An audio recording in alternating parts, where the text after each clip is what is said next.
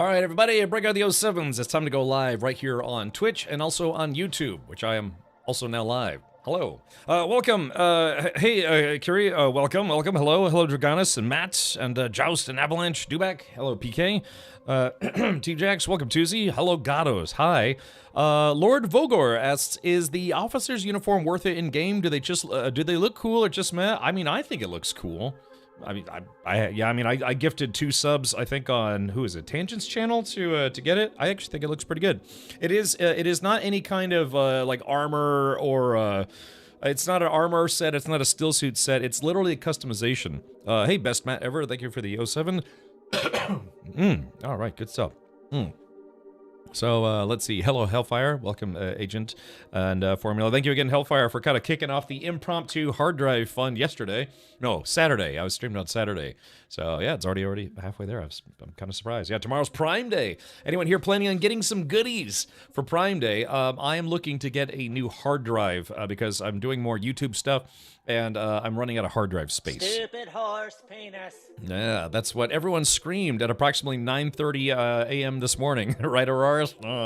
Boy, what a screw up that was, huh? Grim says, hello there, Richard, and everyone chat. Hello, Grim. So, yeah, we'll talk about some Dune stuff here in a second, but Prime Day. Prime Day is basically a shopping holiday across the planet. I mean, it's not just in the U.S., right? It's everywhere. Because Amazon, probably the biggest retail company or, commerce company in the world now, probably. They're doing this thing where every year they have what's called Prime Day, and it's not just a single day. It used to be, I think, a single day. Now it's like, I don't know, like basically a week or 3 or 4 days. Ooh, Kiri, thank you so much for tuning in on the YouTube. Again, I'm working my way up. I almost have 700 subscribers on YouTube, so that's very, very helpful. Yeah, if you're considering subscribing to any new channel on YouTube, consider mine, because it's the same content you can get right here on Twitch instead. But you could get it on YouTube instead. Dark Days have besmirched us. Yeah, I mean, I don't want to convince anybody to stop playing Dune Awakening. I'm just going to say, for multiple reasons, today is going to be my last stream of Dune Awakening for the time being. Hello, Poacher Paul. Thank you for the 27 months. Hi, Captain and chat. Paul, thank you so much for contributing to that the hard drive fund yesterday as well. So hopefully, I guess however that turns out, I'll try to see if I can get. Yeah, hopefully, let's see. Hold on, I gotta. Is there a way to like wish list products or save products on Amazon?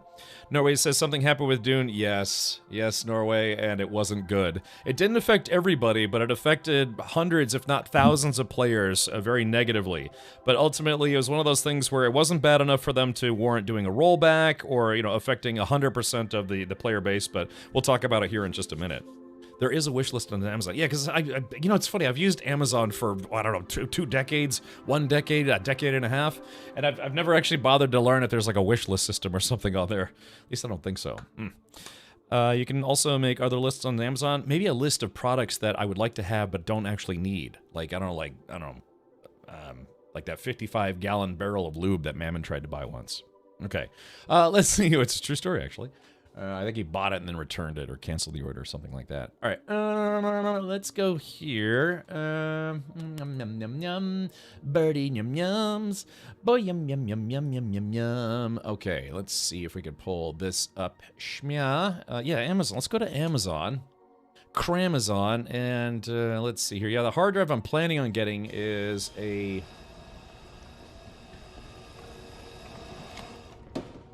How about new? No, apparently. Hold on, let me see. Click here. All right, let's go to Amazon. Where is this?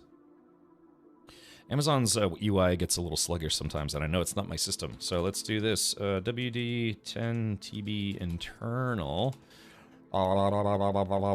Yeah, this. So this is probably what I'm going to get. Although we used a price tracker. I saw this price tracker. Let's see if I can pull this up here. Yeah, this price tracker. So I'm trying to get this. I have a 4 terabyte right now, but I'm trying to get the 10 terabyte Western Digital Black Dutes.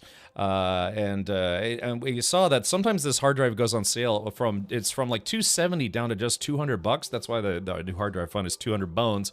And but yeah, so here's hoping, fingers crossed it goes on sale, because again, I use a website called Camel, and then somebody told me that there's a website called like Keepa or something like that, and that it showed that over the past few months it's gone from 270 to 200, back to 270 to 200, 270 200. So hopefully it'll go on sale for Prime Day, bring it back down to 200, and I'll pick one up. Yeah. Most streamers will want to use Throne to protect their address info instead of Amazon wishlist. There's a way, I do know. Actually, now, yeah, wait a minute. I did know about wishlist because I looked into that. There is a way to create an Amazon wishlist without exposing your the recipient's home address. But then what it does is it also exposes the Amazon gifter's address. Oh, what's that? What the holy balls? Gosu's donated $95. What? Wow, Gatos, why, oh, jeez. Oh, well, thank you, Gatos. I mean, I know you're getting ready to take a trip, man, so it's, and I don't want to take away from your hentai fund, because you're going to be able to buy it right from the source. No more of this middleman type business on getting your hentai. Gatos is going right to the source to get all the tentacle porn he can handle. So, well, Gatos, buddy, man, that's kind of a lot. Look, I actually, I feel awkward now because I know you're getting ready to take a trip. That's like one less vending machine full of used Japanese women's underwear that you can go into. I'm bringing back 2 suitcases of hentai. All right, well, we'll figure it out, but thank you, Gatos, for that.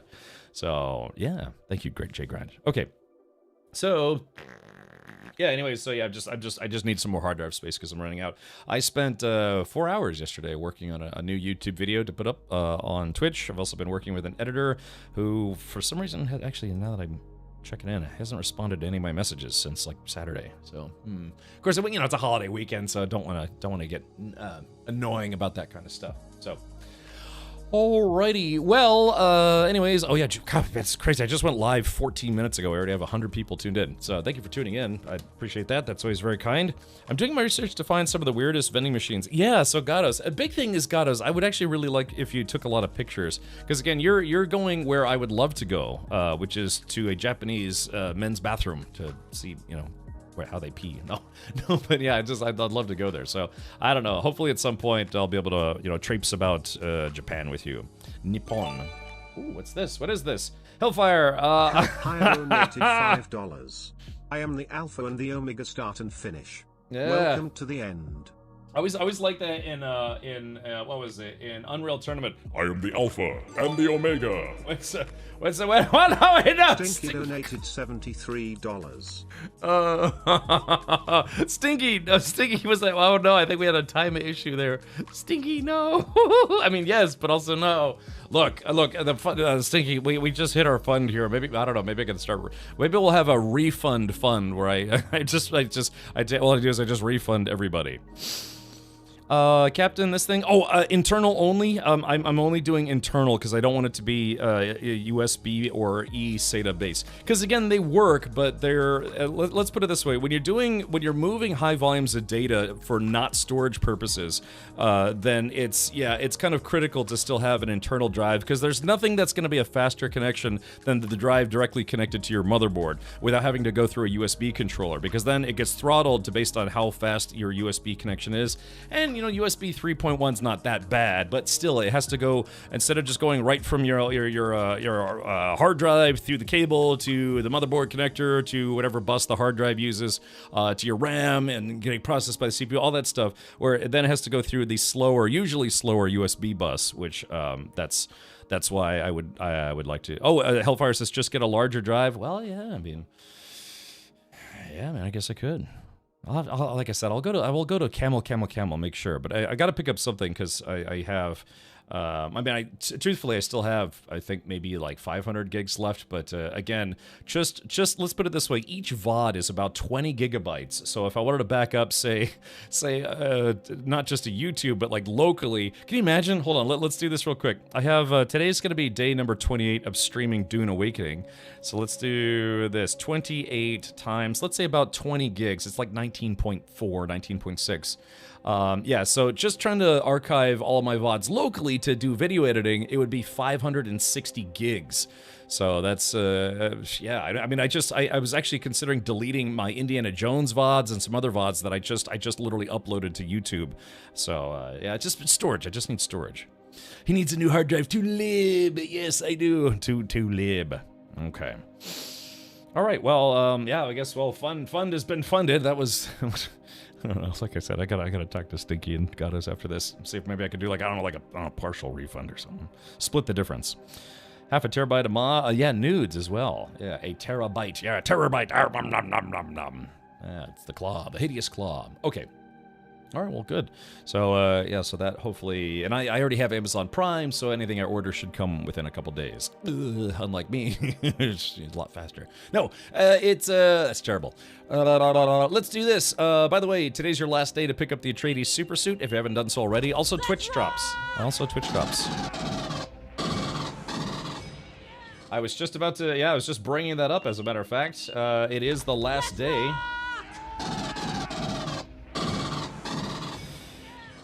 you can take it apart, and it's an internal 3.5-inch drive. Yeah, you can do that. I've actually physically done that before. I used to buy hard drive enclosures, and I used to use them at work, and it's just an empty enclosure, then you could stick drives into it. A buddy of mine had this really interesting system. It was a tower and had a bunch of bays, and it was for hot-swapping hard drives, and you could literally just take a hard drive and just jam it in. It's like it was kind of like a NAS, but without, you know, the hard drives being enclosed. I guess some NAS setups are like that, network-attached storage. But, because he used to go through a lot of data, so he could take hard drives and just literally click them into place and then take them out. What was it? I think technically SATA connected drives can be hot swapped, but it doesn't, I don't know, it's kind of risky.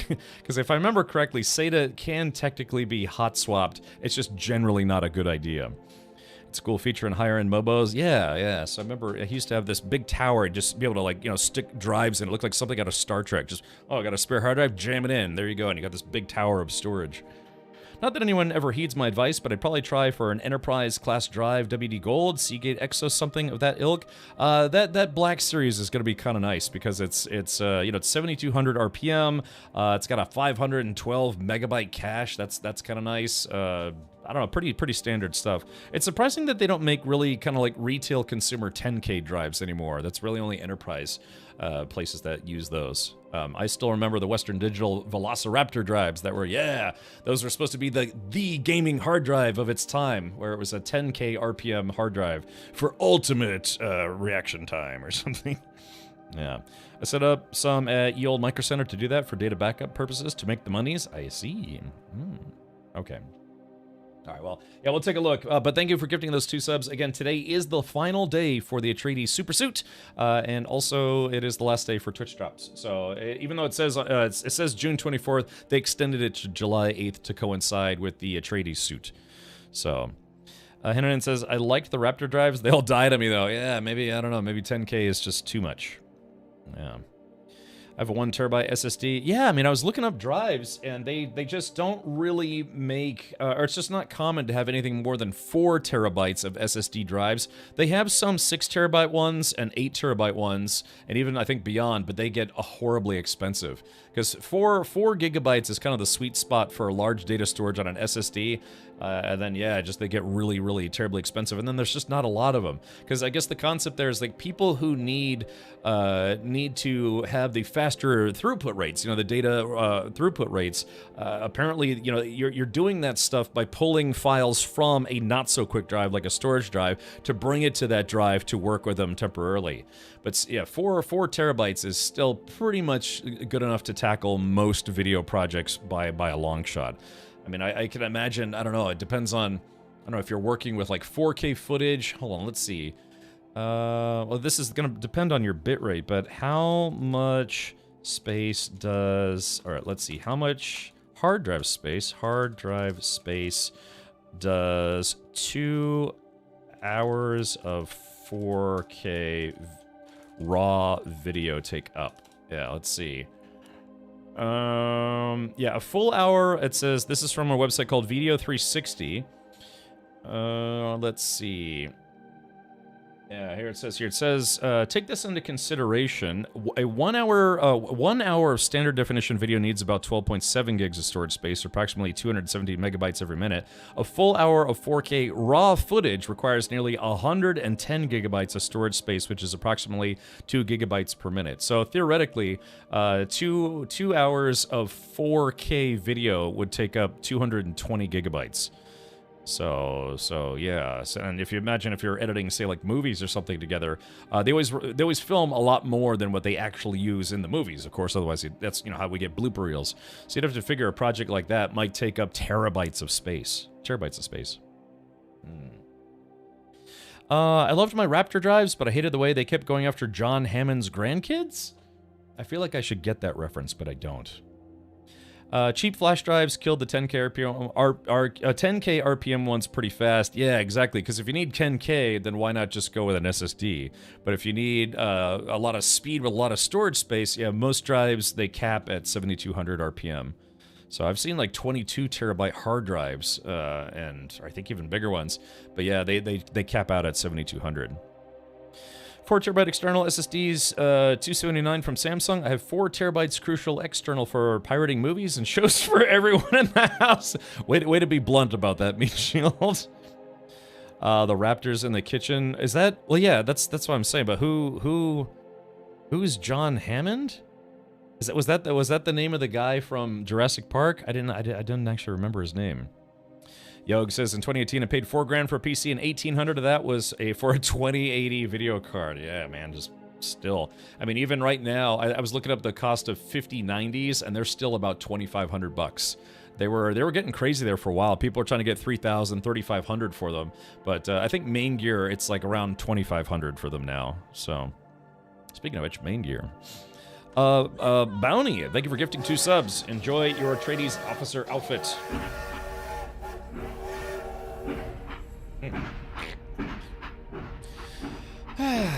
So, well, anyways, so yeah, we'll figure that out, but yeah, I've been working, God, I spent like 4 or 5 hours yesterday working on YouTube videos. That's the thing is, Twitch is way easier, man. You just press the go live button and then try to have some semblance of an idea of what you're gonna do for the day. But then YouTube, when you're doing YouTube, you're making videos, and like I said, I've edited a lot of videos in my life, a lot. It's just tedious, it just takes time. You gotta, somebody said you should be finalizing, I think it was at 1 cut per minute, and it's like, really? People who do like a lot of editing, like bulk editing, it's like, man, I could never do that. I'm way too indecisive. Chew, he him says, excited for the new DD resource layout. I don't know what that means. I only got one news and one news only, Chew, and it was not good news. It was actually honestly pretty devastating news this morning. So why don't we go ahead and bring that up and maybe go over some of those patch notes today. Yeah, Dune Awakening patch 1.1.15.0. The end of the game. Hey sleepers, the following page will list patch notes for 11150 and subsequent releases. Some of the patches below will take effect the moment they are deployed, while others may require a downtime. Please keep an eye out for in-game service messages. Remember to restart your Steam client if the download does not appear automatically for you. For the list of known issues, please visit our Discord server and blah, blah, blah, blah, blah.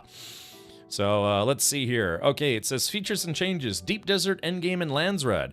The Tier 6 resources can now be collected across wider areas in the PvE part of the Deep Desert. Yeah, they were really, really scarce before, so that's a good thing.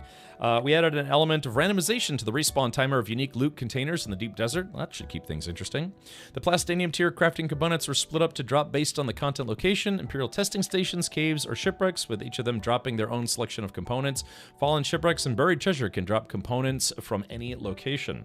Added a chance of a different selection of uniques drop in PvE loot in the Deep Desert. That's fine. They said they were planning on doing that. The spawn rate of medium fields increased from 5 back to 8, and of the small spice fields increased from 22 to 30. So a lot more spice. That's good. The delay for leaving a PvP security zone increased from 5 to 30 seconds to prevent border camping and allow PvP players to protect their area. And then changed Landsrad test to allow for kill and delivery contribution to happen after the task has been completed, but awarding only personal contribution, i.e. which faction won and how many guild votes were awarded, are unaffected by contributions made after the task was completed by one faction. Okay. It says other improved game stability, reduced the cases where the sandworm can push vehicles under terrain, added a new audio alert for the PvP zone change. It would have been nice if they'd actually maybe fixed some of the audio problems of the game. I doubt they did that. Fixes. Fixed an issue where the Harkonnen faction recruitment contract, do you have what it takes, could sometimes get stuck and couldn't be completed if you exited the dialogue with Maxim Kazmir before selecting the line. It says here that you're looking for recruits to complete the contract. Fixed an issue where a contract rewards dropped on the ground if your inventory was full, which could lead to situations where you would miss them. Now rewards can only be claimed when there is enough space in your inventory. Fixed an issue where vehicle modules wouldn't highlight properly after the player had applied a customization variant. Fixed an issue where the positioning of a pentashield surface could overlap with an existing pentashield surface. Fixed an exploit that would allow building a vehicle with items from another player's inventory. That's an interesting one. I hadn't heard about that. I'm wondering if the sandworm pushing vehicles is why sometimes my Thopter would get its little footy stuck in the sand. Possibly. Do you have what it takes for Raban to smash your head into a star map console for giving him the news he asked for? Yeah, I know, right? That's awesome. Let's see. Imagine saying allow PvP players to protect their area. From whom? From the PvE players or solo players like me? These devs. Well, today was rather punishing, if not devastating news, because Funcom screwed up. And they admit they screwed up. Let me pull this up here. Let's see. Yeah, I got a couple things I want to pull on. Pull out, whip out, touch upon. Let's see. Dune Awakening. Okay. Sorry, I got to queue a couple things up here that I neglected to pull up ahead of time. Mostly because I was ranting in Discord earlier. Yes, from other players. Emergency, thank you for subscribing with Twitch Prime. Welcome, buddy. Thank you for saying waddle doodle. Okay, there's a... Alright, we can pull this up. Okay, so let me click on this. Let's see. Okay, so I'm bringing up the Dune Awakening Twitter page. Let's see here. Okay, it says the servers are now coming back online and patch notes for 1.1.1.1.1.5.0 are available, and blah, blah, blah. This one was the killer, though. This one was absolutely the killer, though. I'll click on this. It says, we are aware of some players receiving a connection loss generic error when trying to log into the game. We have identified the cause and will address it as soon as possible. In the meantime, as a workaround, visit another siege, then return to your own. Great. Perfect. We are also aware that a specific small area in the PvE section of the Deep Desert has a PvP rule set after the patch. This is not intended and will be fixed with the next Coriolis storm. And what happened was somebody goofed. Someone who was not apparently paying attention or maybe pushed the button a little too soon moved one of the PvP hold points. I guess you could say, what do they call those? The PV, it's kind of like the lands red favoritism points or whatever they're called. I don't know what they're called. What are they called? The control point. Thank you. I couldn't remember control points. So what happened is at least one or maybe a couple of, I don't know, control points moved. Guess where it moved to? It moved directly onto an island where a ton of people had built their bases in the PvE zone. So what happens when you do that? Well, your entire base gets ransacked by people who log in and wait for a storm to come by. So our entire guild base, short of everything that Auroras had taken out, got completely ransacked on our guild base. Our guild base effectively got wiped out this morning. So it's one of those things where it's like, you know that your guild base is going to get wiped, so you do some prep. Usually, yeah, you know, it could be a Sunday night or a Monday or whatever to get all your stuff out. But because they pushed that update, somebody screwed up at Funcom and moved some of the PvP control points around.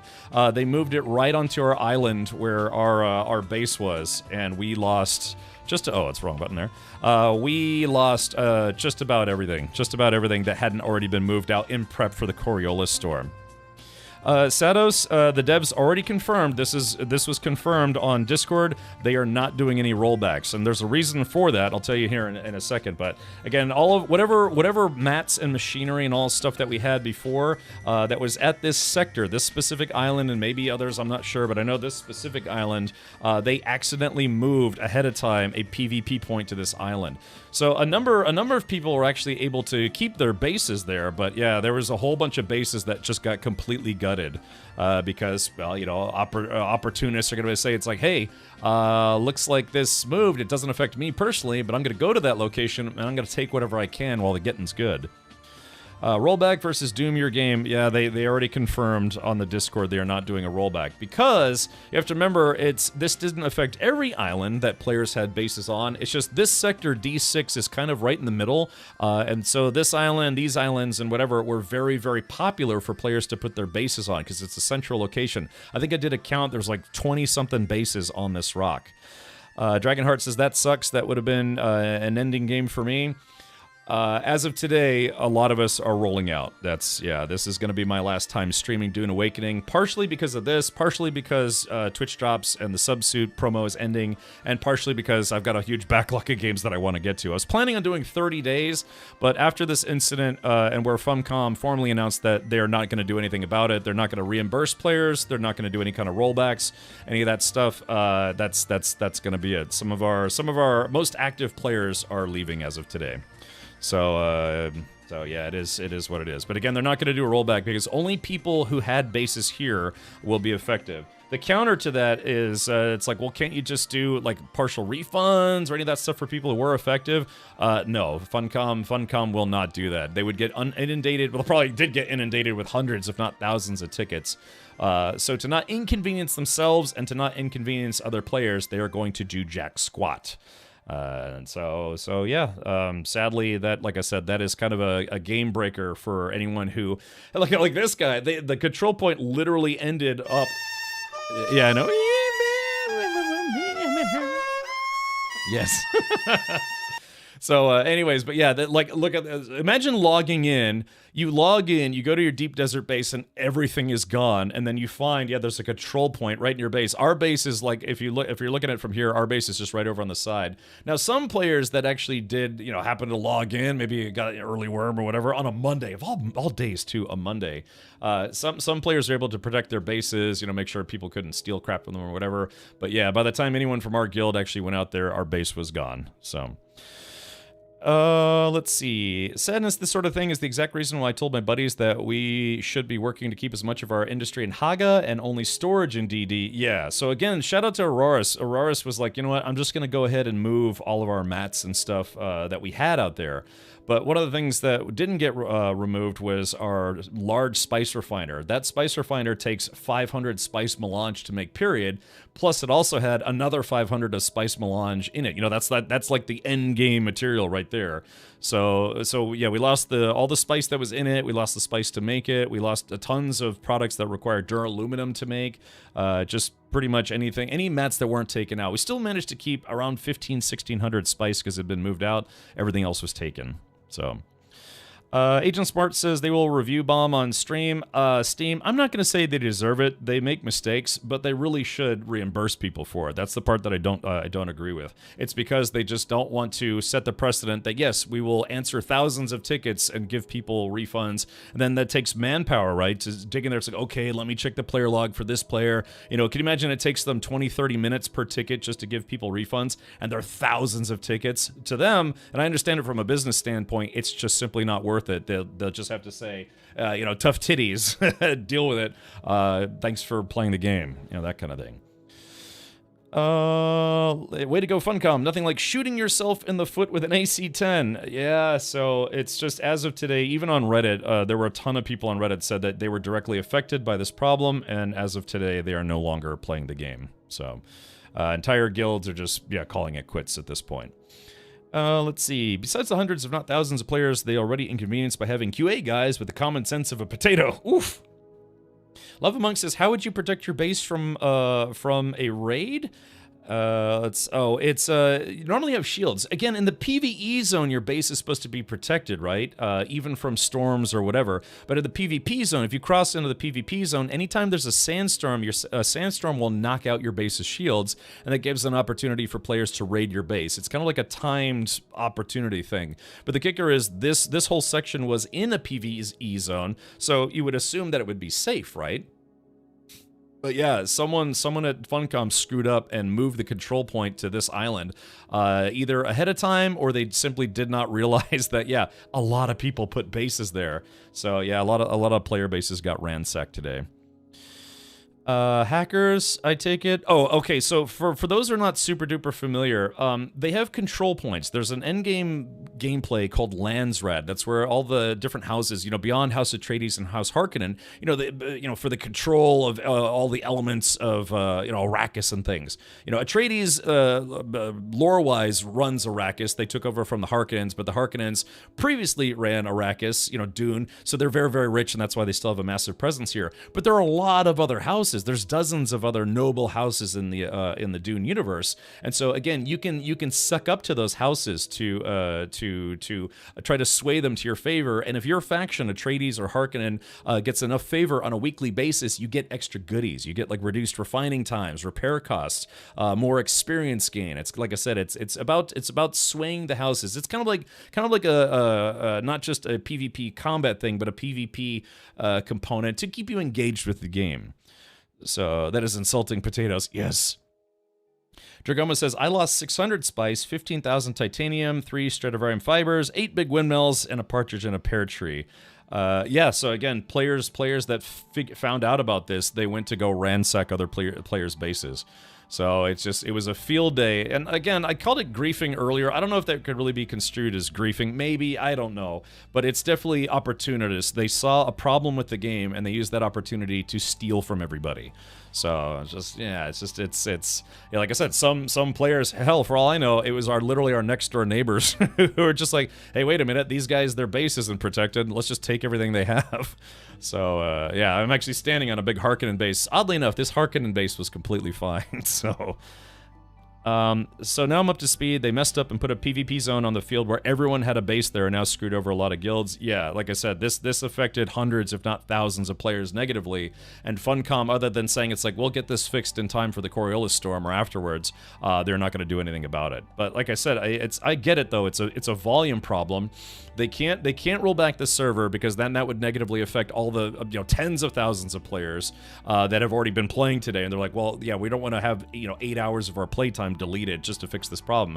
But on the flip side, they're also not reimbursing people because they would get inundated with thousands upon thousands of tickets. It would also set the precedent that yes, we'll reimburse you for lost items due to our game bugs or our screw ups, and that would just clog up their ticketing, the QA or not QA, customer service ticketing. So yeah, as a guild, this wasted about a week's worth of playtime for roughly about about a dozen of the most active people in our guild. It wasted effectively a week of our playtime, and so a lot of regulars, including myself, are gonna hang up our hats today. I'm gonna stream today. I don't want to be just a Debbie Downer or whatever it was. Thank you, John Morris. Thank you for gifting a sub. But yeah, it's just after today, what kills this for me is that you can no longer trust Funcom to A, do the right thing when it comes to DD problems like this, or B, be sensible enough to not have stuff like this happen in the first place. This is very pessimistic of me, which I try not to be, but I simply don't trust Funcom now to not screw this up again in the future. That means, to me, it's not worth building anything permanently, even on a week-by-week basis in the deep desert, because stuff like this is going to happen again. I have, it's basically lost faith at this point that they're not going to screw this up again. Like I said, I hate to be a pessimist, but man, again, it's not everybody, but for hundreds of players, Funcom just wasted a week's worth of their playtime.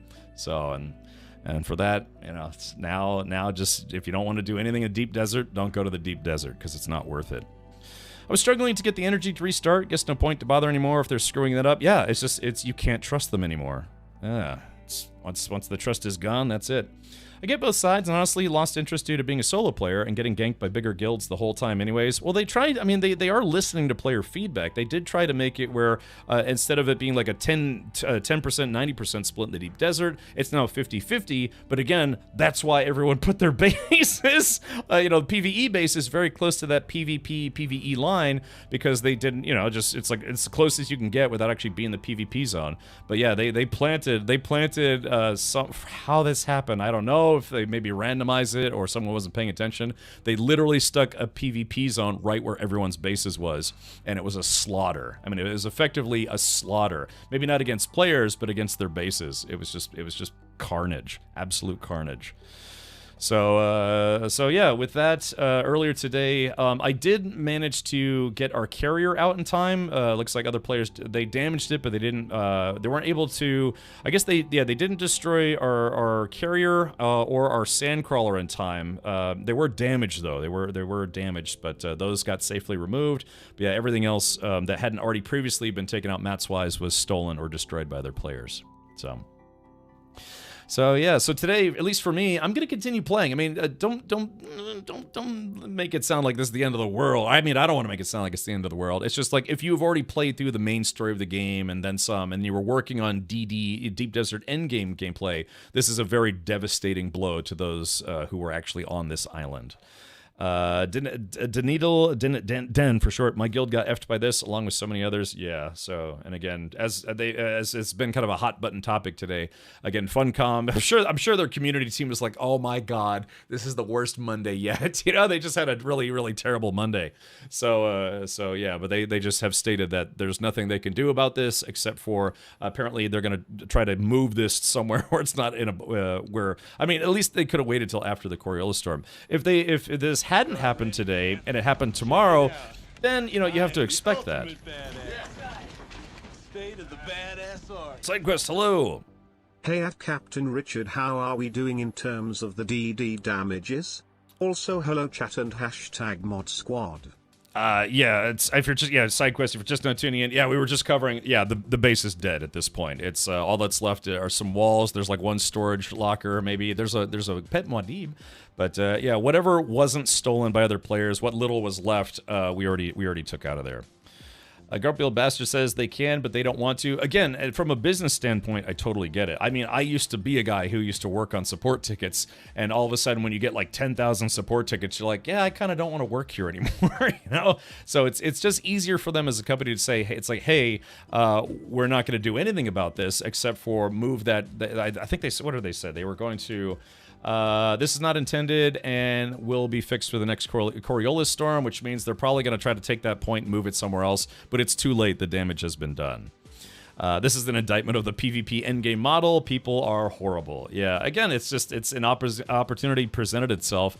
And, the lore of Arrakis, the deep desert, is supposed to be a very dangerous place to be, right? But yeah, it's when it's a screw up by the devs themselves. I mean, we didn't do anything wrong here. That's just it. We did not do anything wrong. Monday is the day that you're supposed to be able to take everything out of the deep desert so that we can prepare for the storm that wipes the deep desert, right? This is absolutely 100% a Funcom issue, but they're just like, yeah, we're just not going to do anything about it except maybe move that PvP point somewhere else. But like I said, the damage has been done already. If players walk away, they don't have business. Well, again, this is not a subscription-based game, grumpy old bastard, so, they kind of, they already kind of have people's money. But what this will do is dissuade anyone who's been waiting to play this game. It might dissuade them if people hear the horror stories about how Funcom screwed up. 1,000+ players had their bases ransacked or whatever. It's like somebody said, it's an indictment of the PvP, the state of PvP in the game. It's like, yeah, any opportunity to, destroy your base, camp your base, or whatever, steal from your base, players will do it.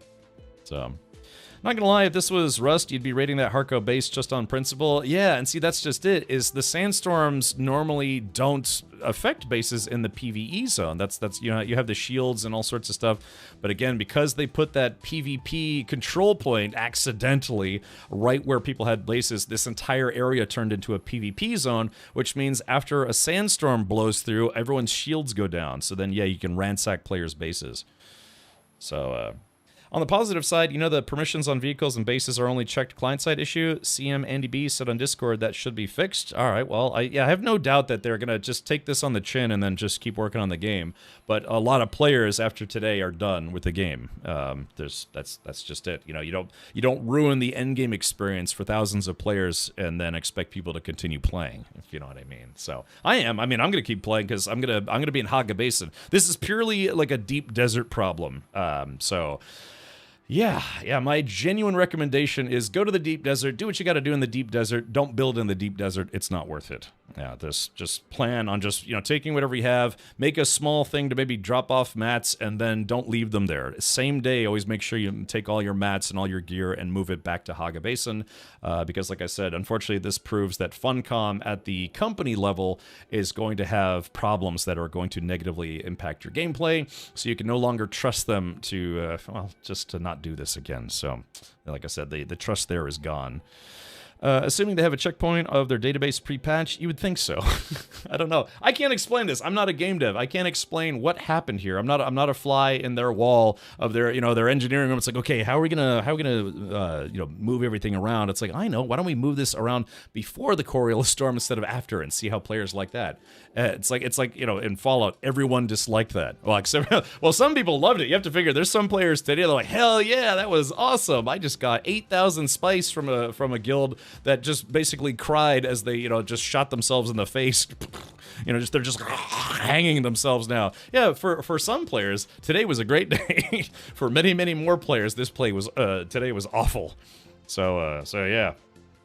The moving of resources is pretty annoying itself. Yeah, I mean, there's really no fast travel system, so yeah. But like I said, if just you can't trust Funcom at this point. You just can't trust them, because if this is gonna happen and they're not gonna do anything to give anybody any kind of recompense, or just say it's like, well, it is what it is. We'll fix it, then move on. It's like, okay, then don't trust them anymore. Don't trust the DD mechanics in any way, shape, or form, even if you're in the PvE side.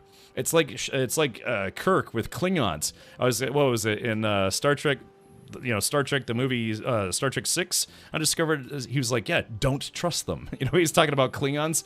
Don't believe them. Don't trust them. Yeah, just plan on this happening again, and you won't be disappointed when it does, because you've already accounted for Funcom screwing up at some point. I feel bad saying that, considering they did sponsor some stuff on this channel, but yeah, it's just, at this point, enjoy the game, go to Haga Basin, play through the game, play through the story, the side quests. It's actually kind of fun. Yeah, don't trust the deep desert. Don't trust their mechanics for the deep desert.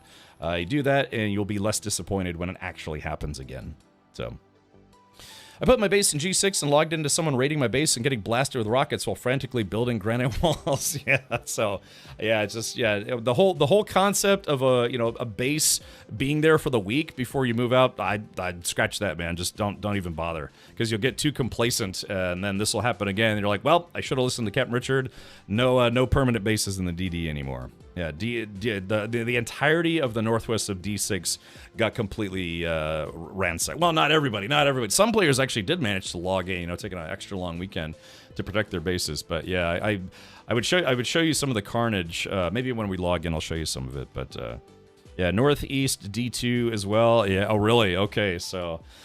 Yeah. All right. Well, like I said, don't let me. I'm not gonna say that the Dune Awakening hasn't been a very fun game. I mean, as of today, I'll probably have 200 hours in the game. It's just kind of a sad way to end what at least has been my experience with the game. Lots and lots of fun, some PvP pain and that sort of thing. But that's Arrakis for you. But like I said, when you have something like this that's just so devastating, and it was the company itself, it was their fault. Then yeah, that's kind of like the. All right. Okay. Thanks. That's enough for me. Well, at least for the DD anyways. Unrelated, but any plans to revisit Eve sometime? I was getting really interested in playing Eve, only to realize that all the people who warned me that said that game will literally destroy your life because you'll just get so obsessed with it. I was like, yeah, no, I don't know, maybe at some point. Because I never tried Eve Valkyrie. I actually wanted to try Eve Valkyrie. All that was left of our guild base was the degraded wrecks of our carrier, harvester, and buggy. Gotcha. Yeah, if there was any saving grace here, is that all the mats, the raw mats sitting in buckets and stuff, we got those out, and we actually did get the carrier out and the harvester out before players could destroy them. They were damaged. I guess somebody was probably trying to blow them up, and then maybe, I don't know, got chased away by other PvP players or something. I understand you're burned out due to the situation. I have to say it's not so much burnout. It's so much that it's just that cue that says to me, it's like, okay, well, we just lost all of our forward progress, and we're already at endgame. So there's just really, it's just not worth it at this point to try to rebuild. It would just take, I don't know, like I said, roughly about a dozen people, give or take, in our guild, worked on stuff all week long, and only to have it just, like I said, removed due to a game bug that's just that.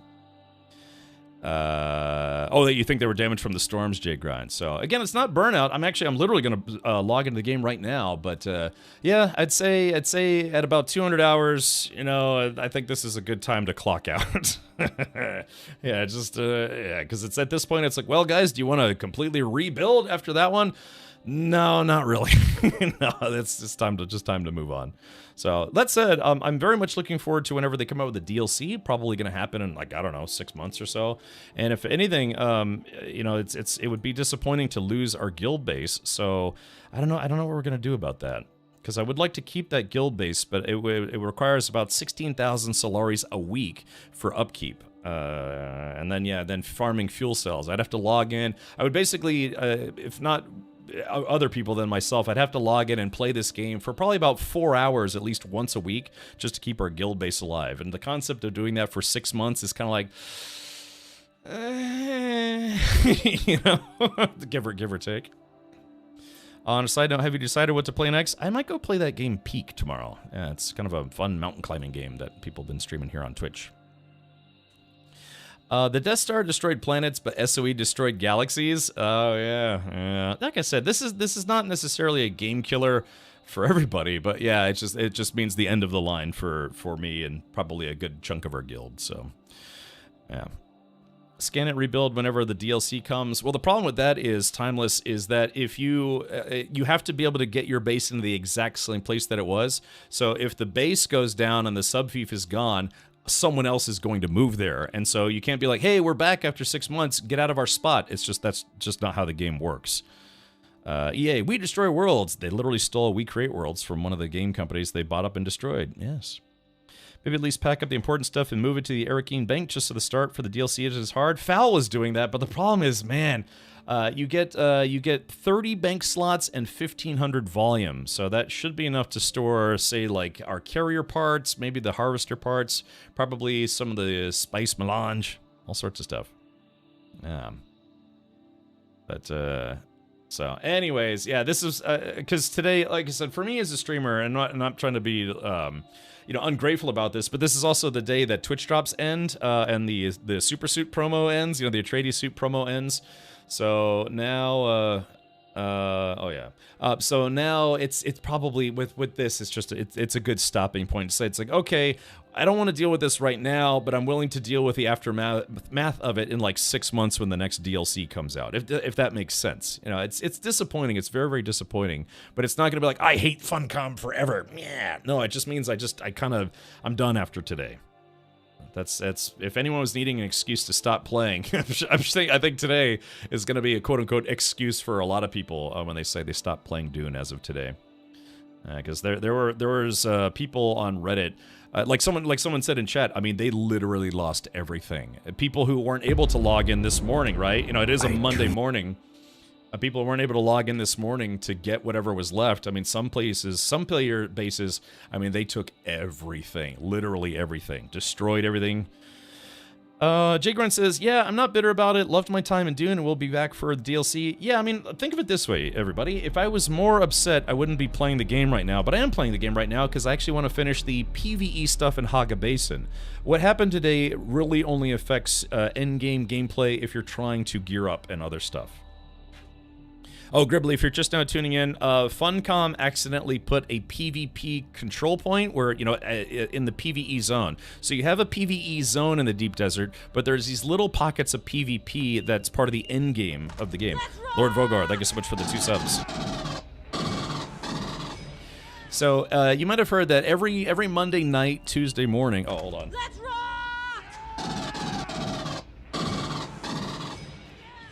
You probably heard that like every Monday night / Tuesday morning, depending where you are in the world. Oh, it's an alert. So nice. I played it thrice.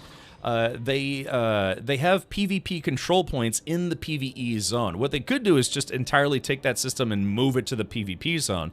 But, they figure it's like, hey, it's fine, they're just these small pockets. Someone at Funcom accidentally, before the Landsrad reset and before the Coriolis Storm and wiped everything where the Deep Desert gets shuffled, somebody screwed up and moved the PvP points around before the storm, putting them smack dab in the middle of people's, like big clusters of player bases in the PvE zone. So some players, probably like hundreds of players, had their bases ransacked today, us included.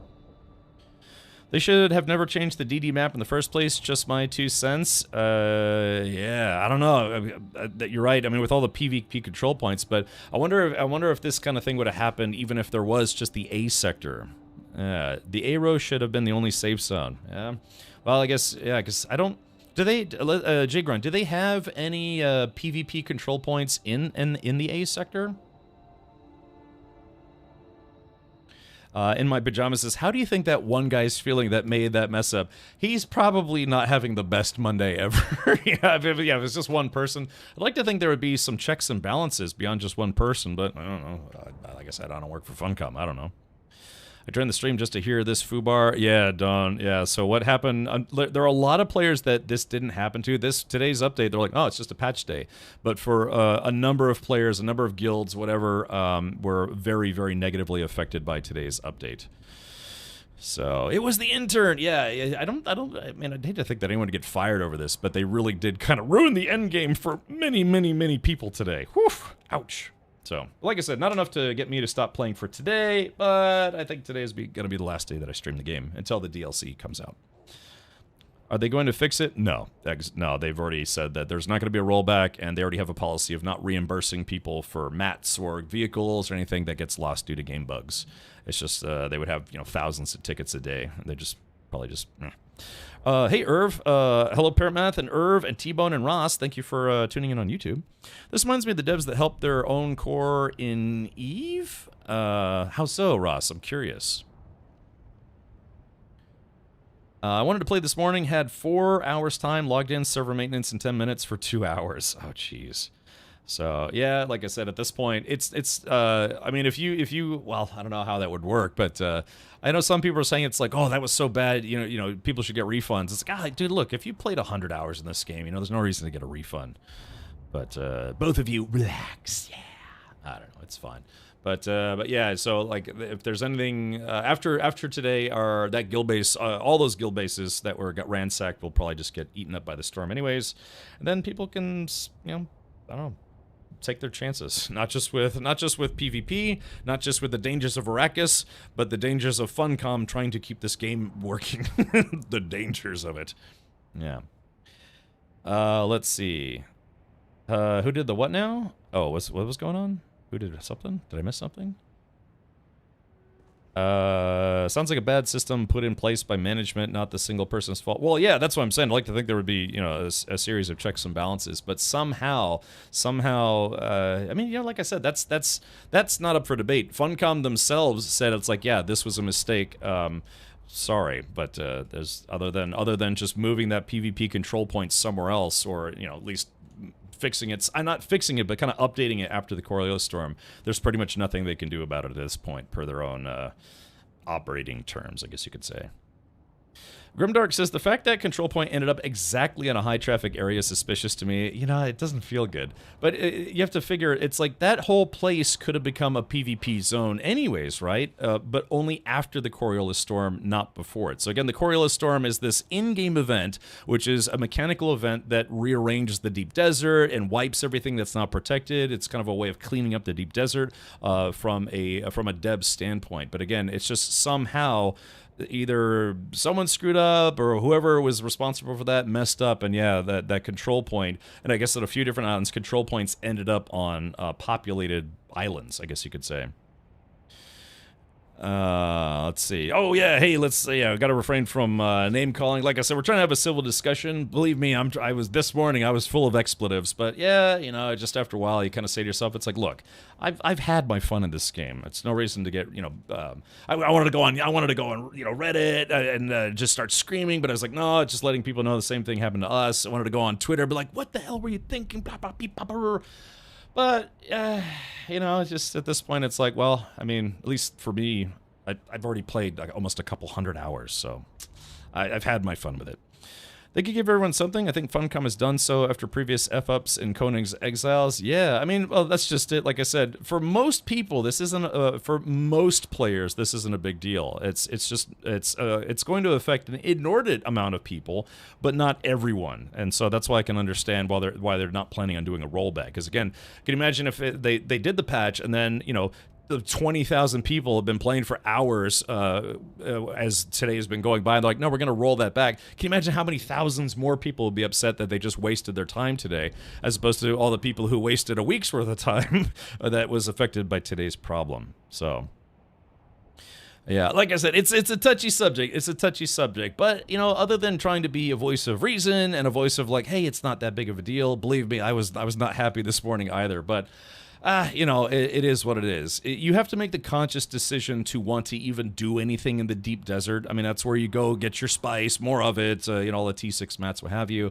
It's just my recommendation moving forward would just strongly be do not trust the game. Do not trust the game at this point. Don't keep a permanent base, like a weekly permanent base in the deep desert, because you never know what's going to happen now. Like I said, there's a little bit of lost trust there, but the game, to me, is still absolutely worth playing. If you haven't already played it, which I kind of have. Like today, my whole thing for today is I want to finish up the Atreides quest chain, and maybe some of my chirper training. So whenever the DLC does come out, I'll be a little ready to go.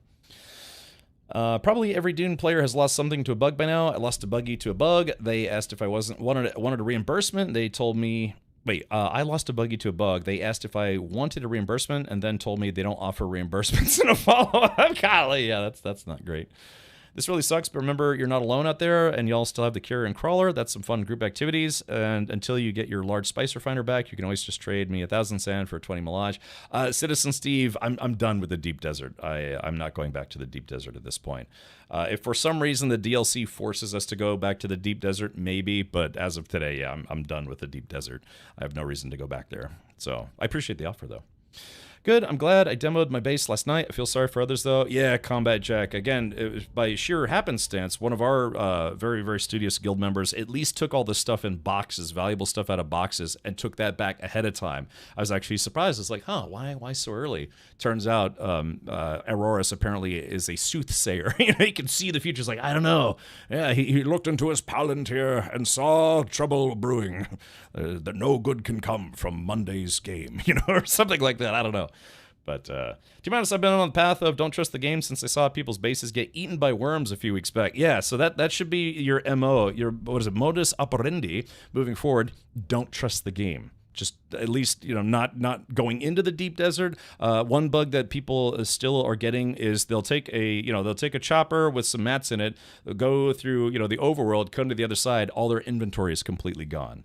Even after today's patch, people were still reporting that as happening. And that's also, one guy said he lost something like, I don't know, like 3,000 spice melange. I said, God, man, golly, can you imagine? Can you imagine that? That's like when you want to gouge your own eyes out. It's an ancient story about B.O.B. and a dev creating spawns to help them farm rare BPOs. Oh, interesting. You'd think they would just like do like, you know, enter command, give self everything. Yeah, so... Yeah, I saw that on Reddit. I was like, oh, you know, our base got destroyed. But then some other thread was like, yeah, I lost 3,000 spice melange or whatever because of a game bug. And it's like, ooh, now that makes me feel not as bad because that's a lot of spice. Ooh, buddy. All right. But yeah, like I said, I'm done with the DD as of right now. Who knows what the game holds in the future. And yeah. So, you know, the ironic part is this just adds fuel to the fire for all the people that say that even with the current system of the deep desert, it's still forced PvP. It's like, no, they have a PvE zone. You know, it's safe from PvP. Apparently not. Even Funcom is susceptible to screwing up, and so they're like, nope, that's definitely forced PvP. Whoops. So, okay, all right. Well, that just means that, yeah. So we do have a number of people in the guild that say they're going to keep playing because they're still playing through the story, they're playing through the faction quests. So we're not going to dismantle this base. At least I wasn't planning on it, but because we still have a lot of stuff in here. Well, a lot of stuff in here, and it's like, if we, you know, log in one day and the whole base is just magically gone, then it's like, well, okay, maybe it's time to uninstall. This game really should have still been in beta. You could tell they cut corners to release the game. Late, too, I might add. Yeah, they did delay it once. I mean, it still feels pretty reasonable. What kind of feels like they released the game without it having worked out the problem is the ability to go from Haga Basin to the deep desert, using the overland map. In multiplayer, again, they're still having a very severe bug where people are losing inventories going between zones. It's rare, but it happens. So, yeah, it's just some stuff it feels like they really should have ironed that out before the game released, but they probably didn't want to delay the game again. Yeah. So, anyways, but yeah, I mean, we've got like piles and piles of mats. So, like I said, I don't know if I really want to be. I don't know if I really want to be forced to play this game, 3-4 hours a week, just a week, not a day, but a week, just to make sure that we keep the base maintained. But we really do have a lot of stuff here. And again, for the time being, so I mean, right now, what we were able to scrounge up before our base got obliterated was we still have, about 1,668 spice melange. That's a lot for maybe a few people to make some goodies. Lots of spice residue. But yeah, I don't know what we're gonna do at this point. All I know is for today, I was gonna try to at least wrap up some of the Atreides faction stuff. How did you create that stack storage? I've tried several different components and always get the not enough support error when I try to put anything on the top part. I don't know. I didn't actually build this. Auroras built this in our guild. Oh, it's a half wall plus a roof. Oh, yeah. Okay. Yeah. Thank you, Jay Grind.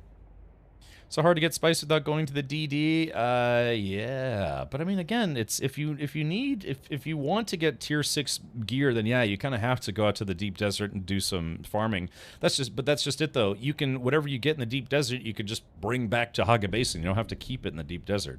So that's why I strongly recommend. If you're building a deep desert base, just like I said, don't trust the game. Take anything that's valuable and don't leave it there overnight. It's something could happen where you end up losing it. So, they might make some other change where next thing you know, another 1,000 players' bases get destroyed. So just at this point, and I don't really want to say don't trust the company. Just don't trust the game. Just don't trust the game at this point. Do you have VODs or YT videos from your DD action? Because I was on an audio only last week because of night shift. I wanted to see what's going on there. Type in exclamation point VODs, Done. You can always see my VODs on Twitch, but they only last there for 60 days. If you go to exclamation point VODs, you can go to my VODs page on YouTube. So I don't know how I'm going to do this because I have a primary channel on YouTube, and I now all my VODs are saved to YouTube automatically because I'm multi-streaming to YouTube. But yeah, all of my VODs since the start of 2025 are in here. So things like my anniversary stream, Split Fiction, what little I played of Expedition 33, and I have 30. It's going to be 31 VODs here. Let's if you playlist. So yeah, so if you for whatever reason you're gonna ship off to Mars or something and you want like 30 streams worth of Dune Awakening content to watch, well there you go. Yeah, type in exclamation point VODs. So I don't know. I might try to move this over to my main YouTube channel because this is simply it literally is just my VODs. It's basically a backup for my VODs. So I don't know if I'll keep doing this or not. Yeah, Jump Ship, No Man's Sky, KCD2. My entire playthrough of KCD2 is on here. So yeah. I don't know. Tough stuff. Tough to figure out, man. It's so much stuff to do all the time. Alrighty. Yeah, I mean, hopefully I'm giving the impression that, yeah, I'm a little bummed, but I'm not like, oh, killed Funcom. Nah, it's like I said, if that was something where I had just started playing 2 weeks ago and then just had a week's worth of gameplay ruined, I'd probably be a lot more upset. But again, we have this glorious guild base. We have tons and tons of mats. We got all the really important stuff out except for the refiner. We lost roughly about 1,000 spice melange, and so that stings a bit, and a bunch of duraluminum. But for the most part, it wasn't that big of an issue. But yeah, so a few of the regulars are calling it quits as of today. My base is now running off a single directional wind turbine, 31 days of power storage, and 350 power per. Yeah, oh yeah, I gotta take down my little mini base today. Or should I? Well, maybe I'll get everything out of there. So, Let's take a look at the dump box. J-Grind, I saw somebody had dumped a ton, just an absolute ton of mat. Oh yeah, here we go again. An absolute ton of mats in the dump box earlier. Was that you, or was that someone else? Because yeah, I mean there were lots and lots of mats in here. So I'm assuming somebody emptied out their own personal base and brought it to the guild and said, "I'm done." 1,000 spice melange stings. I've never even seen that much melange yet. Well, when you have certain upgrades that cost like 200, 300 spice melange, and then you get to find out that, yeah, you need tens of thousands of spice melange to make like a full set of tier 6 gear, full set of tier 6 weapons, armor, tier 6 vehicles, then yeah, it's like, oh, 1,000 spice melange isn't that much. In the grand scheme of things, where you need like 20,000 spice melange per person, almost, sort of, maybe, to just like have full, like, to be fully decked out head to toe in tier 6 gear. Do you know who destroyed your base? No clue. Just make them your arch enemies from now on. Could be your new guild storyline. Moody Swan, yeah, I mean, like I said, I can't blame people for being opportunists and, taking advantage of this situation. I mean, that sucks. I wouldn't do it, me personally, but I take the moral high ground because I'm a snob. No, you know what I mean? It's just, yeah, in a game where there's PvP, you're always going to have opportunists to, get cheap kills on you, to gank you, steal from you, destroy your base, any opportunity they can get. Admittedly, I used to do that. Back way back, like 10 years ago when I was playing DayZ mod. I mean, I used to roll around with a guild, and we would try to find our way into people's bases. We figured out that we could take the gyrocopter and drop grenades on people's bases to break open the roof, and then just go inside and steal things. So yeah. I farmed 1,400 spice melange in like 2 hours today by hand. 1,400 spice sand or 1,400 spice melange? Because there's a big difference there. But if you mean spice melange, that's impressive. That's honestly quite a lot by hand. I don't know how you'd be able to do that given how many PvP players are out there. Of course, our PvP's on. Oh, Half Nelson, thank you for gifting 10 subs again. Jeez, it's a lot. Now, not everyone's PvP experience has been the same. Some worlds, where you have a world, and you have a bunch of servers underneath that world, and they share a PvP deep desert zone. Not every world has had a really super crazy PvP, activity where people are just constantly killing each other. That's how ours has been. Yeah, Limbo, for whatever reason, attracted a lot of PvP players, and for like weeks, it was just constant killing, just out there, just brrr. Stream snipers destroyed your base? I'm not worried about it at this point. Yeah, it's just the damage has been done. Oh, hello. That is Funcom's lawyers here to serve me papers for bad-mouthing the game. So, that's fine. Like I said, it sucks. It's not fun, but, at this point, it's just you either accept it and keep playing, or accept it and then don't keep playing. I mean, that's really your two choices. So, yeah, Avalanche, I was prepared for it, but... Yeah, the big thing, though, is, like I said, if all it takes is at least one guild member to hop in, pay the guild dues, which I'll pay those tomorrow. I'll make sure those get paid tomorrow. But yeah, it'd be sad to lose this place. It would require literally someone to log in once a week to refuel all the batteries and to pay the guild taxes. So I don't know, because yeah, we got let's see, these generators. Yeah, we got a whole rows of generators here. I don't know, Auroras or J-Grind, do you know about how many fuel cells it takes to power this place for a month? Stinky says, some of us will keep the HQ going, Cap. Oh, yeah, I'd like to as well. I mean, I could try to set a reminder on my phone that just once a week, go pay the guild dues until I run out of money. You can power off everything except a single generator. It's the pentashields that get expensive, though. So then it's... Yeah, I mean, I guess we'd have to make it where... I don't know. Well, I mean, that's an interesting thought, because those pentashields, they require a lot of power, so that's the unfortunate part. So we'd have to keep a minimum number of generators up to power the pentashields and the doors to make sure people couldn't get in here. So,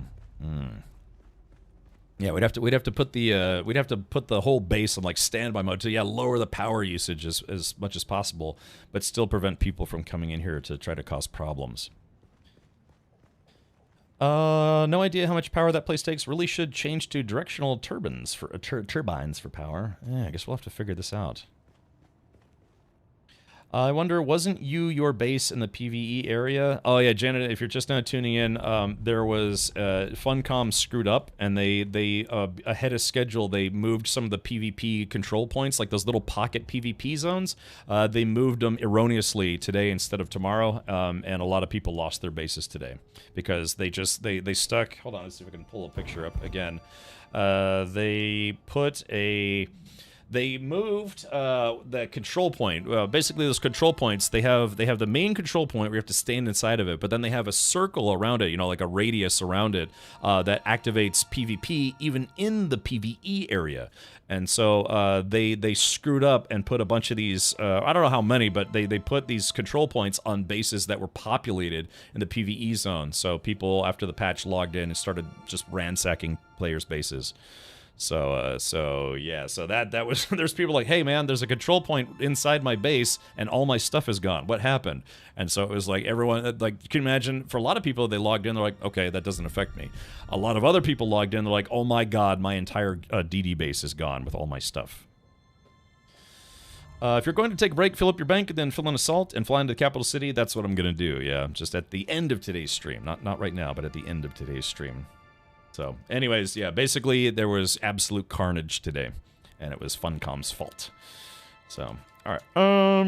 So, and like, I'm not trying to say that to be vicious. You pissed me off. Oh, I'm not trying to say that to be vicious. I'm just stating facts. The Funcom said, yeah, that was a mistake on our end, and that's that. Like I said, you can either accept it and keep playing, or accept it and go play something else. Which I'll do tomorrow. All right, so let's see. All right, so I guess I've got my storage pods for later. Yeah, so that's what I'll do is at the end of today's stream, I'll pack everything up into my ornithopter. It's like I'm taking my ball and I'm going home. Yeah. Oh, that was for Funcom, yes. Jay Grunt says 3 of my Mark V ornithopters were in the DD base. Oh yeah, what happened to those? Oh yeah, because we had combat choppers on standby. Did all of those get destroyed? Hawk Gaming says lost over 500 spice launch today when transferring items from Deep Desert to Haga Basin to the inventory bug. Sucks a lot, especially as a solo player. Yeah, that's another bug that's been just like I said, it's been devastating players. Ultimate badass. State of the badass art.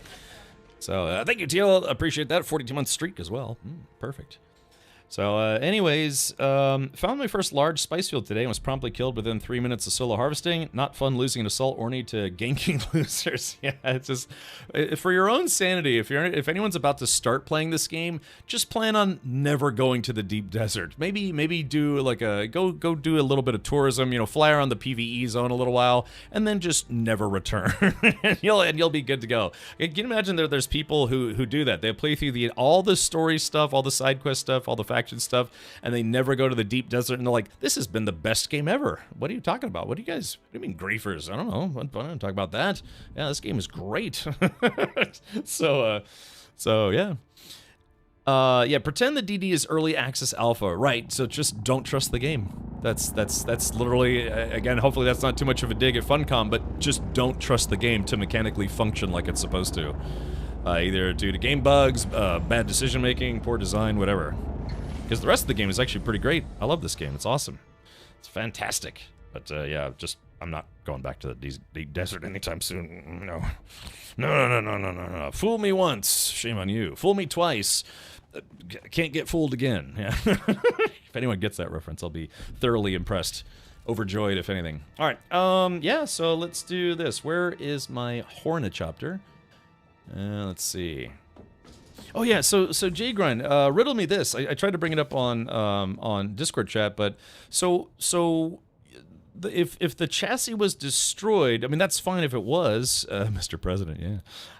If the chassis was destroyed, what happened to it? Because I'm assuming, I know you said one of the treads was busted, but I think that might have been left over from when we got attacked. What was that, on Saturday, something like that? Maybe Sunday, Friday.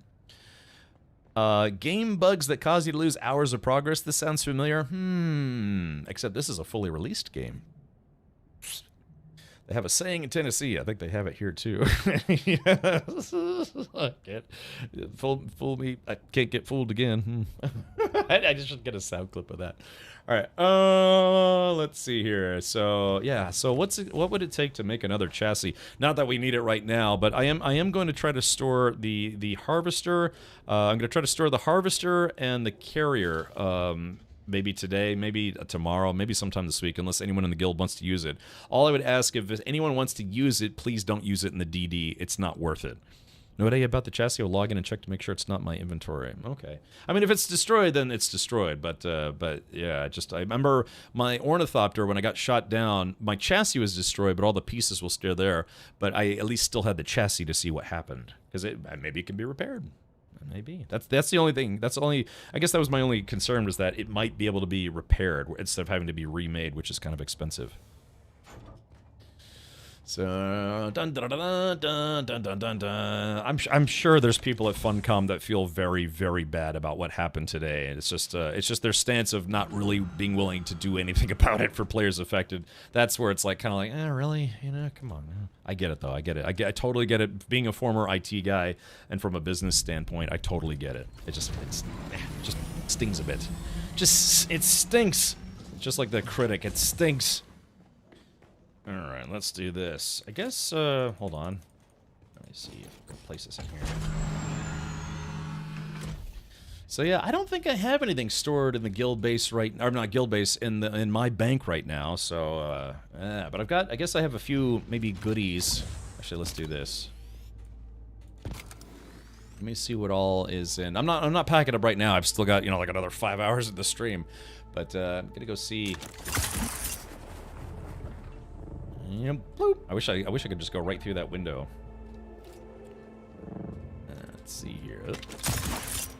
Woo! I still really appreciate folks making me in my own office.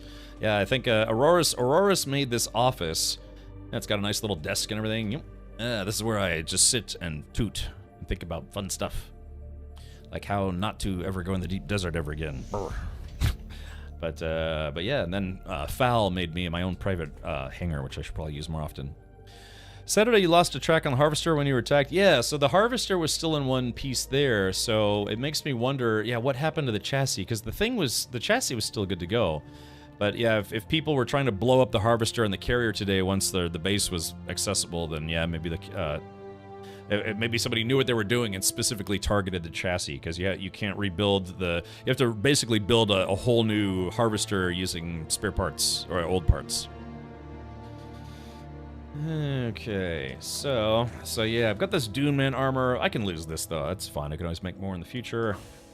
Let's do this. So that's a spice plume. So let's see. I got it 28,000. That's almost enough to run to pay guild taxes for 2 weeks. But I think I have another 70, 80k in the guild bank. I'm definitely gonna bring my leader Johns with me. I mean, pretty much all this stuff can go. Donate it to the guild or whatever. Might take my tent with me. Because I'm trying to plan with the contingency plan that once the DLC comes out for the story, we might not have the guild base. We might not have any bases. I might have to look into getting, not starting from scratch, because at the bare minimum I can keep whatever's in my inventory, whatever on my person, my chopper, my personal little choppery do. But yeah, what all am I willing to lose if we end up not playing this game again for 6 months? So, okay, well, yep, the damage has been done, but that's okay. We'll continue doing what we can do otherwise, which is staying in Haga Basin. Oh, look at that. Oh, hold on. Do I? This might be my last time farming a, oh shit, I went the wrong way, crap. This might be my last time farming one of these crashed spaceships, but I'd kind of like to. Let's see. Here we go.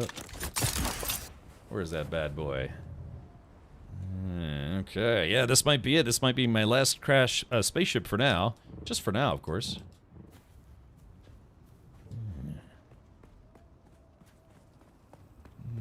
The ones in the deep desert have better loot, but, these guys are still lootable for sure. I have some spice sand for making spice stuff in the future.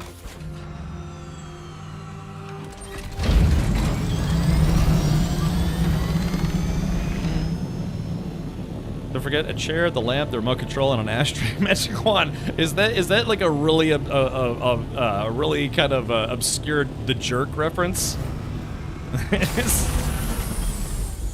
No way, no way. Is that a reference to that movie, The Jerk? I should be more impressed with the fact that I actually got that one. Yes, that's amazing. All right, let's take all this junk. Okay. Yeah, maybe right at the end of today's stream, I'll let the worm eat me one last time.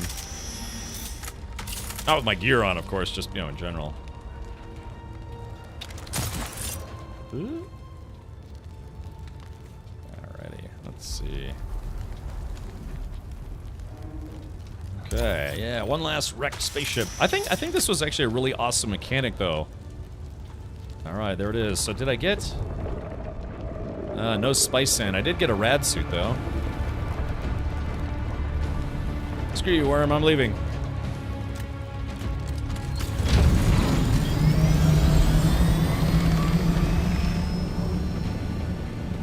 Alrighty, yep, yeah. Yeah, like I said, maybe right at the end of today's stream, I'll let the worm eat me one last time.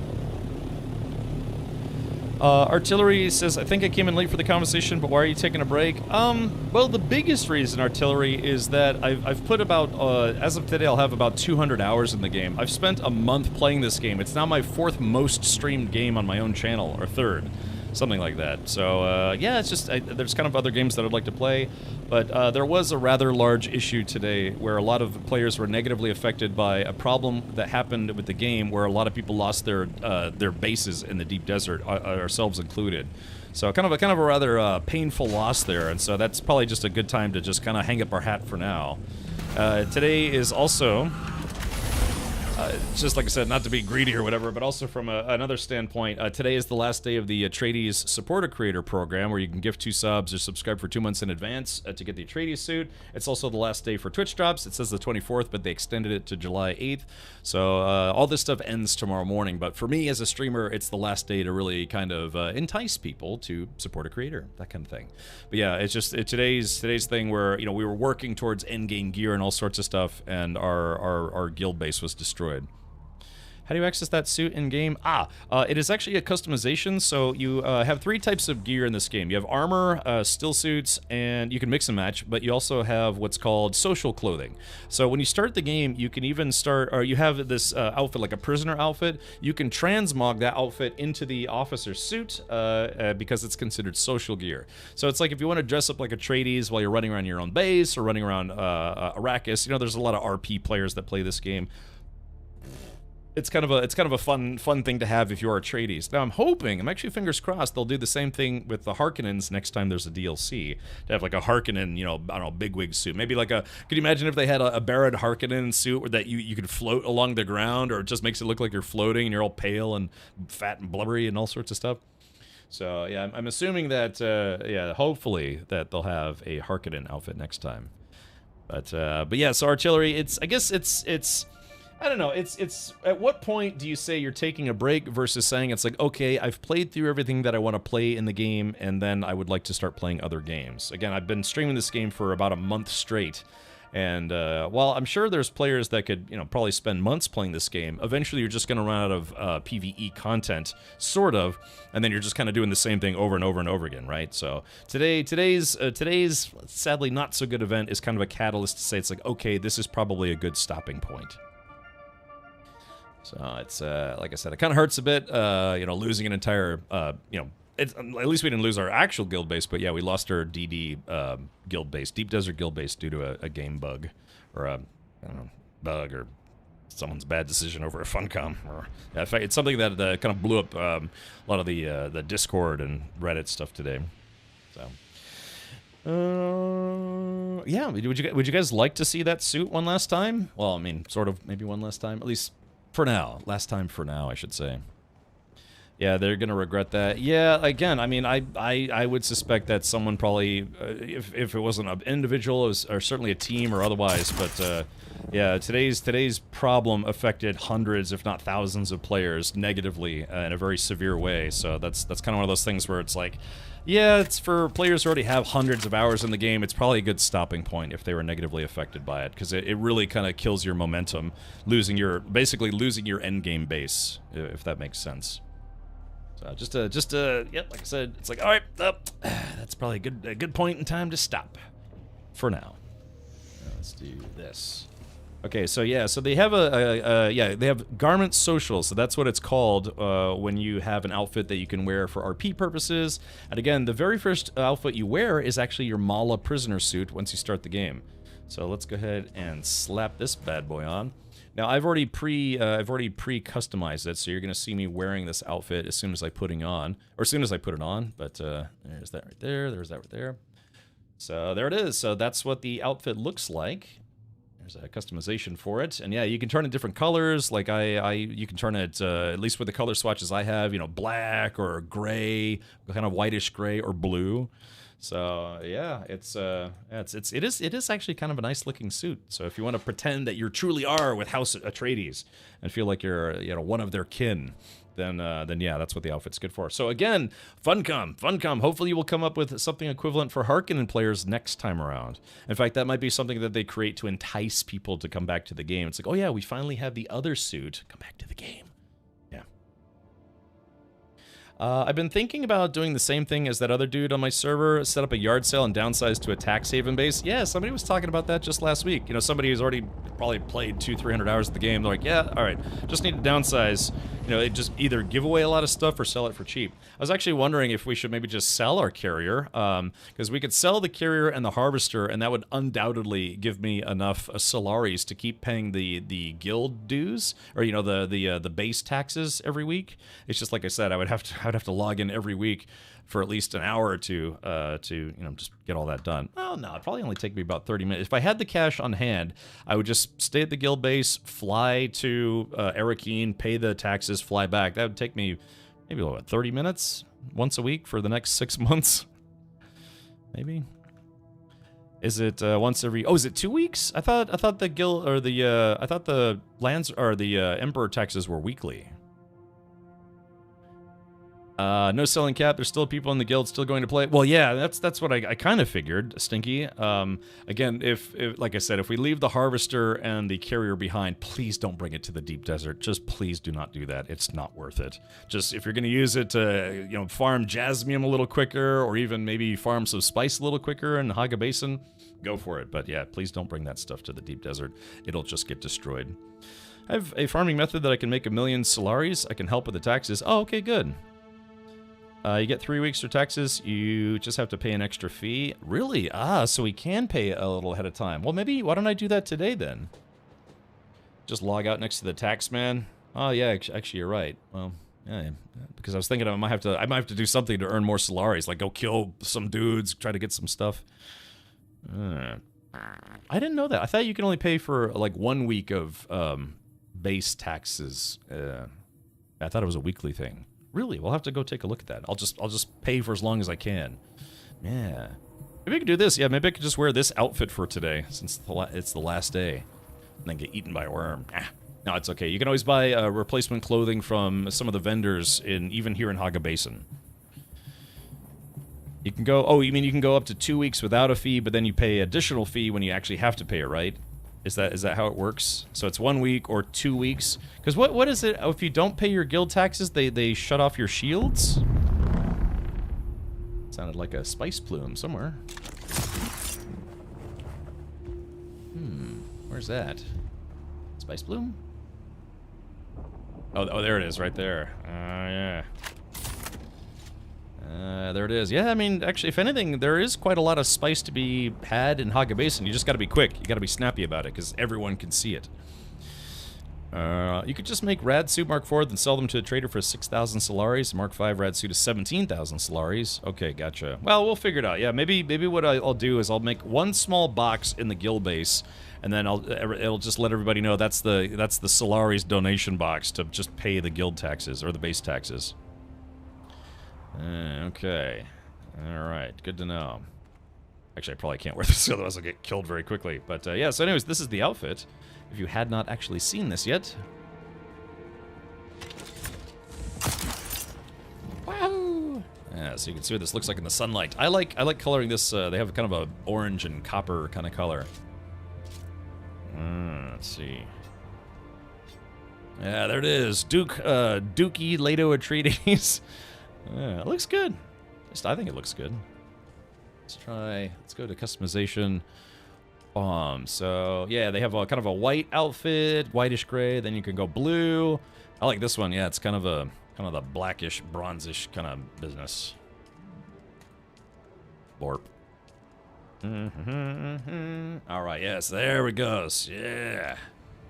Yeah, this is this Spice Team Zero officer outfit. Yeah, that's you kind of use that sunset dye on a lot of things. I'd have to be honest, after seeing the base, I actually was kind of shocked to see that the carrier was still alive, because it's like, if you're going there just to steal stuff, that's one thing, but you know, players just blow up stuff to blow up stuff, so I was actually quite surprised. There was a little bit of damage on the right-hand side, like somebody had fired some rockets at it, maybe, and then just, could have been that maybe they got chased off by another player that was trying to prevent them from doing more damage to player bases. Alrighty. I'll tell you what, let me go put this, I'll go put this suit away. Yeah, this suit's coming with me. It's gonna go in my guild bank. Okay. But, so Jay Grind, why don't we do this? Just to do it, I guess. Do we want to try to rebuild the Harvester today? We'll make sure that the carrier's in good shape and the Harvester gets rebuilt. So if anyone does want to try driving it, you know, preferably only here in Haga Basin, then at least it would be back. But yeah, we'd have to remake it if the chassis is either fully destroyed or can't be found. Well, or in general. Yeah. That's my story, and I'm sticking to it. Okay, so, alright, so we have to build a new chassis today. Okay, well, that's good. That's, well, it's not good, but, hey, it gives us a plan for today. I want to finish the Atreides quest line today if I can, rebuild the Harvester, start bringing some, at least my personal goodies to the bank, and then we'll jump into a worm's mouth and then pee in it. For laughs. So yeah, we got a whole day planned for today. Yep. Let's see, there is that guy. Yeah, so yeah, I wonder what happened to that chassis. Lost to time. Not a big fan of rollbacks, but I think this would be a case for one. So Magic Wand, again, the concept here is that what happened negatively affected a bunch of players, but not every player. So I would say that this probably only affected maybe 10%, 10-15% of the player base. That's a lot. I mean, that's still a lot of players, but it's still not... Oh, Whiskey Jack, thank you for gifting 2 subs to get your Atreides outfit. Doing a rollback would affect everybody. It would affect everybody, including people who were not affected by today's screw-up. Would that be the duping thing that's in reference to? I heard something about it. There is duping in the game. I have never done it, but if someone were to say, it's like, hey, I just lost a bunch of gear, and Funcom won't do anything about it, I'm going to dupe to replace it. And maybe then some. I personally see that as not cheating, but simply fixing a problem that Funcom wasn't willing to fix themselves. Like I said, I've never done any duping in the game, but after today's travesty, where some players lost hundreds, if not thousands, of Spice Melange, amongst many other things, then yeah, I would say that they would be fully within their right to dupe the stuff that they lost, if they're willing to go that route. That's just my personal opinion. I know that's not going to be the opinion of a lot of people, but that's just how I feel about it. Just like when you use a game save editor to fix problems with a game as opposed to using it to cheat. So, Whiskey Jack says they fixed the dupe glitch last patch. There were people on Reddit just today saying that there's apparently either they still got that same one working or there's another way to do it now. So players are quick, man. You got to remember there's always going to be those players out there that are like they know how to reverse engineer software or they know how to look for bugs and things. But yeah, even after the patch, it's apparently still a thing. Bow Wow Mooman says, wait, people lost stuff even if they weren't logged on. Yeah, Funcom goofed, and they moved a PvP control point right in the middle of where players put their PvE bases, and so a lot of people lost their DD bases today. So, yeah, that was a spicy meatball for a lot of people to log on today and find that out. So, but yeah, like I said, I freely admit that I use a save editor for No Man's Sky, but it's not because I want stuff, it's because sometimes you just have to have a save editor to fix problems with the game. This game doesn't have any save editors that I'm aware of, because I never looked into it. But yeah, like I said, if the duping glitch still works and people want to use that to give themselves back like the thousands of Spice Melange or other products that they lost, go ham. Yeah, go ham, because Funcom's not going to fix that for you. I guess that's just their policy, you know. But like I said, from a business and, you know, game company standpoint, you know, business standpoint, I get it. I really do. I honestly do. It sucks. It's like, well, you know, do we burden ourselves with thousands of tickets, have to spend more money to hire more people just to handle those tickets, customer support, or we just say it's like, we're sorry, but we're not going to fix it, and then there goes that. You know, it's I mean, really, I used to have to be in ticketing, so if someone's like, if you could just say, tell people, it's like, yes, we'll answer these tens of thousands of tickets that we're getting right now, or just say it's like, sorry, our mistake, but too bad, you know. If I was working CS right now for Funcom, I'd be like, yeah. So like I said, from a business standpoint, I totally get it. It sucks when you're on the receiving end of the bad news. Thank you, Zybok. Captain, we've detected a problem with the Funcom video game. We are going to abandon ship. Yeah, today is probably the worst Monday that anyone on their community team has had. Yeah, probably the community team, the customer support team, and probably, I don't know, the game director is probably not having the best Monday ever as of today. Yeah. Okay, not a terribly happy, let's see, Monday for all the players that got ruffle pwned by today's patch. Oh, yeah, someone said in just global chat, they're like, happy Monday. It's like, yeah, about that. Yeah. Okay. All right. What am I doing? Oh yeah, I'm dropping off some mats and some other goodies. Let's see. Funcom up and put a PvP control point right in the middle of a PV island where a ton of players had their bases. It was total carnage today. Alright. So,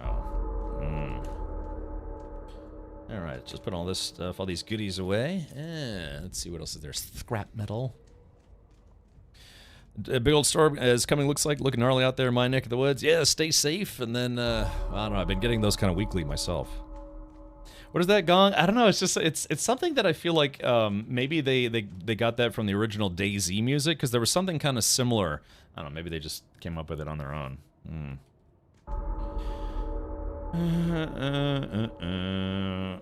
Let's see, I'm assuming it was meant to happen after the DD reset tonight, but they did it early by mistake. They already stated it was a mistake. Okay. Warning for the big storm, Also, hello, Pants. Yeah. It's Paramath smacking his schlong against a metal wall. Yeah. Alright, let's see, what else am I putting away? Put some armor. Sorry, I'm just trying to tidy up here in case, like I said, there's any, some guild players are, you know, obviously are not done playing the game. Because we have people that are in the guild that never did any of the Deep Desert stuff, so again, they largely weren't affected. At least on a personal level, if that makes sense. But yeah, some people spent a lot of time working on that DD base. Hi, Dad, yes. Okay, what else do I have that I need to put away? Oh, yeah. You know, did we ever... Yeah, we've got 827 of these ship manifests. Did we... I guess we never participated in the lands rad to turn these in? Not that I'm mad, I'm just curious. I take it we never did that, huh? Interesting. Let's put this outfit back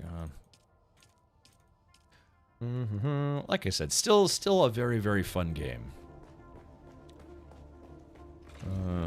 Let's see. Yeah, just a bit of a shame,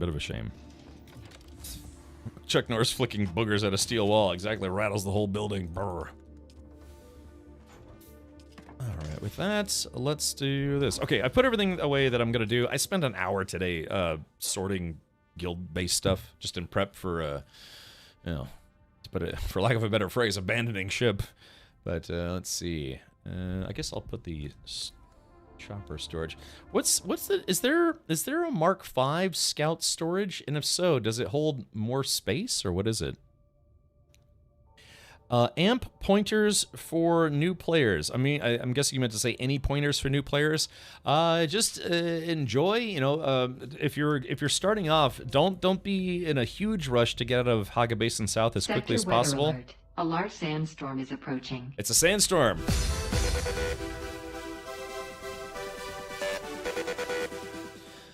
So, as you can see here, there's a whole lot of points, and I missed a couple, but all these caves and all these intel spots. Thank you, Jay Grind.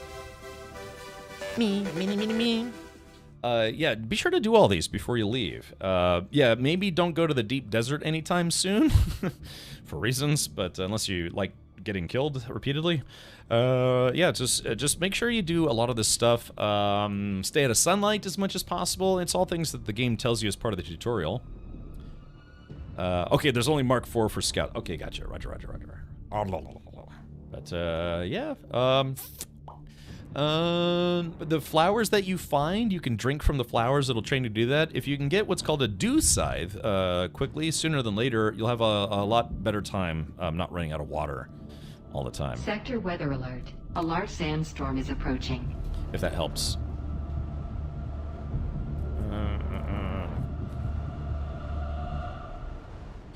Yeah, it's like Stinky says, many players and guilds have already lost too much spice in endgame mats. Yeah, and it's not just today's incident either. It's just there's a lot of problems going from Haga Basin to the deep desert and back. Yeah, most people move bases 3 times. Yeah, don't get attached to your first base. In fact, a little bit of a spoiler, part of the tutorial is it teaches you how to tear down your base and then move to a different location. But yeah, don't skimp on actually doing all the little bases and things here in Haga Basin South. I've done most of them because you get intel, you get a lot of mats, micro sandwich fabric. You're gonna need a lot of that fabric, so don't skip out on that. And it doesn't feel very grindy. It's actually pretty fun getting these micro sandwich fabrics. Let's see. Is my stream dying? Yeah, I'm dropping frames. Maybe Funcom called my ISP and said, "Hey, tell him to shut up about all the problems today." All right. Let's see. Can you guys still hear me at least? Going once, going twice. Is my stream dead? Oh yeah. Hold on. I'll just pause for a second. It should let up in a bit. Yeah, unless it's okay, there we go. It looks like it's recovering now. Yeah, it looks like it's recovering now. Just it's been nope. Man, my connection's roller coastering super bad. Yeah, we can hear you, but beefy frames. Yeah, it's just like I said. This has been going on. It's kind of been repeatedly happening around this time too, where my bandwidth it starts roller coastering really bad. It's not dead, just slow. Yeah, probably like I said, getting a PowerPoint presentation. It should clear up in a few minutes here, but at least I hope. Yeah, again, it's the stormy season here in Florida, and apparently it's causing problems with the I don't know. I actually don't know what the problem is. It's stuttering. Okay. And today is today's been a tough day. It's been a tough day. All right, are we back? So I'm just watching my yeah, it's weird. It's literally roller coastering. It's going up and down and up and down. My bandwidth, I should say. And I know it's my ISP because it's happening both to my connection to Twitch's ingest server and YouTube ingest server.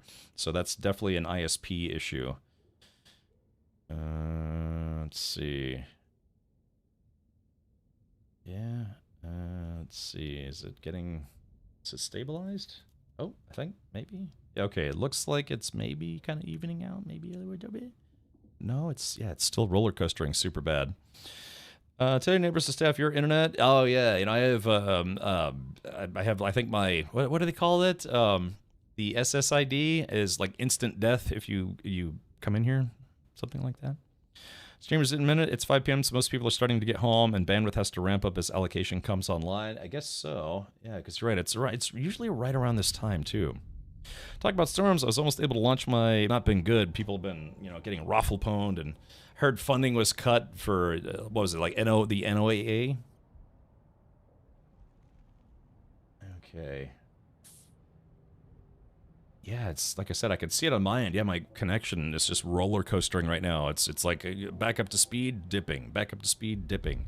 It's almost like I plugged my stream PC into a USB, just what do they call it? Yeah, like a small like a Ethernet hub, where it can't handle the bandwidth.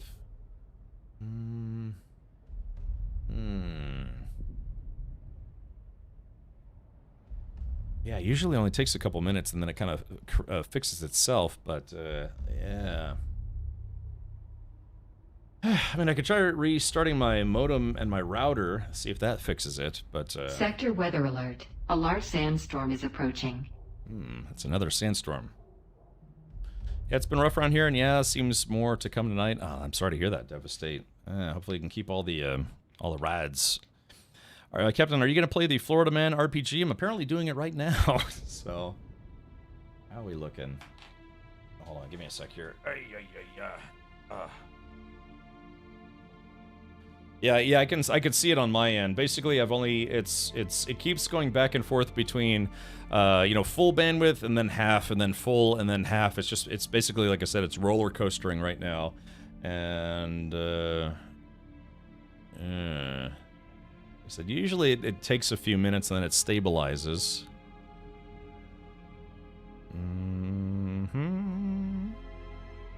Okay. Nope. Yep. It's still doing it. Yeah. I've got these like bitrate and drop frame checks that I can do. It's good for Minesweeper.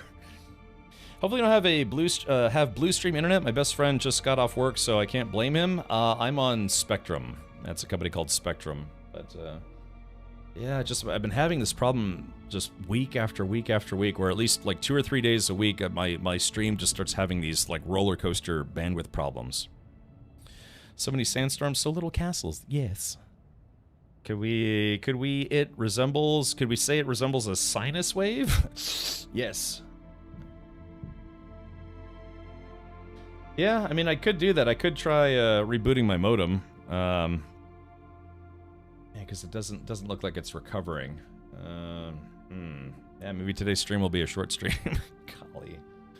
Yeah, it sounds like someone's got a case of the Mondays. Yeah, first all the Funcom problems and now this.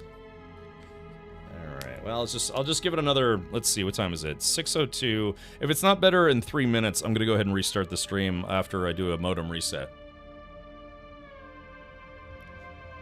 Try turning your face cam off. All the bandwidth now. So yeah, just like I said, it stabilizes and it tanks, and then it stabilizes and then it tanks. I may have to reboot the modem, maybe, because I already called them. I had them reset my connection on their side. I've rebooted my modem and router. Jeez, a half dozen times at this point. But yeah, I just keep getting these weird bandwidth dips where it's like it's fine, then and then it's fine again. Someone suggested it could be Twitch's ingest server that's having problems, but it's happening to, now that I'm also multi-streaming to YouTube, it's also happening on YouTube. Alrighty. Alright, let's do this. Let me get set up for when we come back here. Yeah, Spectrum streamer tags. Well, I'm actually, like I said, at this point now, I'm probably gonna have to get someone from Spectrum to come out here, and hopefully, if they don't fight me too much on this, to simply, because I'm using their modem, their router, and I know it's one of those things where it's like, yeah, you could say just buy your own, then you have to pay the $5 a month, but it's like, well, how many months is that before it's paid off? By then, there might be a new DOCSIS standard out, or the gear gets kind of old. So. Alright, we good? Is it good? Not good? Maybe good? Partially good? Now, you guys tell me, but like I said, if it's not good here in a couple... If it doesn't stabilize here in a couple minutes, I'll try rebooting my modem. It just sucks though, because it does segment the stream, so it becomes like 2 different stream videos. And if I want to rejoin them, I have to download each VOD, then stitch it back together in Premiere, and then re-upload it, and it just gets a little annoying.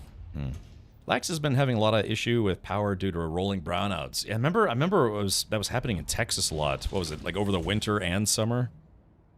How did you make that shelf for the storage containers? I didn't do it, but people told me that it was, you make, what is it? Like, it's a half shelf, you make a half wall, and then put a roof on it, and then apparently that works.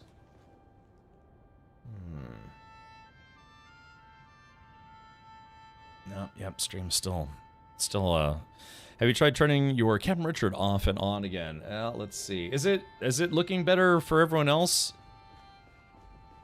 Are we still yeah, because it looks like I'm still dropping frames. Maybe. Is it better now? Because it looks like, I think on my preview it's still giving me, you know, like the PowerPoint presentation about once every 60 seconds. Yeah, I can definitely see it on my end as well. Seems Cable says seems fine to me. It's mostly working. I mean, I could try to power through it. I just don't want the stream to look terrible.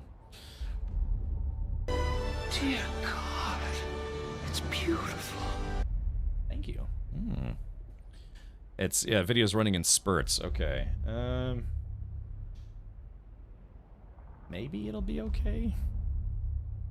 Alright, you guys tell me if it starts getting like really, really bad, just let me know and I'll just go ahead and reboot my modem. That means I'll be offline for about 5 minutes while it reboots. Why do cable modems take so long to reboot anyways? Okay, alright, well, yeah, I don't want to do anything too intensive here, so let's do this. For the journey, I am still trying to finish the Atreides quest chain today. So, Atreides Ganon. I have to enter the Sandflies base, track down the container, report to Andrea Ganon. And alright, let's do that then.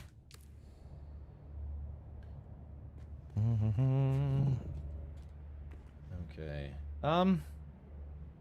Yeah, actually, it looks like it's stabilizing finally. So hopefully that was just a small hiccup.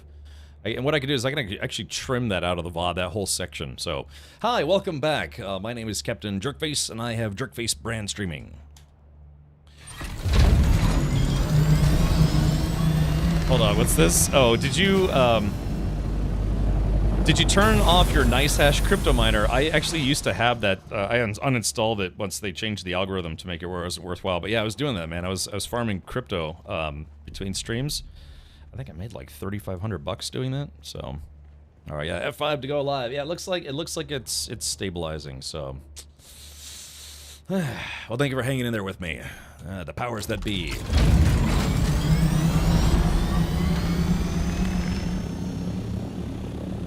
Okay, so we're looking to go beat up some sandflies, are we? Oh, well, that's easy. Stone sand. It's literally right there. That's convenient. Woldengar, thank you for subscribing with Twitch Prime despite my internet issues. And Manny Man, thank you for the 2 gifted subs. That is correct. Today is the final day to get the Atreides outfit and your Twitch drops, so keep that in mind.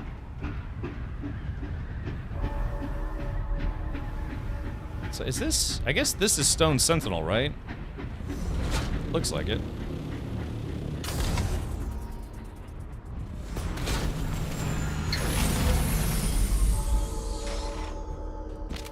Alrighty, let's do this.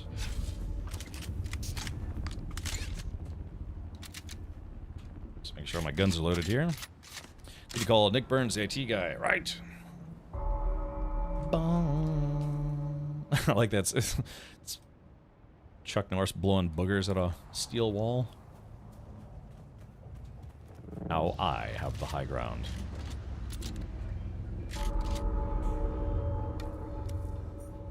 Okay, so this is a Sandflies base.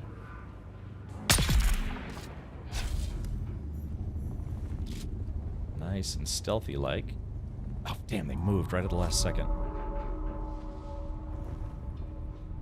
I like trying to be stealthy on the way in.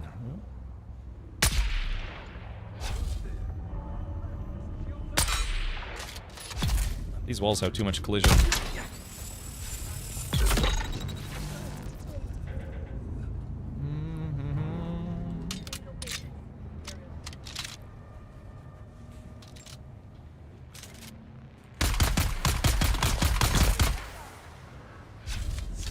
Alrighty. What's on the gaming docket tomorrow? If I can convince some of the Mod Squad members to join me, we might be playing a game called Peak. Might have to get them a few copies of that game.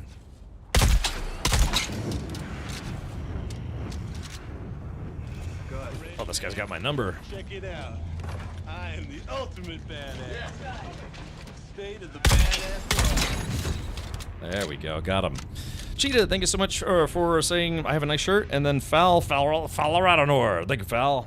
Fal is how's packing up going for you? Did you happen to get all the things that you needed put away? Yeah, I'm just doing a little bit of murder myself. Oh, looks like somebody dropped some stuff here that they decided they didn't want. Packed what I could, donated the rest into the HQ dump box. Alright, I'll go through it tonight and try to get everything sorted. 10 years on Twitch and you're finally peaking. Sounds like it'll be a good time. Yeah. Hell yeah. Alright, so there's a container I need to track down apparently. Which is no small task.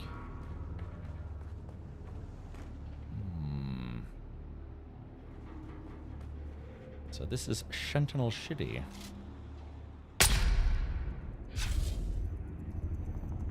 Let's see if this guy pokes his head out. Oh, the poison got him before I could. Here they come. And there they went. Damn, level 115. Never did hit the level cap in this game. It is 200, last I heard. Hey, welcome, Bane. My base will slowly rot away. Yeah, like I said, if anything, hopefully we can keep the main guild base up and running for the next 6 months or so. Yeah, I'll try to do what I can.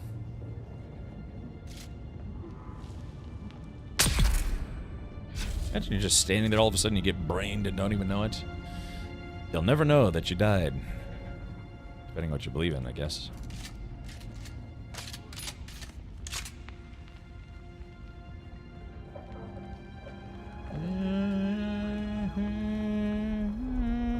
I like the soundtrack of this game. The soundtrack's actually pretty good.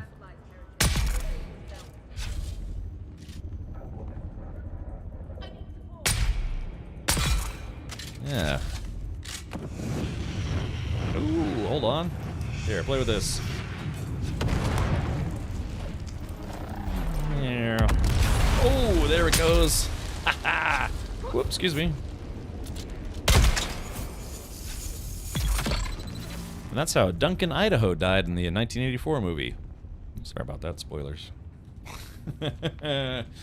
Woo! I got some heavy caliber pressers.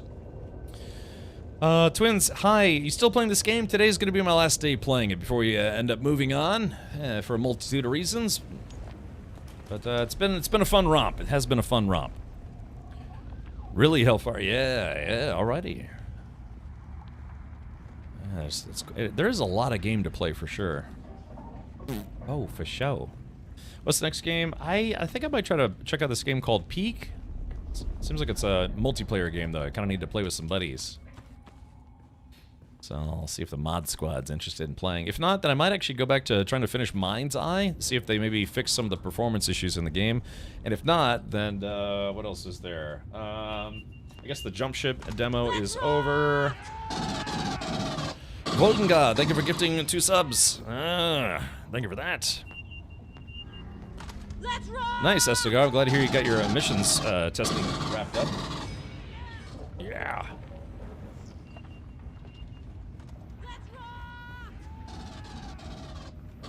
Let's see.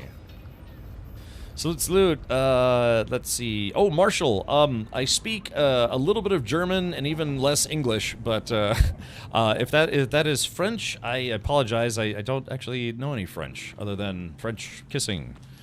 Mammon can prove that I know that.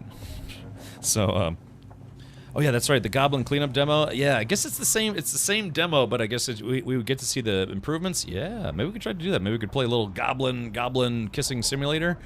And then maybe some Peak, then maybe some OnlyFans the video game. That might be kind of fun. Okay, looks like our nice stop is... Ooh, there you go. Sounds like somebody might be coming in behind me.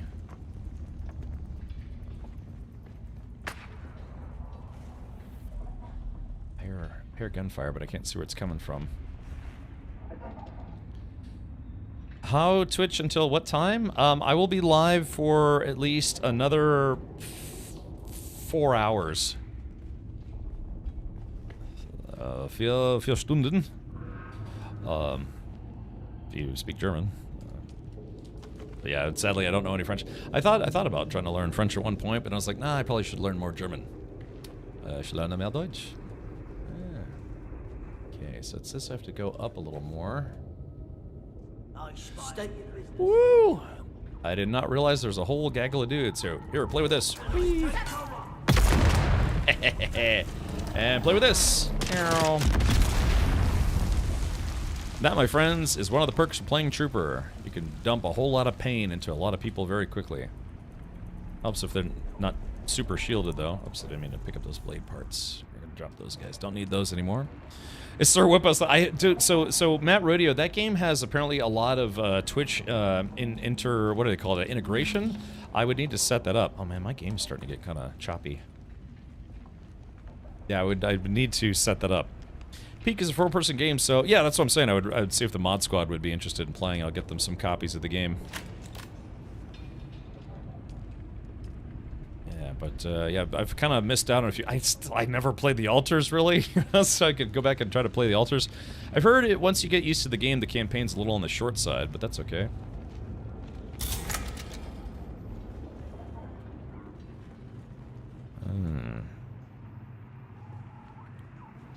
Sure thing, Marshall. Yeah, you're welcome to hang. Yeah, welcome to hang out if you'd like. The base is a frame drain. Happens to everybody. Okay.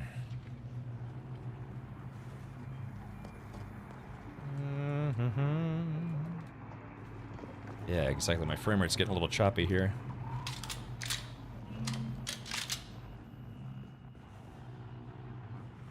Okay, so there's the loot room, but I need to find the armband. Here, watch this. Oh God, what is it? Yeah, this thing, sometimes they build objects, and although it looks like it's this, technically the collision box is like this. That gets very, very annoying, because you think you're about to blow somebody up, and then just some random collision gets in the way.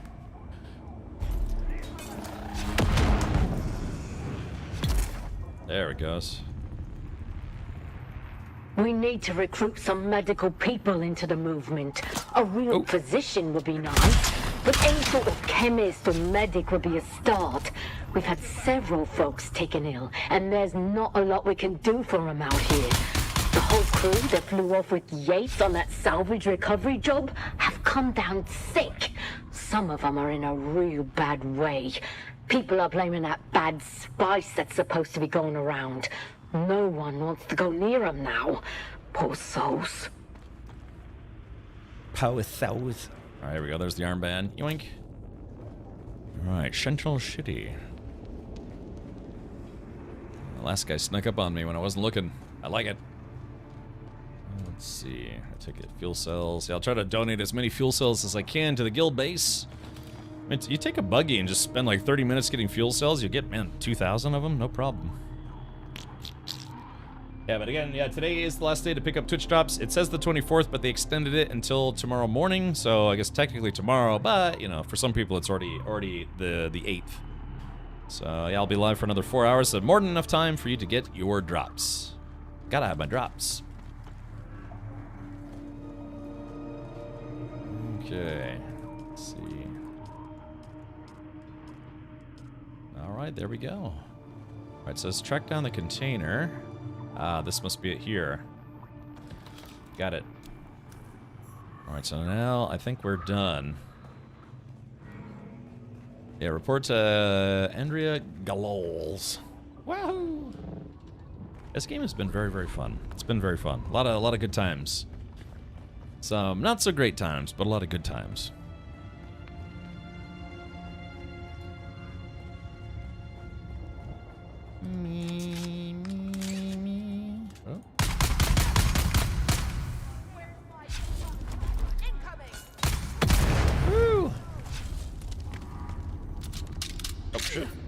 bad time to have to reload. Another bad time.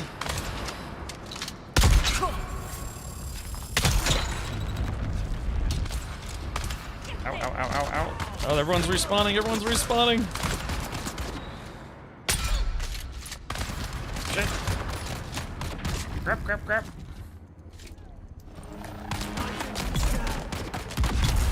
There we go. Okay. Alright, there it is. Let's get out of here. While we still can. So we'll go quitting just you. There are some folks that decided to wrap up for today, or wrap up today, but a lot of people are staying on. Well, more or less.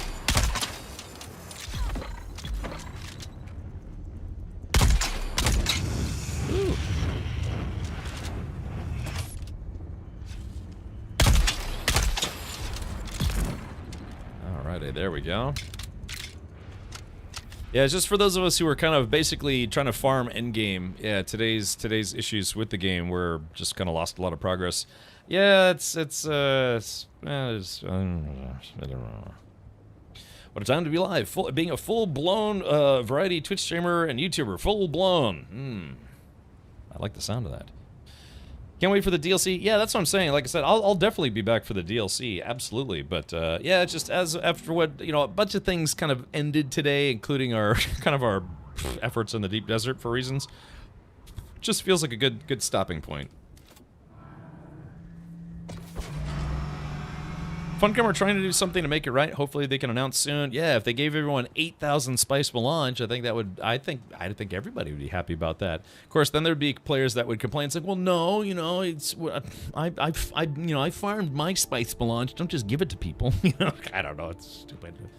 Yeah, you just remember, you could be like, here's $1 million. It's like, well, you could have given me $1,000,001. Just still complain.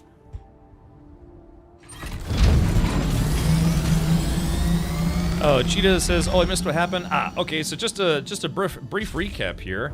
What happened was Funcom screwed up.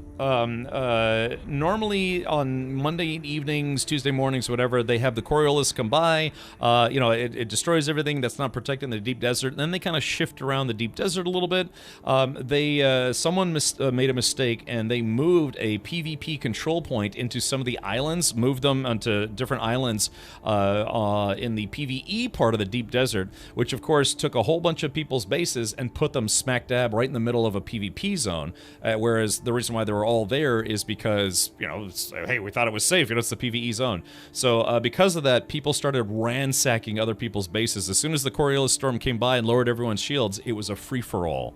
So because of that, anyone that was in this island, and I heard a couple other islands, 3 other islands, had all of their stuff taken. So our base was effectively wiped out. One of our esteemed members actually did remove a lot of the more valuable mats, and then some of the machinery was still left, but anything of value was taken today. So they cleaned us out. So so that was something that Funcom admitted was a mistake, but they have also commented that they won't be doing any rollbacks, and based on previous experience, they're not going to be replacing anything either, because they would have to replace probably 1,000+ players, their stuff individually. So, but yeah, just some players saw the opportunity and they just started cleaning out other people's bases. So there's probably some players, they're like, yeah, today was a really great day. I got thousands of spice melange and I didn't even have to work for it. But for folks like our guild, most of our spice melange have been taken out, but we lost our large spice refiner that had 500 spice melange in it, and it takes 500 spice melange to make those things, as well as a lot of duraluminum to make other products. And so yeah, whatever we didn't happen to have gone already was cleaned out. And so yeah, Funcom as a company isn't going to replace anything. So Powder33, thank you for the Prime sub. Yeah, for a split second, Jeff Bezos got slightly poorer before he became a multi-billionaire, even more so by the end of the sentence. So the reason why they can't roll it back makes sense. It sucks, but it makes sense because this problem didn't affect everybody in the game. It only affected players that specifically had their base on an island where the devs erroneously or accidentally, however you look at it, put their moved a PvP marker onto that island while it was still occupied. Now, what I'm guessing happened is after the Coriolis storm hits, they might move those things around, to keep the game, just interesting. But somebody or some team or something probably accidentally moved them ahead of time as part of today's patch instead of after the Coriolis storm tomorrow, and yeah, that basically just killed the game for a lot of people. So they can do things other than a rollback, and they're working on trying to. Yeah, like I said, I'm very clearly still playing the game. It's just at this point I don't really have any interest in going back to the deep desert. So it's all of our momentum towards getting tier 6 gear and other stuff was basically destroyed this morning. So. But, I've put about 200 hours in the game, and, I've already played through the main story. That's why I'm doing the Atreides faction stuff now. If anything, this gives me an excuse to actually go back, and try to do some of that stuff that I missed, because we were pushing pretty hard. Probably, we have 32 players in the guild. I'd say about a dozen of us were actively trying to push ahead in the deep desert, and yeah, that's just a little too big of a hit to continue, sadly. The person that did that didn't get their vacation approved. Well, we were lamenting the concept that, yeah, people at Funcom, certain people at Funcom are probably having a really bad day today, like the community team, the customer support team, the game director. Yeah, they're probably not entirely happy about this situation either. They are only human, but yeah, just again, no reparations of any kind. So it's just literally, it's like, hey, we're sorry, but we just have to move on. So yeah. Do all the sietches share the same deep desert map? They do, yes. So anybody that was on this island in D6 or in D2 or other places, yeah, they were all negatively affected. Now, some players did manage to save their bases. They after the patch, you log in, see what's going on. They just happen to be online, and they could protect their bases from, griefers or thieves or other people trying to take advantage of the situation. But yeah, if you go to this island on our deep desert, you can see a bunch of empty bases right now where they got cleaned out. So. Yeah, so it is what it is. Yeah, it's kind of like the, sorry, not sorry, we'll keep making the same mistakes. Oh, okay, code dude. I gotcha. Beepez, thank you for the 2 gifted subs. So, yeah, so this in conjunction with today's the last day for drops and the super suit, and, yeah, I've already played through the main story. I think that's why, for me, it's a good stopping point. But yeah, I have to hurry, though. I need to finish the storyline. Oops, wrong button. Okay, so let's go back in. So that's just a brief synopsis of what happened today. Just there were hundreds of players reporting in Discord and on Reddit and all sorts of stuff. A lot of people were negatively impacted, but not every player. It was just anyone who built a DD base. It was absolute carnage this morning. So yeah, it is what it is. It is what it is.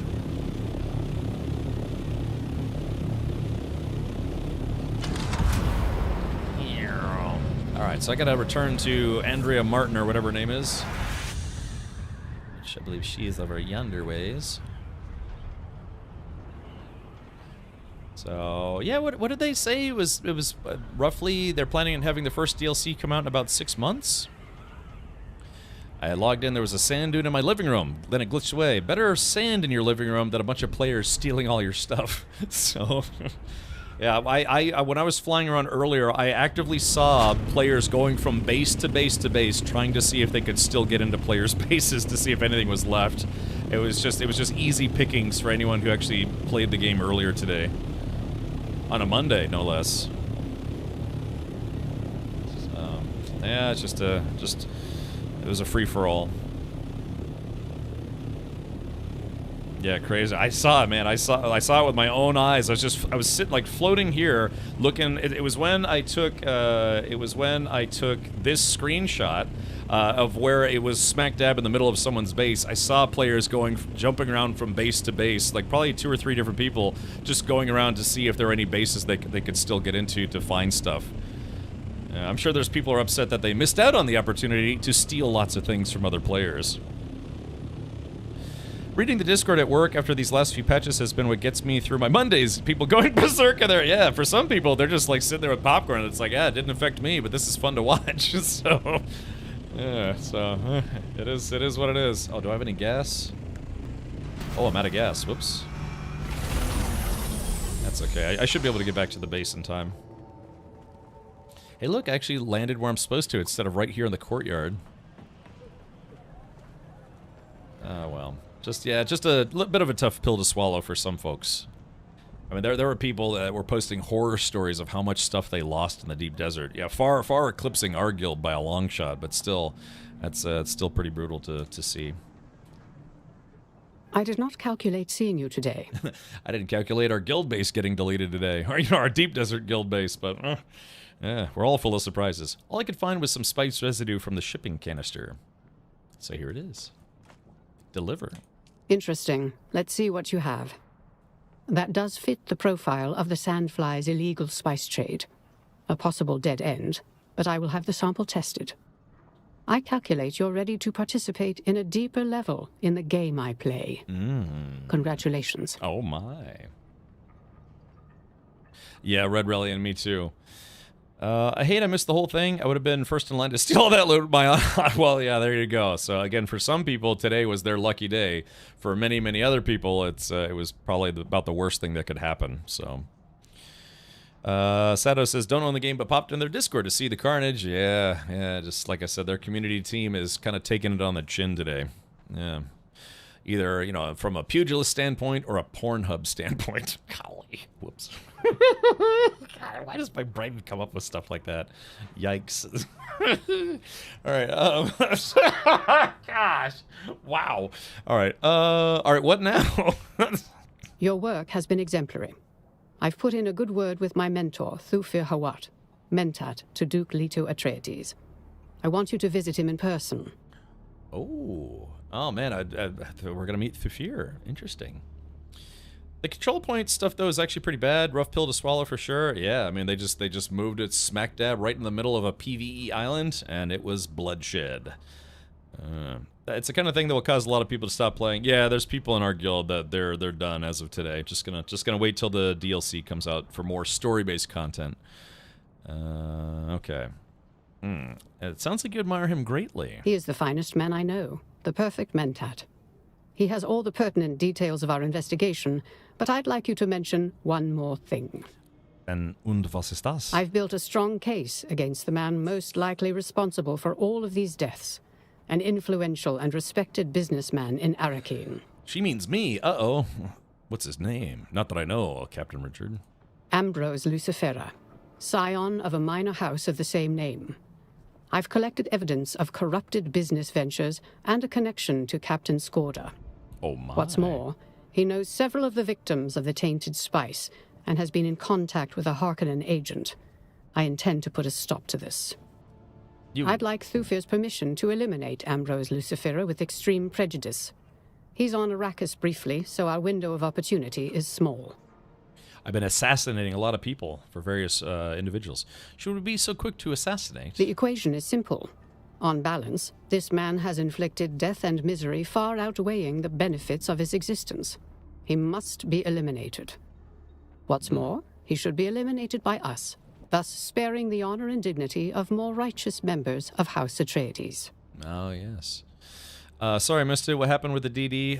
The Funcom accidentally moved a bunch of PvP zones right into where a lot of players had their bases in the deep desert, and it affected a lot of people because what happens is when a zone goes from PvE to PvP, anytime the Coriolis storm comes by every Monday night, Tuesday morning, it lowers everyone's shields, or just in general, it lowers their shields anytime that storm comes by.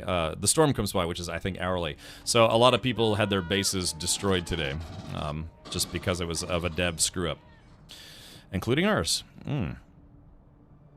I feel bad. I might have bought those ill-gotten goods from the auction house again. For some people, yeah, that today was the best possible day ever. But for a lot of other people who are on the receiving end of that carnage, it was not a fun time. But including our guild, we lost our deep desert base today. If you do stop playing, just make sure someone's paying the taxes every fortnight and putting fuel in your gens, otherwise you'll lose everything. Yeah, that's what we were talking about earlier. Yeah, so, yeah, I don't know. I guess I'll have to set a reminder on my phone to log in once every 2 weeks and just, make sure all the generators are running. So, okay. All right, accept this contract. Yeah. You have my every confidence. So yeah, it was a pretty huge screw up on Funcom's behalf. But again, they've acknowledged it was their fault, which is at least it's a good thing that they've acknowledged it. They're pretty quick to respond to player feedback, which is a good thing. Of course, with today's incident, they've also confirmed they're not going to do anything about it. So they're like, yeah, it was just a mistake. Sorry, but pack up and move to No Man's Sky. Yeah. All right, here we go.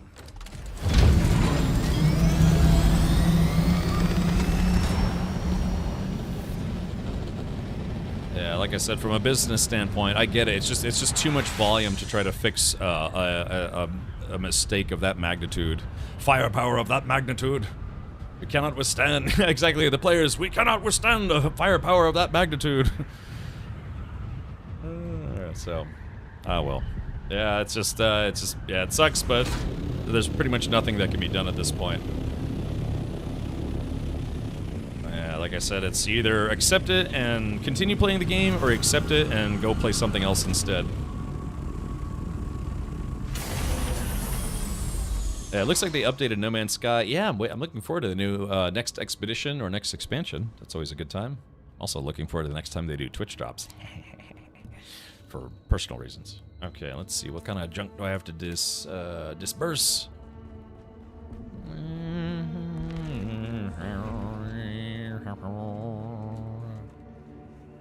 There is that. Dropping off all these goodies. Okay, let's see. Oh. There's no matching items. Fuel cells. So I just like going down all these boxes and auto-depositing whatever I can. Yeah, there we go. Deposit all that stuff. Ooh, what's this? What's this? This is a house burst drill shot, which isn't going to help me right now. Has there been any news about Light No Fire? No, gosh, it's been a year and a half and not a single valid update. They've talked about how they're still working on it, but saying they're working on it is obvious. It's like, well, sure, of course. But yeah, Sean Murray and the gang have been surprisingly mum. Yeah, I think they kind of learned from their experiences with the launch of No Man's Sky to, instead of overpromise and underdeliver, they're going to underpromise and overdeliver. AKA, not telling people about all the stuff they're planning on doing too much, anyways. Oh my. Let's see. The soundtrack. I like the soundtrack of this game. It's kind of fun. Oh, this box is full. Oh no. Let's yank that out. Put that there. What about these boxes? Are they full? There we go. Stash that there for now. Oh man, I got the burps. I can show you a squirrel. I can show you my wiener. I always forget the actual lyrics to songs, so just kind of make up my own.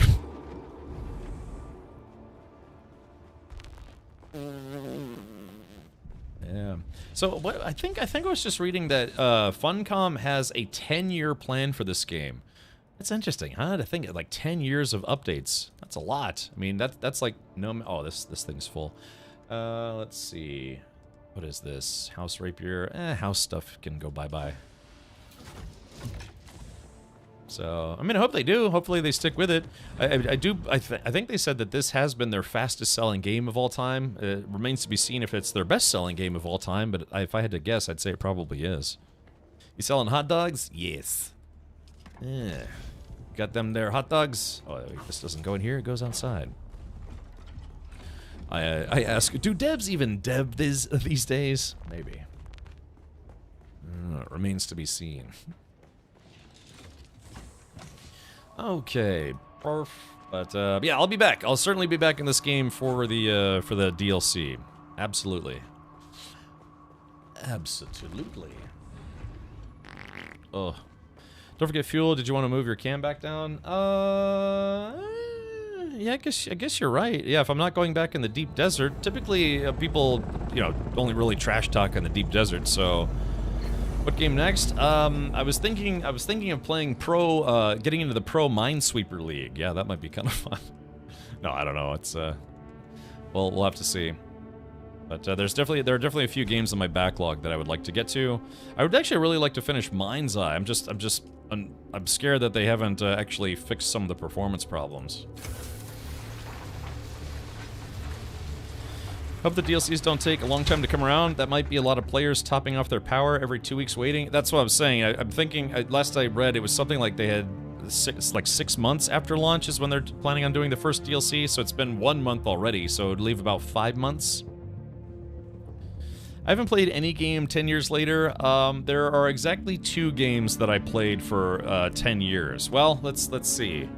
Because I played World of Warcraft for more than 10 years. I don't really actively play anymore. There's a space game that's still an alpha after 10 years. It's called Star Citizen. I played that for about 10 years, give or take. I mean, does Solitaire and Minesweeper on Windows count? I miss that old pinball game that they used to have. I think it was called Space Cadet. Man, anyone remember that? It was the Windows pinball machine game. Maybe I don't know if you can still play that on there. But anyways, oh, that's right. I put the blood bag in the wrong spot.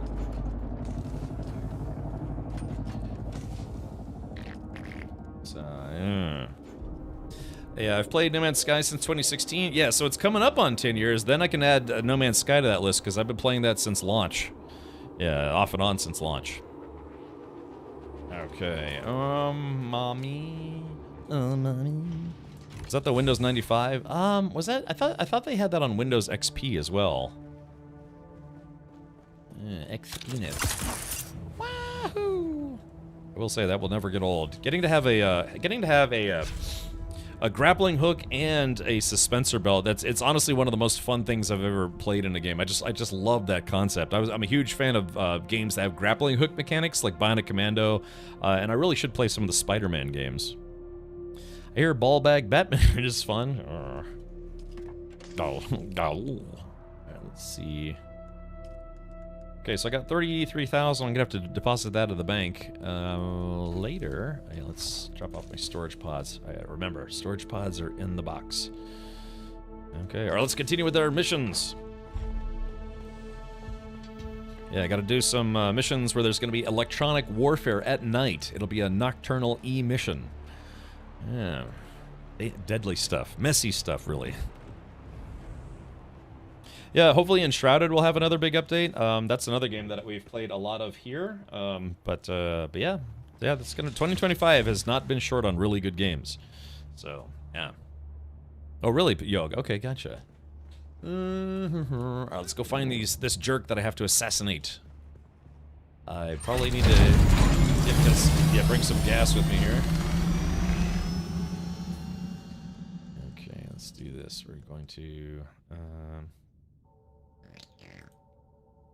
alright, let's do that. We're going to split this into 10. So I'm going to just take 17. I'm going to drop off 10. Medkits, the Atreides, yeah. Ooh, I don't know, guys. What do you think? What do you think? It was a little lopsided. It was 23-1. Yeah, just a little lopsided this week.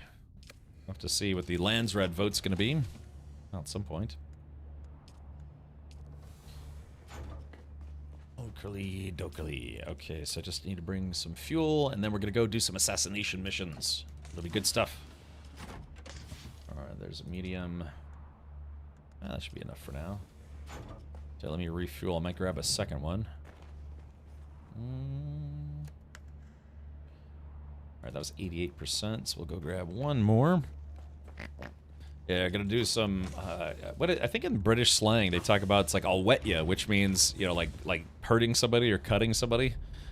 Make them bleed, I'll wet ya, that kind of thing. So, I don't know, are any of our British or UK folks ever heard that slang before? It's like, stop running your mouth, I'll wet ya. Wow, was that because Henkin stopped playing? Yeah, probably. Although, well, let's look at this. The Fremkin are still number 3, but yeah, as far as I know, Henkin himself, he stopped playing the game because he played it all throughout June and then switched over to Mecha Break. But yeah, Fremkin, his guild is still number 3 on the list. Johan, I'm doing okay, buddy. I'm doing okay. We're having despite today's issues, we're having a good time in the game. Better than a wet Anya. Oh. Better than a wet lasagna. Alright, whom must I murder? To whom should I give bullets? That's odd. Let's see. Let me land real quick here.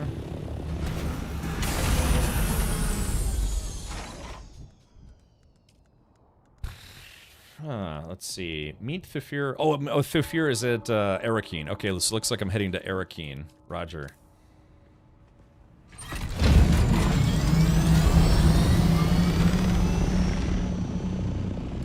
Alright, off to Arakeen I go. Oh, wait.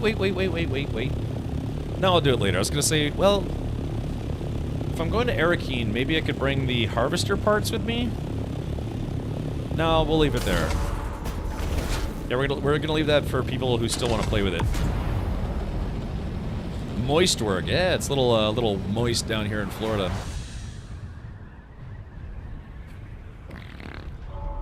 I'll knock you up at 9 a.m. Right. That's what I told my lady pal.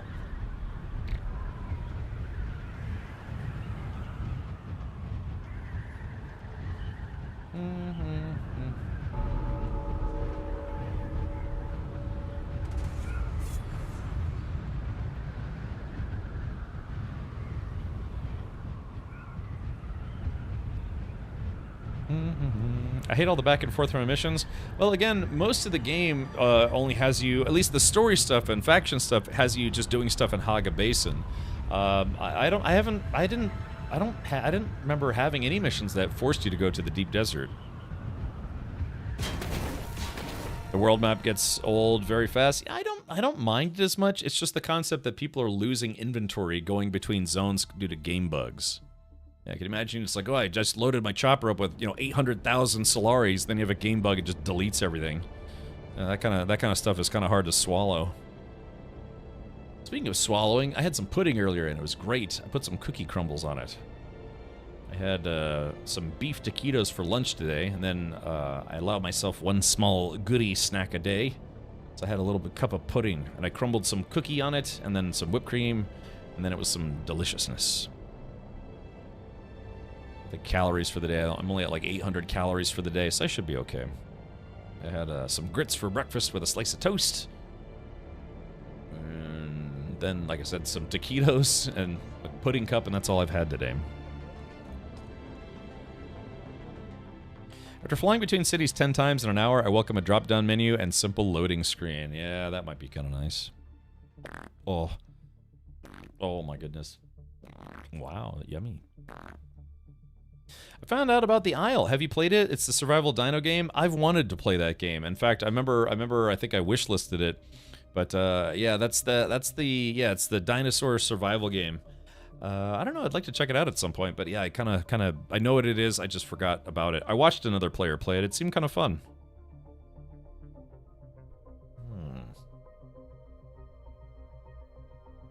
Yeah, I guess I'll keep my webcam here for right now, but then after... I guess after tomorrow, or after today, it'll go back to its old spot. Had a pound of fries and a huge double bacon cheeseburger. Ooh, did you go to Five Guys for that? Yeah, I'm Billy says, I'm hoping to get in the Crosswinds. I know, dude, I signed up for that. The Crosswinds, the demo's been out for... Hold on. I was gonna say, the demo's been out for, what, like a week now? And I still haven't got into it.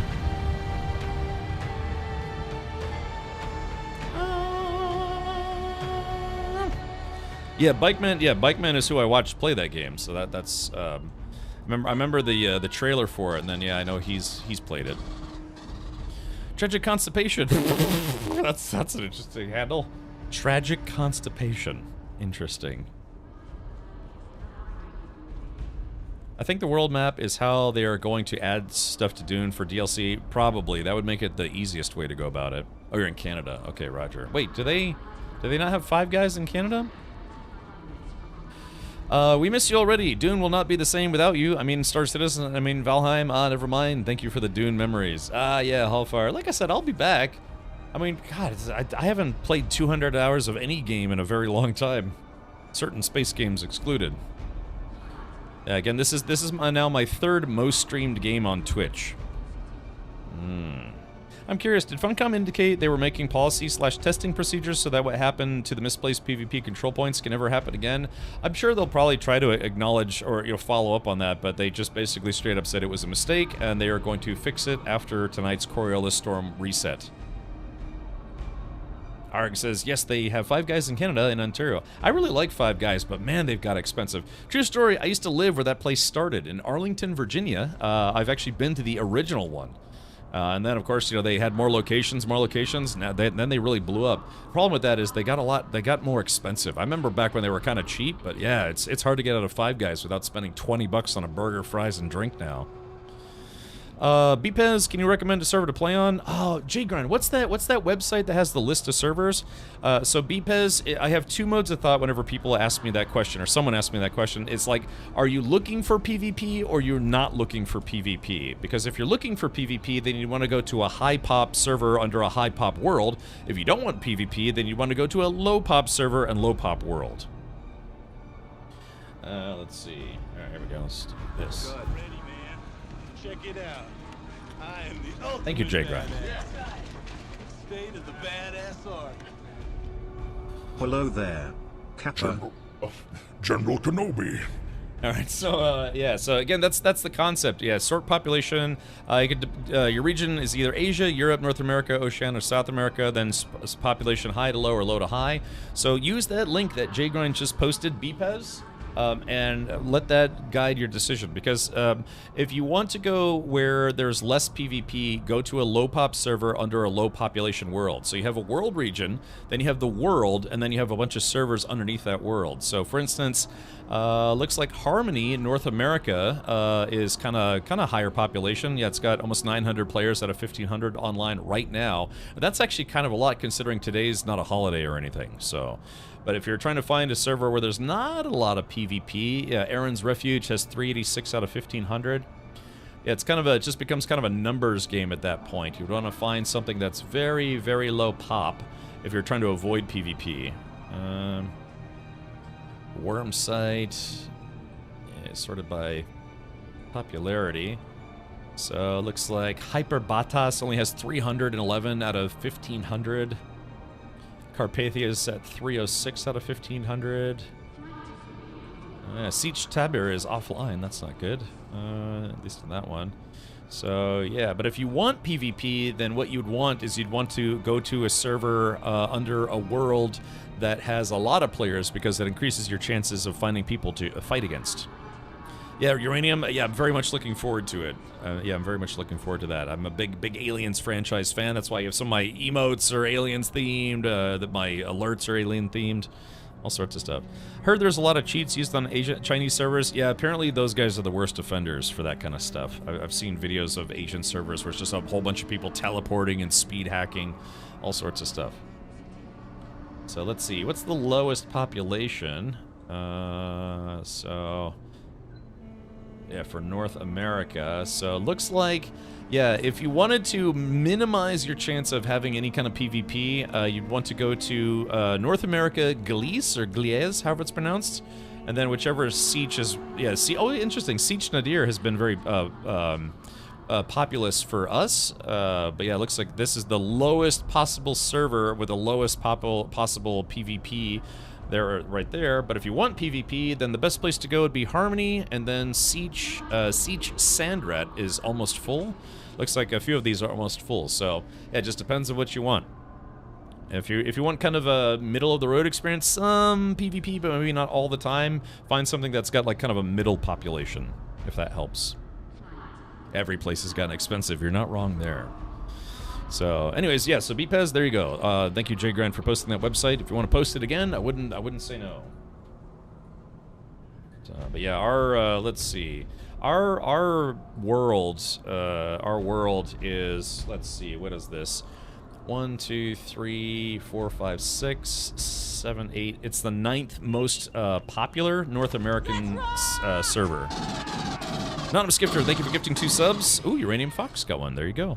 But yeah, so our world has had quite a lot of PvP players, but I can imagine on Harmony there's probably just an absolute ton of them. Yeah, it's so there is that. There was only Alien films. Oh, okay. So Imagination, did you watch Romulus? If so, did you not like it? I thought Romulus was like 95% awesome, but then they tried to do too many throwback lines in it, and then the ending was kind of stupid.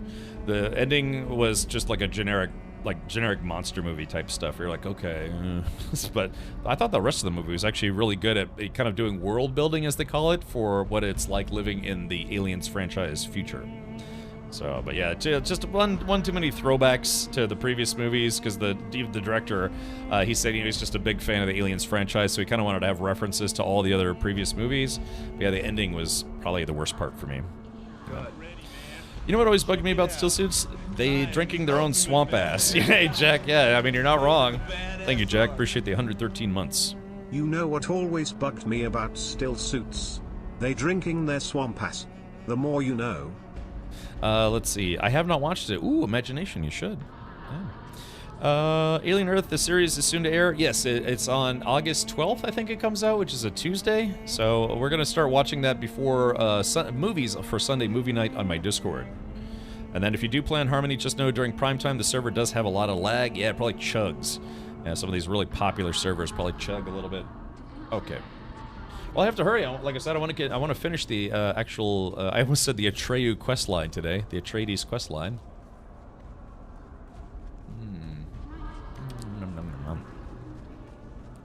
Picante flavor. Yeah, can you put like hot sauce in your still suit to kind of spice things up a little bit? Yeah, it's called Alien Romulus. It came out last year. Like I said, it was not bad. There was, like I said, a couple not great spots in the movie, but otherwise it was kind of fun. But like I said, the ending. What can I say about the ending that isn't a spoiler? Probably not much. So it's I guess I'll just have to leave you to it. But again, the director kind of had a lot of throwbacks to the previous films, including Alien Resurrection, which is by far the worst film in the franchise.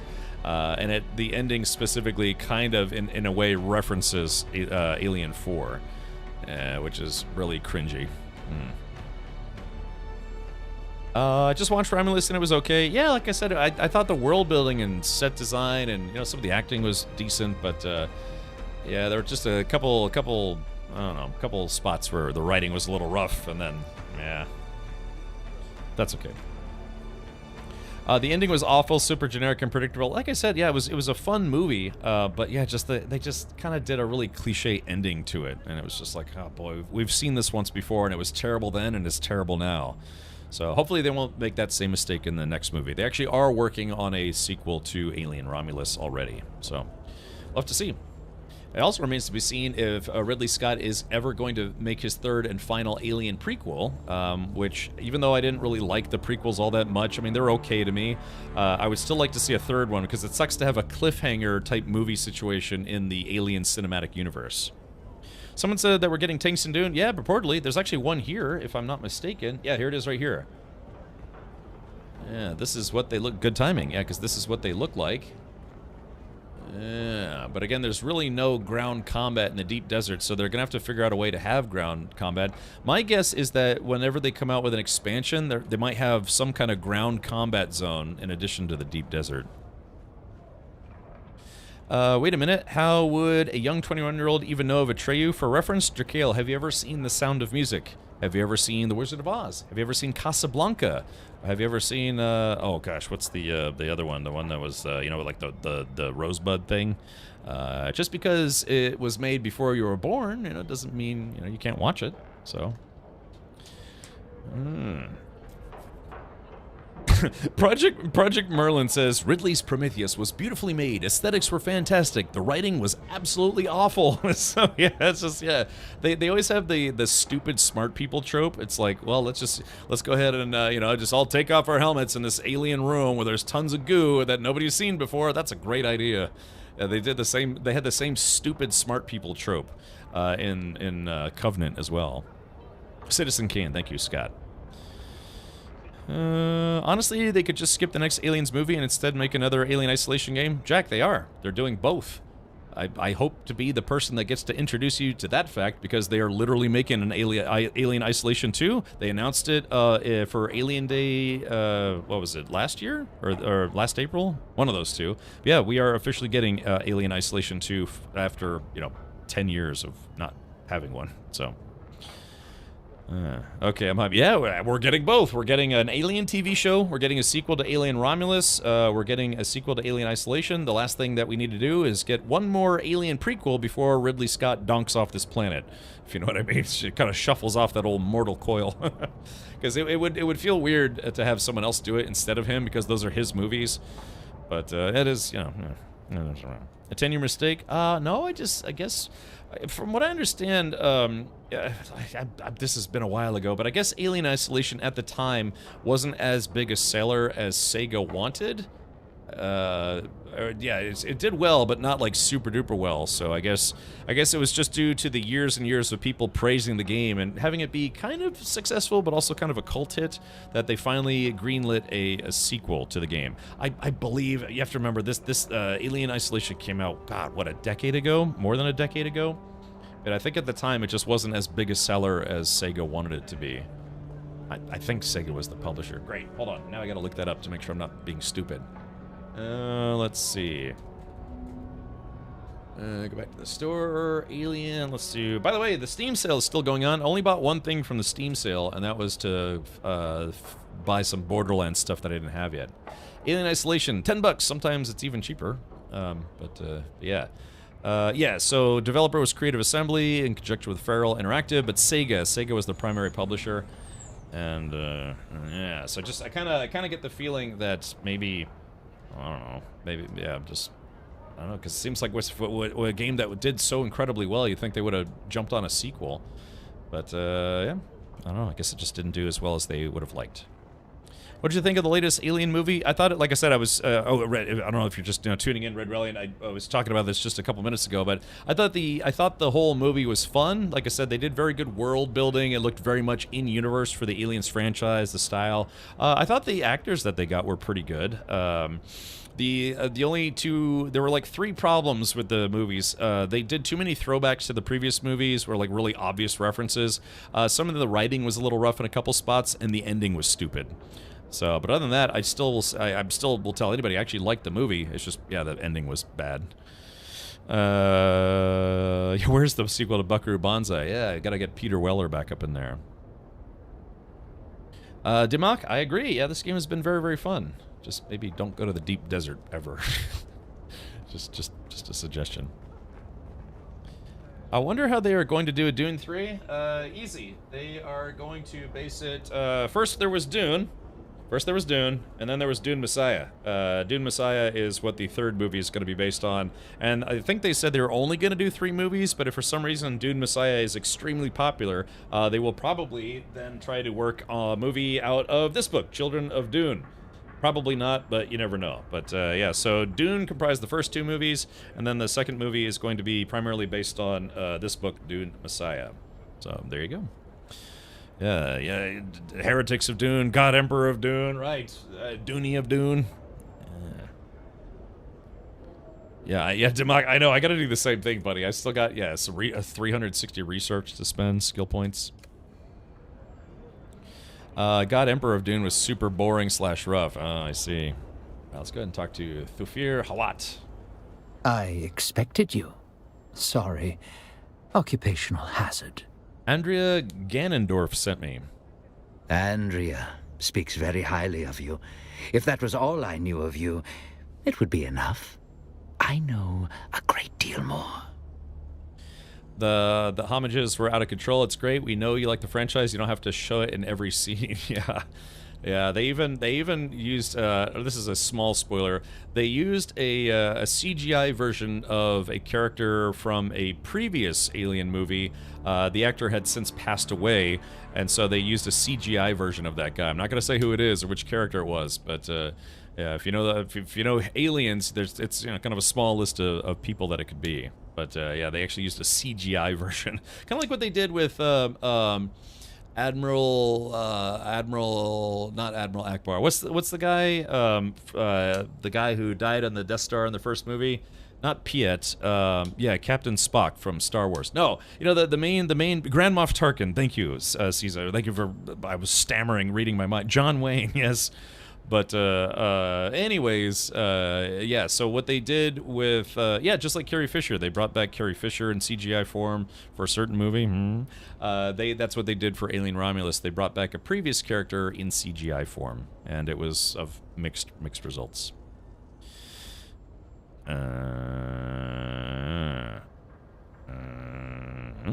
It was Bill Clinton. Yeah, Peter Cushing, but yeah, I couldn't remember Grand Moff Tarkin.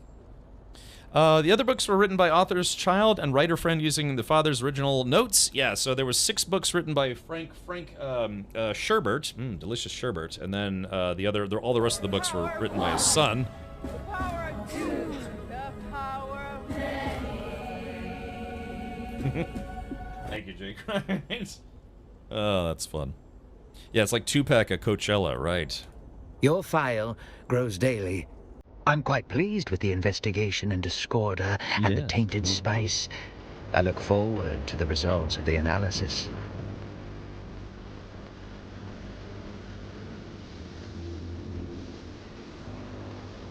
Big Mac Whopper. Big Mac Whopper. Big Mac Whopper. Big Mac Whopper.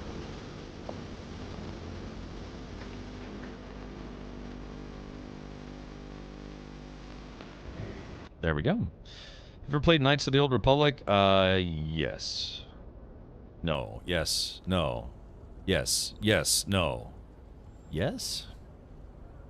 I never played the sequel, though. I know that one. I know that for sure. Ooh, Autumn Sex says Dune is superior to Star Wars. Well, I certainly agree with you for only considering the sequels. Alright, this war of assassins takes a terrible toll, doesn't it? One more thing, Andre wants permission to eliminate Ambrose Lucifera. You're more right than you know. This war inflicts wounds upon my duke and his people that cannot be seen upon the flesh, only behind the eyes. But I must remind myself that this war of assassins is also the scar of a miraculous survival. It is. Our arrival on Arrakis was a very near thing. The first step in avoiding a trap is knowing of its existence. That's how we survived. That's how we continue to survive. Every day is a victory. So remember, in the book and the movies, it was shown that, of course, Dr. Yue was it was an Atreides guy, but he was technically a spy for the Harkonnens. And so that's, in the movies and the books, the House Atreides fell at the Battle of Arrakeen. But in this game, because this game is an alternate timeline version, as suggested by Paul Atreides himself, the Battle of Arrakeen was not lost by Atreides, and that's how they exist in this universe. Was that a Sprite challenge? Man, that Sprite challenge is easy. I saw people on there, it's like, oh, can you drink a whole Sprite without burping? It's like, how many Sprites do you want me to drink without burping? that's not hard. I could do that all day. Of course, I've spent my whole life drinking seltzer water, but go figure. Okay. If in the Flash it's called Flashpoint, this must be called Dune Point. Sure, why not? One more thing. Andrea wants permission to eliminate Ambrose Lucifera. She thinks he's responsible. Permission denied. The evidence is circumstantial, and he provides financial support. Assassination would be hasty. I shall tell her. Andrea is my most promising protege. She may seem to have a machine mind, but she's as human as you and I. Barely. She does not show it, but she takes the tainted spice deaths personally. She sees it as a personal failure to compute the truth rapidly enough. Okay, goodbye. Stupid and dangerous challenges these days? Oh, Sprite challenge? No, it's like, for some reason, some people are convinced that you can't drink an entire bottle of Sprite, like a 20 ounce without burping. Now, if they said, yeah, try to drink an entire 2 liter without burping, that would be a little tough. Yeah, but a 20 liter, no, I could do that all day. All day. So, okay, well, I guess, Thufir's Hawat said no. Yeah, there's still the scar of the Battle of Arrakeen. Again, in the books and the movies, House Atreides lost the Battle of Arrakeen to their severe detriment. In this video game, they survived based on changes to the storyline. I forgot the point of that little black lip thing. It's to let people know that they are a mentat, probably in service to a noble. Yeah, it's just a mentat marking. That's why they had 20 ounces is easy, right? Dimach. But yeah, it's normally, like in the movies, it was kind of expressed that they had the lime, but also like the Sappho's juice that they drink. I forget what the Sappho's juice does. I guess it helps them, like, I don't know, lube their loins. I can't remember what the Sappho's juice, but it stains their lips.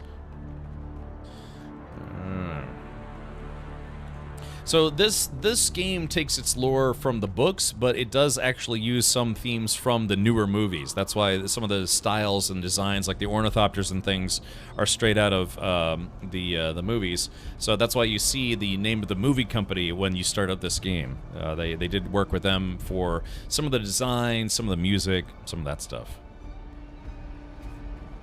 Wow! Oh, I was gonna go wahoo! Oh, let's try that again. Yeah, it sets their mind in yeah, what is that? It's supposed to be like calculator lube or something like that. Wahoo! There we go. Bonk. Alright, confirm. I do wish the fast travel system was a little different.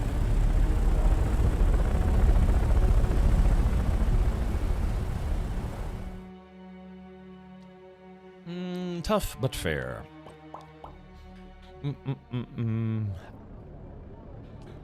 Ooh, baby. Oh, man. Golly, I wish I could sleep better. Do you like the ornithopter designs, as that is how I imagine them from the book description? Yeah, Kiwi. The Dune RTS games, like was it Dune 2000, Emperor of Dune, or Dune Emperor, they had the ornithopters were more like bird wings, where they flapped, you know, like this, which is still technically an ornithopter, but yeah, that was one of the downsides to, what was it? I think it was both the 84 movie and the 2000 TV miniseries, is that the ornithopters were just like regular, like little planes. The wings didn't flap at all.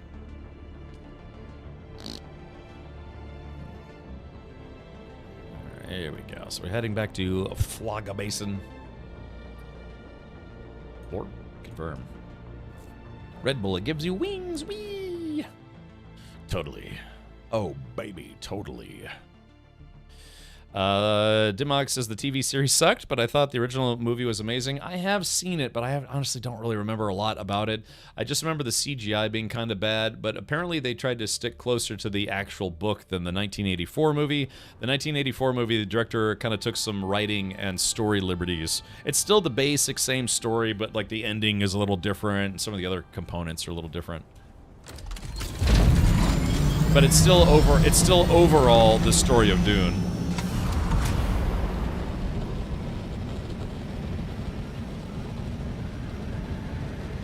I do love that though, yeah, just being able to power up and over, so to speak. Yeah, the ornithopters in the 84 movie were terrible. Yeah, they look like ships out of oh god, what was that other like 80s movie?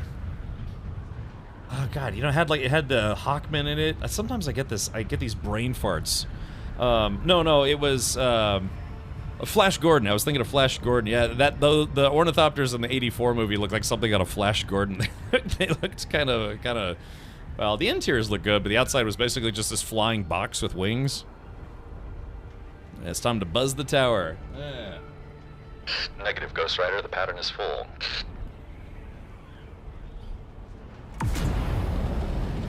Yeah, it was, you know, that movie with the spaceship, Shawshank Redemption, you know? Okay, so I'm gonna see if I can do a perfect landing. Right here, and there we go, perfect landing. Imagine how many people I'd kill doing that. Reason why is the mission giver's right here. Yeah, there was also the porn ripoff Flesh Gordon. Google that. Don't Google that. Let's see. That thing is ugly even by No Man's Sky standards. What thing? This base? Or... Well, this is the Atreides style. Yeah, like I said, they kind of pulled this theme style kind of stuff. Are you talking about the ship? Let's see. Let's see. In the Dreamer of Dune book, they tell you the 84 version is basically exactly how Frank Herbert pictured the universe. Well, sure. Yeah, I mean, I despite the fact that the newer movies had a bigger budget and, you know, I guess, again, stayed true to the books and all sorts of new stuff, I genuinely like the 1984 movie better. It's just, yeah, just, I don't know, just personal preference. Like, the CGI is crappier. I like the casting better in the original film, but, yeah, just, I don't know, I like the 84 film better.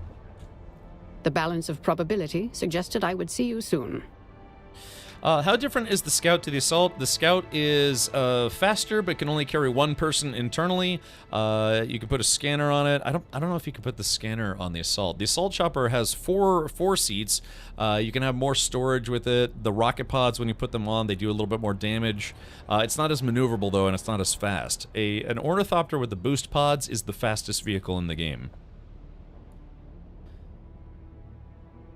Let's see. They butchered the Weirding Way, and rain on Arrakis kills the worms. Yeah, it's like, oh. I actually did like the ending of the 84 film better than the new films as well. I don't know, just, you know, watching Sting get all nuts trying to stab somebody was kind of fun. Assault carries things, that's about it. I mean, you can put rocket pods on there, and you turn it into a fighter, but it's just, yeah, the current meta is definitely Scout Choppers with rockets. What deeper? Yeah, Hadouken. You know, the stupid weirding modules.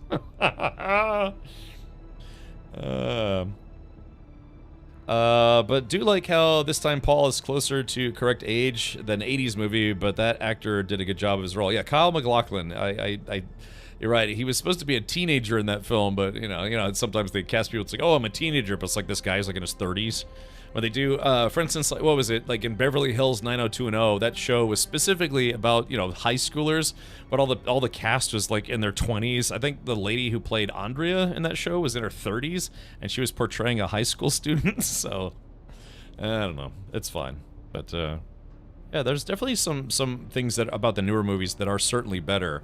Like Stilgar was better by a long shot in the newer movie. The guy that Paul defeated in that duel was a lot better. He's the doctor from Strange New Worlds. So yeah, that's like there's bits and pieces, but overall, I still liked the '84 movie better. The Baron Harkonnen was good in the new ones, but he was even more creepy and gross in the original film. Okay, I had a pleasant discussion with Thufir Hawat. Good. I have the test results of the tainted spice. It will take time to interpret the data, but we will have a better understanding of this poison. What did Thufir say regarding my request to eliminate Ambrose Lucifera? Hawat has denied your request. He says the evidence is circumstantial. What? No. No, his is a brilliant mind. Surely he understands the logic, the calculation, the need. He said, Lucifera is a corruption, a cancer. The only kindness is to cut him out. The only solution to the equation is terminal. Why doesn't he compute that? It would seem you're not a completely cold computer after all. And what if that's true? I have a mind of meat and electricity like anyone else. I just have to think, to collate. Thufir is rarely wrong, but he is wrong now. Ooh. We must act before it is too late. We will take the initiative, and I will take full responsibility. Is this insubordination isn't right? How can Ambrose be so important? On the surface, Ambrose Lucifera appears to be a wealthy, if inconsequential, reveler. But he's had a hand in many hidden deals related to the war. Yes. He has covert ties to the Harkonnen. He is involved with the tainted spice. I know he is. People I know have died because we failed to act quickly. Failed. I cannot allow this to continue. We must strike before Ambrose is beyond our grasp. Hesitation is not an option. Interesting. Dragana says, could have done better than walk in for the Emperor. Yeah, I didn't like the casting for the Emperor or Chani, especially Chani for the new movies. Those were, unfortunately, at least in my opinion, swing and a miss. Ow, man, I cut my finger on something. What the heck? Let's see. The spice is of the worm taint. Yes. Yeah, Patrick Stewart. Jean-Luc Picard is in the original movie. Before he was ever Captain Picard, Patrick Stewart was Gurney Halleck. Yeah, so what do you want me to do? I've taken the liberty of lacing this expensive bottle of wine with some of the tainted spice. It will be undetectable to poison snoopers. How do I convince Ambrose to accept the gift? Ambrose is a known Epicurean and experience seeker. Convince him that this bottle of wine is a singular and exclusive experience. I'm too well known in Arakeen, but you can make sure Ambrose drinks this. Take the bottle. Say no more. I know you'll do the right thing. She had one face for both movies. Yeah, it was just, I mean, I don't think she's a bad actress, but she was a really bad choice for Chani. Just did not play that role well at all, in my opinion. That's just my opinion. But speaking of, what is it, actors who are seemingly in everything, and don't forget we do Sunday, oh, something just happened. Something happened in the game. We watched a movie called Prospect last night, featuring Pedro Pascal, who is also an actor who is in literally everything these days, including the upcoming Fantastic Four movie. But yeah, this movie is a low-budget sci-fi movie. I say low budget; it was made for about $4 million, but it's actually a pretty good movie. It's if you can kind of get past a little bit of the jankiness and the fact that it kind of feels like a low-budget movie. This had Pedro Pascal, Sophie Thatcher, who's been in a bunch of stuff as of recent, Jay Duplass is in it, but yeah, it's about a father and a daughter who are prospectors that go to some alien world to farm this very rare like mineral stuff from alien goo. But yeah. I still need to watch Dune 2. Oh, you mean Part 2? Yeah, we watched on, remember, every Sunday night we watch movies on my Discord, so come hang out if you're bored on a Sunday evening. Yeah, we watched the 1984 Dune, then Dune Part 1, then Dune Part 2, then we watched Sinners last weekend, and then, or the previous weekend, and then yesterday we watched this movie called Prospect. Did you park in the courtyard again? I did. Yes, I did. It's basically Icarus. Yeah, you're right. Yeah, that's funny. It kind of feels like the game Icarus in a way. They really need to let you carry a pug into PvP as House Atreides. Oh, well, you can't even fly a chopper with multiple people in it into the PvP zone. So I'm not sure, at least in the deep desert. So, but yeah, I was just bringing up actors who are in a lot of things these days. Yeah, Pedro Pascal was in this. It's meant to be a space western. Like if you ever watched Firefly or maybe The Mandalorian, it's meant to be kind of like a space western type feel. So a lot of the dialogue, it almost feels like almost like a western film. How would you rate Prospect out of 10? I don't know, I'd probably give it like a solid 7. You know, it's not exactly a mind-blowing movie, but if you like sci-fi movies, it was kind of fun. So the ending was a little predictable, but that's okay. Still had fun. Yeah, for Halloween month, we're going to be watching 28 Years Later. I think last Halloween month we watched 28 Days Later, 28 Weeks Later, and then, October we'll watch 28 Years Later, which I still want to see. One of my favorite space westerns is Outland with Sean Connery. We actually watched that movie for Discord Movie Night. Again, every Sunday starting at 7:05 p.m. U.S. Eastern Time, we do watch movies. Oh, she's pegging me while I wasn't looking. Yeah, I was just like, ugh. Yeah, hold on, chat. Wait, hold on. Let's back up just a little bit here. And then... Yeah, it's like, yep, chat, there is pegging in Dune. Oh my gosh. Oof. Kinky. I think the movie on IMDb has like a 6 out of 10, that Prospect movie. I liked it. The one thing that was visually annoying, though, is to kind of make it feel like an alien world, because they wear spacesuits and they have to wear these filtration systems. They have this this kind of like almost like purple dust on the screen all the time, and it's very clearly like kind of like a low-budget visual effect, so that was a little visually grating. But yeah, surprisingly, Prospect was not a bad movie. If you like sci-fi stuff, it's worth a watch if you're bored. Kevin Bacon's just one of those it actors who gets cast in everything. Outland was kind of fun. Alright, so I gotta go kill a guy. Alright, so where is that guy?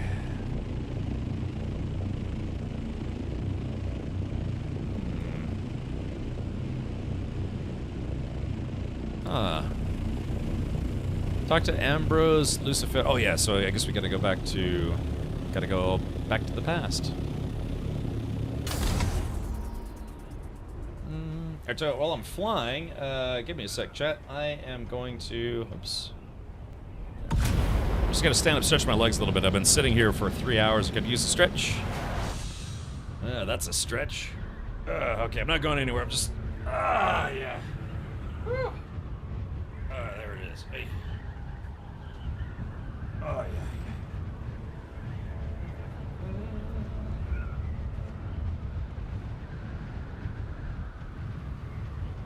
Oh. Alright, there we go. Both of my knees popped just then. They were like crunch, crunch. Okay. Alrighty. Anyone here have a fun 4th of July weekend? For those of us who are in America, we celebrated Independence Day again a few days ago. So, anyone lose any fingers or eyeballs or anything? Can you only break shields with melee weapons, or can guns do it? There's a gun, well, technically any gun can wear down the shield eventually, but they make a gun called a drill shot that specifically drills through shields, and it's typically it's you only get about 2 shots, but for most NPCs in the game, except for when you get to like tier 6 enemies, you can either 1-shot them or 2-shot them. It's called a drill shot, and those are pretty good. Apparently, also disruptor, like late game disruptors, are pretty good at taking down shields. I slept. Okay. Well, I'll tell you what, let me park right here because for reasons. Let's see. If you are thinking about plug incoming, if you are thinking about getting a new PC, or just maybe trying to play around with a configurator, see if maybe you want to get a new PC in the future, Main Gear is still doing they're still having their 4th of July sale, so to speak, where they're doing some pretty steep discounts on custom PCs. They also have pre-built rigs and some other discounted stuff as well. But Main Gear is our PC partner here. In fact, here's a plug. Do you want to save up to $600 on a custom PC like this one? Summer is here, and so is our 4th of July sale. And now's your chance to save on a custom gaming desktop, custom gaming laptop, or a custom workstation. With tiered discounts ranging from $100 to $600 in cash savings. But these deals won't stick around forever, so be sure to head to Maingear.com and start customizing your system today. What are you still doing here? Still watching? Go buy a PC. Go. That's true. So yeah, check them out. Type in ! Main Gear in chat. Feel free to tell them Captain Richard sent you by using promo code Captain Richard on checkout, and it'd be kind of helpful. But they are extending the 4th of July sale since it is now the 7th of July. Just a little plug for our partners over at Main Gear for your awareness. Okay. All right. Yeah, some epic Dune music for that plug as well. All right, here we go. Coming right in. Was I dropping frames again just then? Figures right during a plug.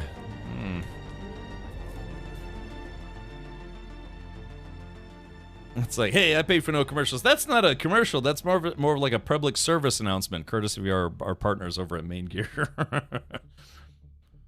My 4th of July dealt with flooding and lots of it. My house was broken into as well this holiday weekend. Really static. Were you at home at the time? Do you live in Texas? Because I understand Texas is experiencing record flooding as of right now.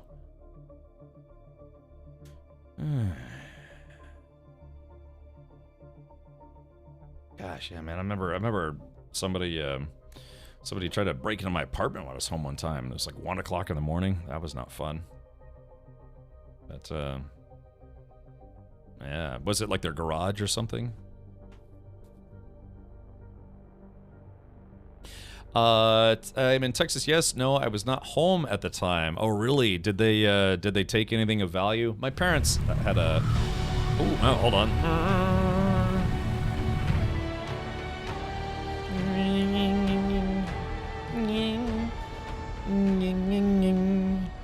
Yeah, 27 girls died at a camp. Yeah, it's just crazy, crazy bad flooding. It's very sad. But yeah, I mean, just, because, yeah, anyways, I was going to say that, yeah, my parents had their house broken into. What it was is they had just a kind of a small house by a lake, kind of a weekend home, I guess you could say. And there was a wall. You know, the house has central air, but some of the rooms just don't get a lot of air in them. Period. So my parents had put in an air conditioner in the window. You know, it's just simply you put it in there, you rest it in there, you put the joiners on. There's that and the other, and it'd been fine because it's actually a gated community, but people had somehow, I guess, got in the neighborhood or saw that they pushed the air conditioner and went inside and they stole a bunch of stuff. So just not anything like valuable, well, at least not too much, but yeah, just a bunch of jerks. But broke in. They didn't even like break in, they just pushed the air conditioner inside.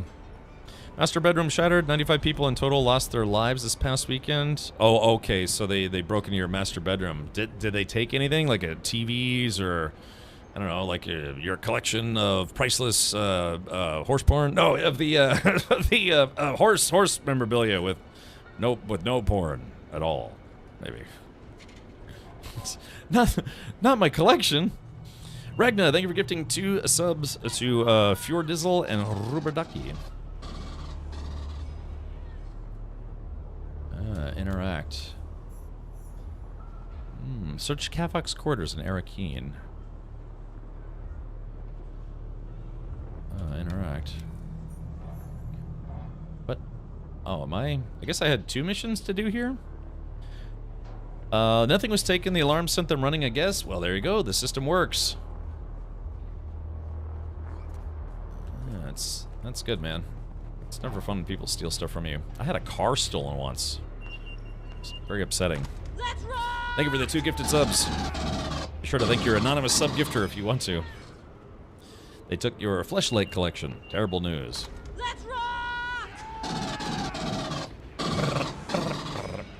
Okay, so let's see. So how do I... It's almost like I have multiple things to do in here. Okay, there's that. Oh, the missing peon. Investigate the Mas Karet presence in Arakeen. Oh, so that's what I was doing. I was going to the wrong one. Okay. Yeah, the magazine Horsing Around, yeah. Sponsored by Mr. Hands brand horse engagements.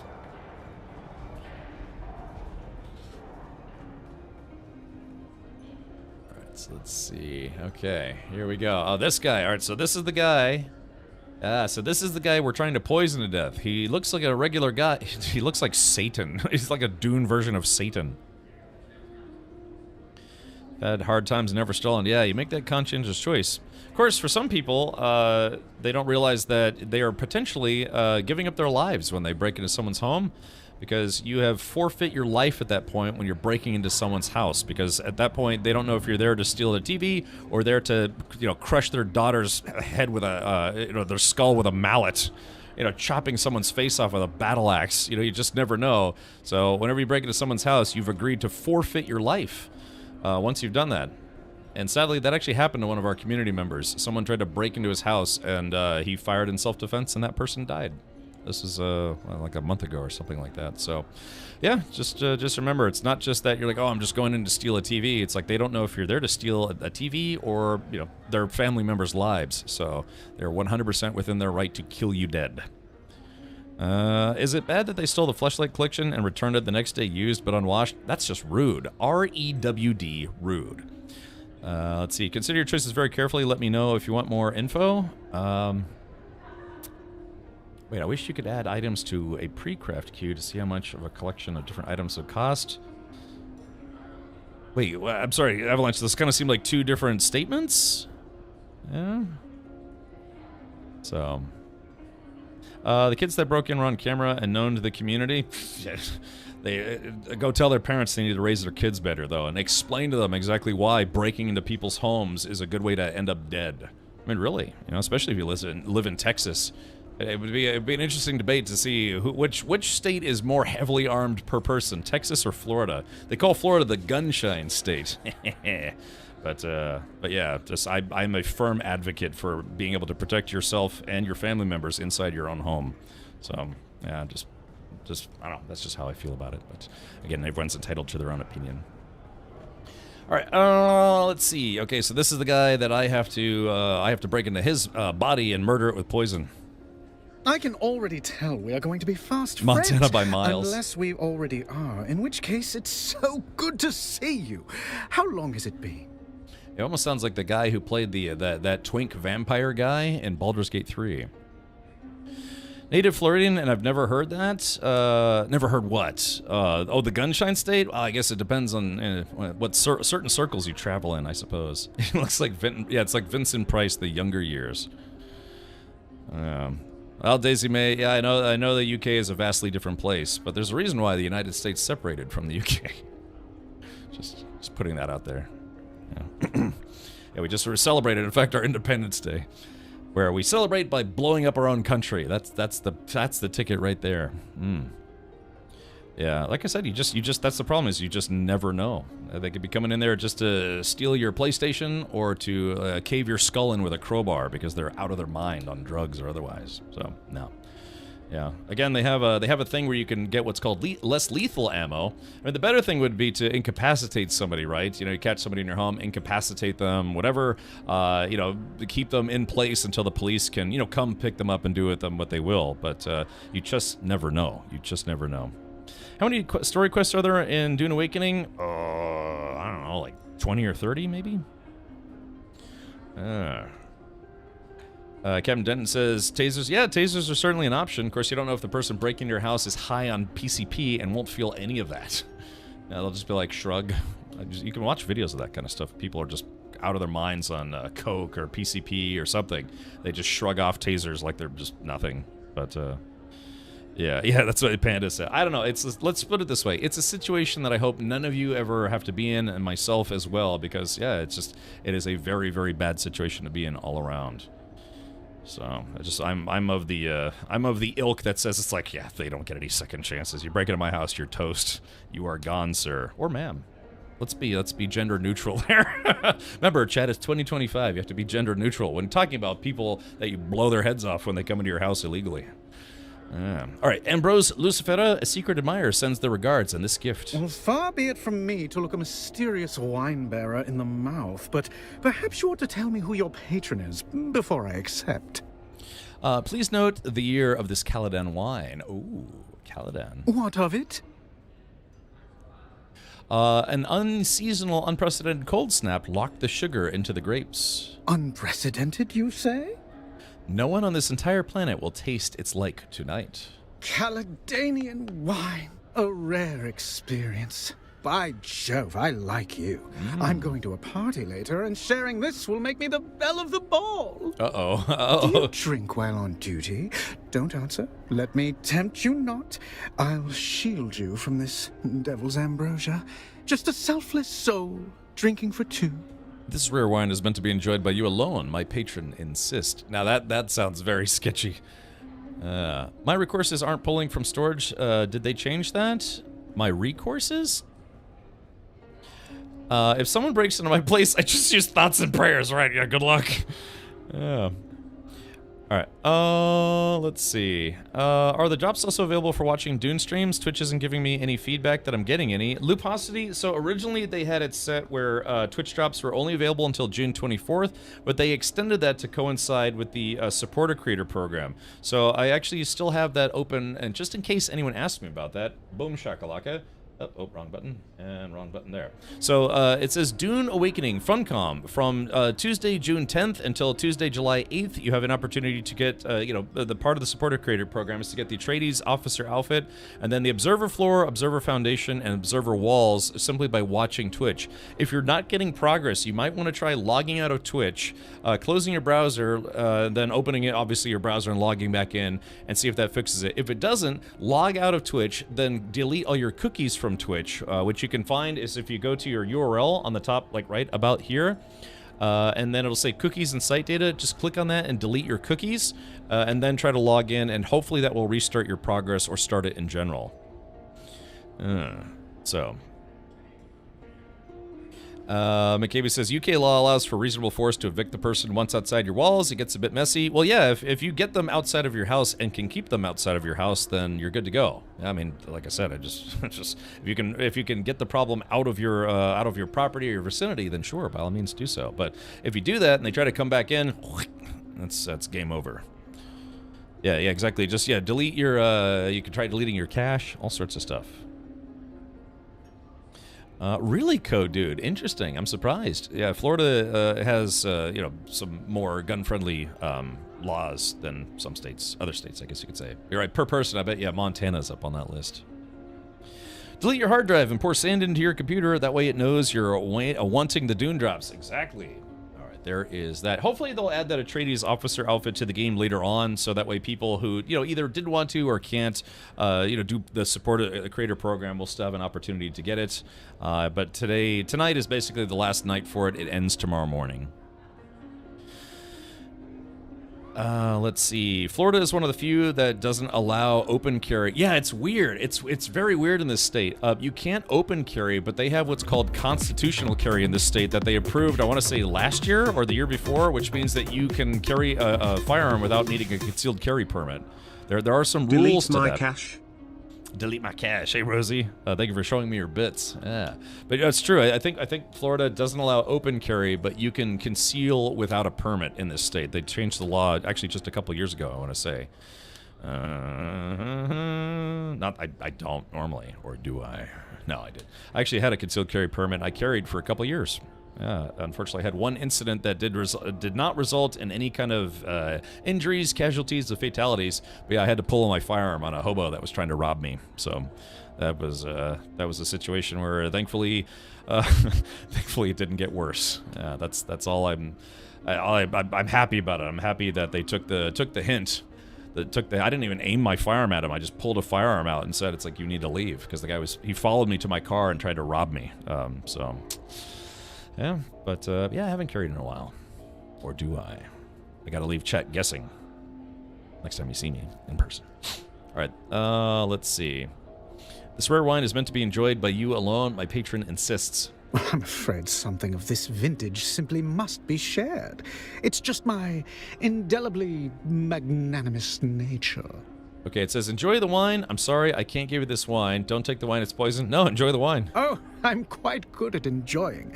When it comes to indulgence, I'm second to none. So there we go. So that's a choice. That's a choice that you have to make, whether or not... because it sounds like this guy's going to share the wine, and a lot more people than him are going to die. So I'm probably going to get in a lot of trouble for this, but I'll just pass the buck and say, don't blame me. Blame Andrea Ganon for this mission. She did say she would take the blame if something went wrong. 357. No, I had a Celtic 32 at the time. That was my pocket carry. So, yeah, I used to carry daily. But I don't know. I don't really get out of the house much anymore, so I kind of stopped carrying. Once I became a full-time streamer, I was like, yeah, I don't really need it or like to carry it on me around the house. You know what I mean? I was like, yeah, that's just weird. But yeah, I don't know. I used to. I actually used to every day. Something small I just have on my person. It was like a slingshot, except with bullets. Yeah, the code dude, that was the general idea as well. No AR-15 for the trip to Walmart? No, you go to Walmart to get the AR-15. No, actually, my local Walmart, I think, stopped selling firearms. I think a lot of them did. They still sell ammo, but I think they stopped selling firearms. Yeah, show that couch who's boss. Yeah. The stories I would tell, but yeah, I admit people would think more poorly of me if I did. Crazy how you Americans think a lot of guns makes things safer. The one funny bear, I have 19 firearms, and I hope I never have to use any of them except for going to the shooting range, and that's it.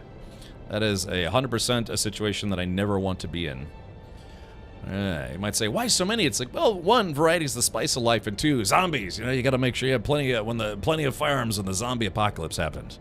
I'm being facetious, but yeah, like I said, that's never a situation I want to be in.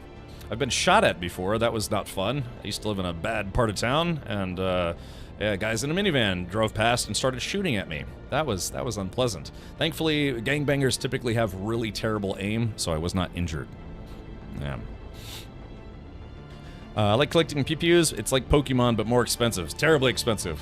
Yeah, I stopped at 19. I was like, oh, do I need to go for 20? In fact, I've had my eye on a pistol for years now, and I've just decided every single time I've talked myself out of it because it's like, look, this is getting ridiculous. I used to sell firearms. If you're ever wondering why I seem to be fairly nonchalant about the whole firearm thing, is I used to sell firearms. I worked a gun counter, I guess you could say, and then yeah, I used to have a lot of firearms back then.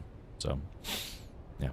I'm unable to carry because I work on base, and I'm at work more than anywhere else. Static Green, it's funny. Obviously, you can't, you don't want to bring firearms into military buildings, government buildings, whatever. But I used to keep one in my vehicle, and they actually used to allow that at the military base I used to work at. But after a while, yeah, they changed the rules. After I stopped working there, they changed the rules because they will do what's called random inspections. Just to inspect your car, make sure you're not like driving bombs or something.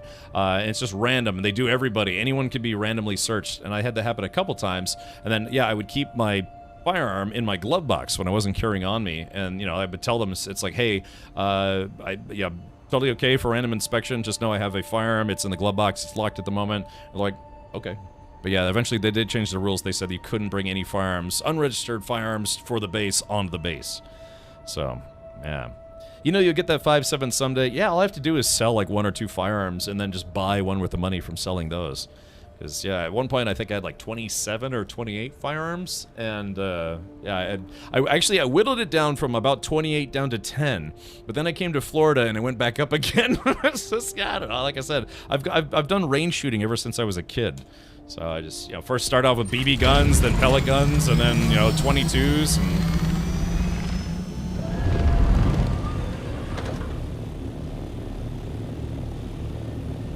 Yeah, exactly. I want to get the laser rifle in the 40-watt range. Yeah, whatever Arnold says.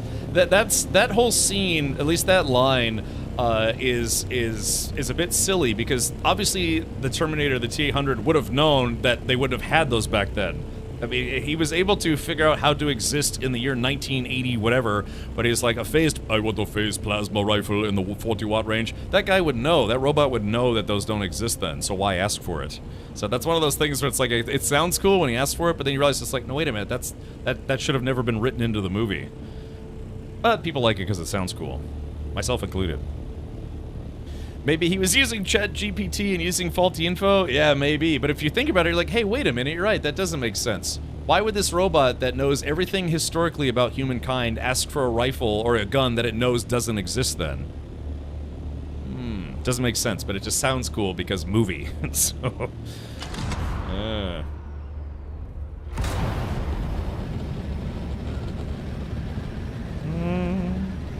He was making sure it wasn't an alternate reality. Yeah, maybe the wrong timeline.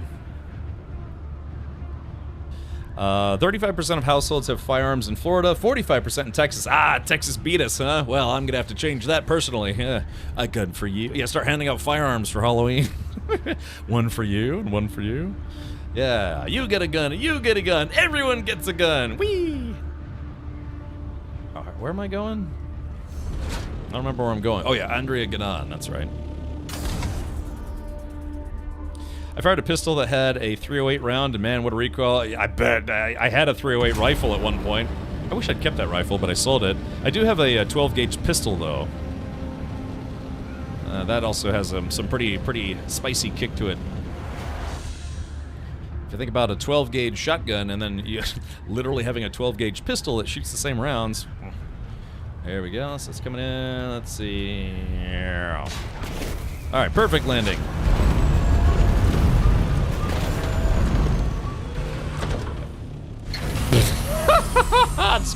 Just crunch. I like how the thing jiggles itself until... Oh, I broke the game. I like how it jiggles itself until it gets right side up again. Oh. Oh, here we... Alright, here we go. Dan Hood. Oh wait, where's Andrea? Oh, I have to call her. Oh, okay. Let's see. Arizona beats Florida and Texas for guns? Really? That's interesting. I have a 50 cal pistol that's only allowed in 2 states, and this isn't one of them. A 50 cal, wait, like 50 AE or literally 50 BMG? How would that only be allowed in 2 states? Because I can tell you right now, 50 cal BMG. I know some counties and stuff will have restrictions on personal ownership, but yeah, I can't. I mean, it's.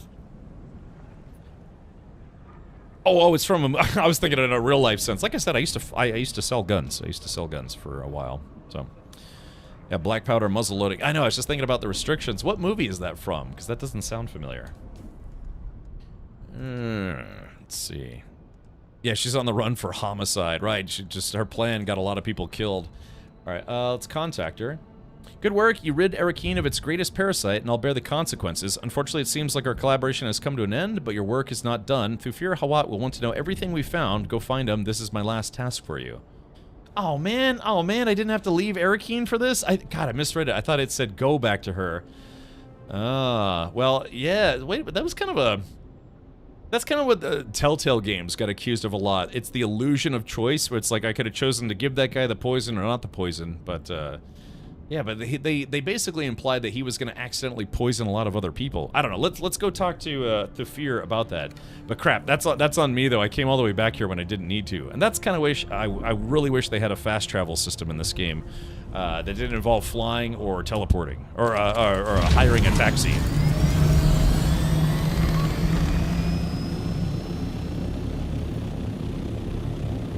So it's safe to assume that you know how Europeans think about Americans and their firearms, but do you think the same way about how groups in the UK walk around with machetes? You know, I had, this is a true story, Kiranov, I actually tried to go to Buckingham Palace and I forgot to leave a folding knife I had on me, like a pocket knife, and they confiscated that from me because they said, the guy even asked me, he's like, you know these are legal here, right? And I was like, I'm sorry, I forgot, I had it in my backpack, you know, just backpacking around London and stuff, but, yeah, they confiscated it. And then I got severe diarrhea and I had to literally run through Buckingham Palace while a security guard was chasing me because I was afraid I was going to poop myself. So, yeah. that is 100% true story. Yeah, I went to a McDonald's in London before I went to Buckingham Palace and I got food poisoning from it. And, yeah, the guy even, you know, because they had this conveyor belt x-ray machine, I had to put everything in there, and he's like, oh, sir, you know, these are illegal in here. And I was like, I'm sorry, I didn't know, but he just saw me like, sweating, and he's like, sir, are you okay? And I was like, no. Is there a bathroom? And he's like, sir, there's, we don't allow tourists to use the bathrooms in Buckingham Palace. You'll need to find another lavatory somewhere else. And I was like, okay. And I'd already, here's the crappy part, is I'd bought a ticket to go to Buckingham Palace. Then I got onto the subway, you know, Mind the Gap and that whole thing. Somehow, between the place where we bought our tourist tickets and then Buckingham Palace, I lost my ticket while slowly succumbing to the effects of food poisoning. So I had to buy another ticket for Buckingham Palace to go into the place to go to take the tour. Then I had my knife confiscated, and then like 5 minutes after I got in there, I was like, no, I'm definitely gonna poop myself. I'm gonna fire some trouser chili, and it's gonna streak down my legs and get in the carpets. So I was literally running, I ran ahead of the tour group, and they're like, sir, you have to wait for the tour group. And I was like, I can't, I need a bathroom. And so she called the security guard. The security guard was chasing after me, and I was like, I gotta go poop. I gotta go poop. And so the guy caught up with me, and he's like, sir, what's going on? It's like, I need a bathroom now. He's like, well, you can't use any of the bathroom that royalty would use. You gotta use the outhouse outside, or whatever it is. So I was like, all right, what's the fastest way to get through Buckingham Palace? You know, and he's like, he let me through some door that led to a corridor that led to the outside place, which is supposed to be the end of the tour, so I could use the bathroom. So I paid for 2 tickets to run through Buckingham Palace while I had like poop stress. So yeah, Poopenheimer. And so yeah, that was part of my trip to London. Yeah, it sounds like a shitty trip. I know. That was just insult to injury that I lost my ticket on the way. I must have dropped it on the subway. Yeah, I sounded like this.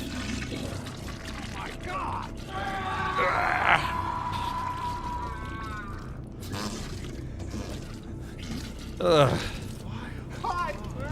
It burns. I'm bleeding. I'm bleeding. God, that's rich. Yeah, that was a recording of me running through Buckingham Palace trying to use the bathroom. So yeah, it was not a good day that day. And my sister got very upset with me because she ended up, like, she really wanted to go through see Princess Diana's dress and you know, the throne room or whatever it is. Yeah, can you imagine? Yeah, can you imagine if I just fired off I don't know, some chocolate pudding down my shorts and it went into the carpet and they had to, like, literally wash the carpet because of me? I mean, I'm sure it happens, like, kids probably poop themselves, but, I don't know. Just, yeah. Laying down the red carpet for royalty, but not the brown one. Yeah, it's terrible, terrible business. Yeah, I did forget though. Yeah, I forgot to. Should have left my pocket. It was a nice one too. It was a nice Gerber that I had, but forgot to leave it in my suitcase. An international incident. I'm just glad that a guy didn't like tackle me. Could you imagine if the security guard thought I was trying to do something nefarious? But I think the fact that I was like wobble running, you know, that you know, that like wobble running that you do when you're like trying to clinch but also run. You're just like, so I think he kind of got the memo there. He saw I was like sweating profusely, holding, like trying to stick my thumb in there like a Dutch boy on a dam, you know, just golly. So, but if he tackled me, it would have just been horrible. It would have been like a Jackson Pollock painting on the carpet, man. That would have been brutally embarrassing. I mean, it's already brutally embarrassing, but what can you do? Yeah. Could be worse. My mom worked at the Dutch embassy somewhere, and the Queen came to visit, and when she went up to shake her hand, she tripped and spilled red wine on her. Not bad. Amazing thing is that during Gettysburg, the Confederates had 250 pickets out in front of about 7,000 men, and the Bredon sharpshooter killed all 250 with one volley, which made the 7,000 men run away. What's the Bredon sharpshooter killed all 250 with one volley? What is that, like one of those grape shotguns? I would have paid to see the tackle. Yep. Ugh. I don't know. I had fun. Yeah, I took a tour of Ireland and the UK, and it was a really good trip. Just that was supposed to be my last day there too, and it kind of ended poorly because I got food poisoning. And well, what can you do? All right, let's see. Where Thufir Hawat. Oh, okay. Looks like my journey has come to an end. What happened? Hopefully I didn't just come out here for no good reason.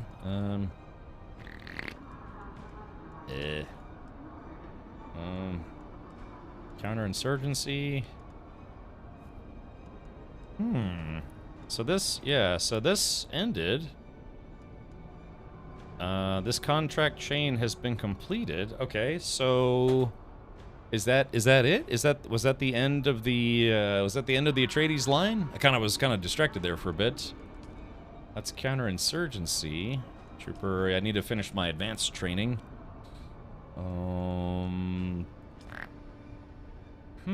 Cutting edge, find Ullman, the called trade post. Yeah, because didn't the lady say I had to go talk to Thufir Hawat? They gotta go meet the Dookie. Okay, let's do this then.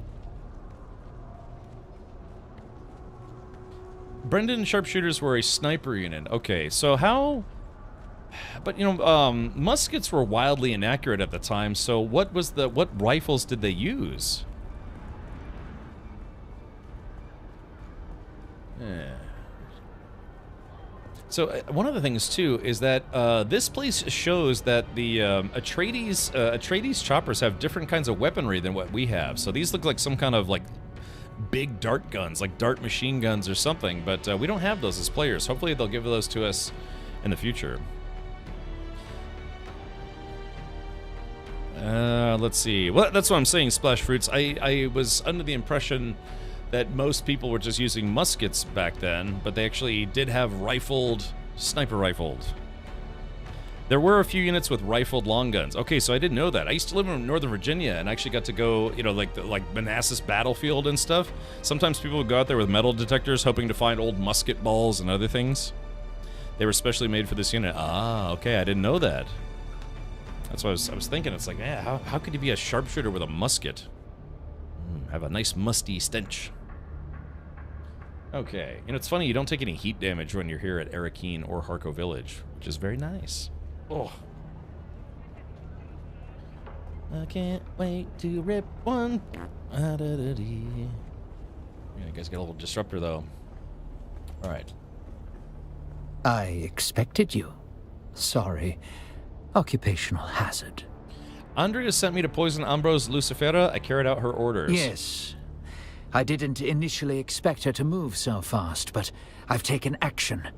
What do you have to say for your part in all of this? I was put in a difficult position. I was merely following Andrea's orders. Let's say I was put in a difficult position. Yes, you were in a difficult position. However, at this level of the game, one is always in a difficult position. You must show better judgment. People nearly died in the fallout of this stunt. A useful contact in several blameless bystanders. They survived by only the narrowest of margins. Okay. So what happens now? Andrea turned herself in, claimed complete responsibility for everything. Loyalty still means something to her, and a willingness to face consequences. Her actions took me aback. Ambrose, you see, was my double agent, feeding misinformation to the Harkonnen. Oh no! Oh no! He was a double agent for the Atreides. Oh no! Ambrose, you see, was my double agent feeding misinformation to the Harkonnen. Oh no! So it turned out he was actually on our team. That place sucks. The traffic is horrible. I lived there for many years. To make this unit, you had to target at 200 yards 9 out of 10 times. Not bad. They whore green. So, so I wonder what would happen if I had chosen to not poison that guy. Oh, that's why I said consider choices carefully. Well, it doesn't affect me any, so just, yeah, she got in trouble. What will happen to Andrea? There will be a disciplinary action. Then I will place her on other cases far from Skorda. She faced her misconduct with honor. Our work isn't done. And what happens to me now? Now you work for me directly. You have Andrea to thank for that. She made the case to keep you on. She made it very well. A process cannot be understood by stopping it. Understanding must move with the flow of the process, must join it and flow with it. I can only teach you what comes next by throwing you into the flow directly. Perhaps, in the process, we can save my Duke and his house. What's our next step in investigating the tainted spice? Oh, if you didn't poison him through fear, would praise you. Okay, but do I get any more loot? That's the important part. Poison or no poison, do I get the loot? Let's see. He said the flow thing. Yeah, the spice must flow. What's our next step? Understanding the origin of the tainted spice is vital. Taint? Taking in all of the data, I detect Imperial influence, though I do not know from whom. We must trace the links in the chain back to Skorda. It is from him we will get clearer answers. The man recently appeared in Erekine. How do we... Oh!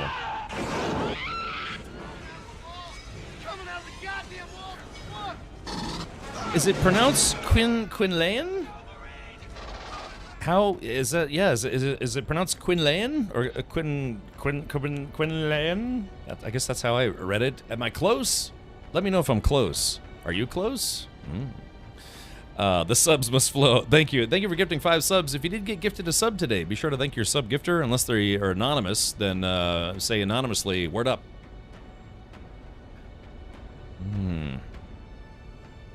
Good point. During the quest line, I got 2 of Thurfir's best. Ooh.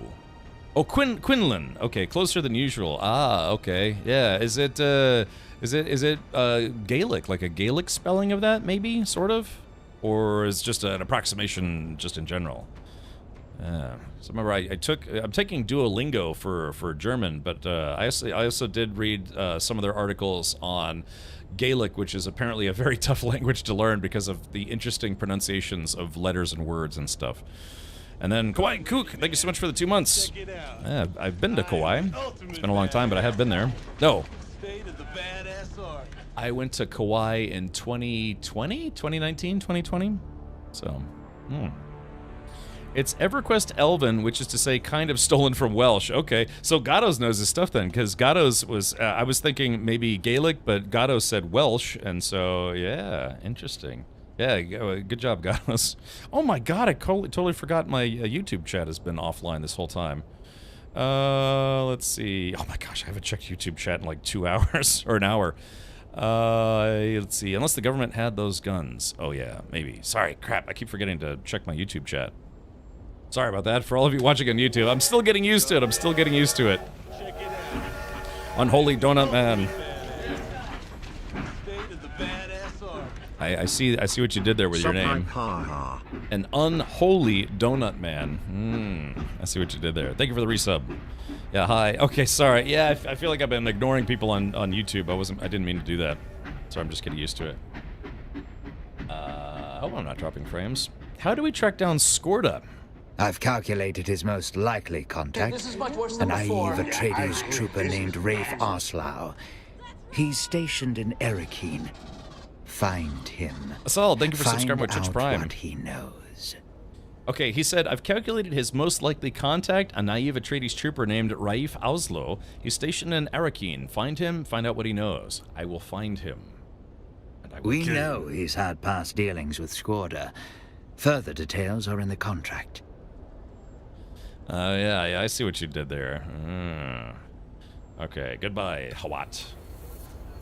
Alright, hey, I'm level 4 now with House Atreides. I was trying to get to level 5 today, if possible.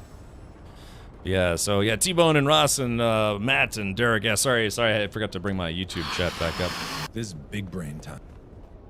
You know, he kind of sounds like, when he says that, doesn't he sound like Chris Pratt a little bit? Hold on, let me replay this.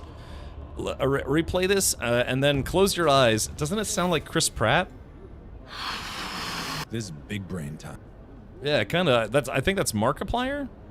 Isn't that his name? Alright, so let's see.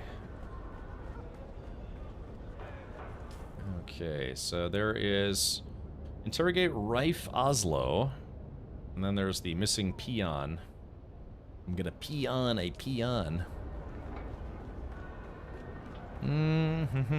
Doing. Best Matt ever, thank you. Ooh, that's a player. Is it weird to know that I've seen more people doing PvP in the deep desert than I've ever seen here in this place? That's one big forehead, yeah. Was it that Markiplier guy? I know he's pretty famous on YouTube. Did he originally do gaming content like Minecraft, or maybe I'm thinking of Captain Sparkles? Yeah, what did Markiplier do? Did he just cover a lot of games, I guess? I've heard the name many times. He has a lot of Tangi alerts for various reasons, so I do see him on the channel from time to time. Okay, let's talk to this schmuck. Hey, you again. You're Raif Oslo. I'm looking for Skorda. You are you? Well, who's asking? I thought you were Captain Sparkles. I've actually had that happen before. I've had people come to the channel and they're like, wait a minute, you're Captain Richard? I thought you were Captain Sparkles. I was like, one of those parts is correct, one of them is not. A lot of indie horror games that put them on the spotlight at first. Okay, gotcha. Yeah, so, like I said, I'm trying to stream to YouTube now and hopefully do more YouTube content. And, yeah. Hey, Purry, welcome back. Part of his crew, I need to see him. There's been some trouble. Yeah, I heard he got jumped by mercenaries when he tried to go off-world. Can you help me? Happy to help. Skorda's a hero of mine. I owe everything I am today to him. Go on. I was just a street dog on Caladan. I messed up. I was on my way to a prison planet. But Skorda, see, he was in the constabulary. He saw something in me. Skorda covered it up for me. Got me set up as a recruit in the Atreides House Forces. And here I am now. Congrats. Right. Last I saw, Skorda was talking to one of them weirdo cult recruiters in town. I gotta see one of them. Oh, let's see. Yeah, my internet was kind of messing up earlier, but we just stuck through it. It should fix itself, so it's not a PowerPoint presentation. But yeah, sorry about that. All right, goodbye. All right, got to report back to Tufir. Theater. Theater? No. In Deutsch. Es ist Theater. No worries, I was just wondering. Yeah, just my internet connection's still having problems from time to time. On Saturday it seemed to be okay, but yeah, just about 2 to 3 times a week, my internet starts roller coastering bandwidth-wise, which is not great as a streamer. So yeah, I think I'm gonna go ahead and call them and ask them to send a tech out just to check all the lines and maybe bring me a new cable modem, new router, just in case one of those is maybe having a malfunction. All right, thank you for the hype train. Yeah, thank you for that. I appreciate the support. Man, we have oh, we almost have 50 new subs today. Yeah, like I said, I had an impromptu hard drive fun. People chipped in for that rather quickly. There's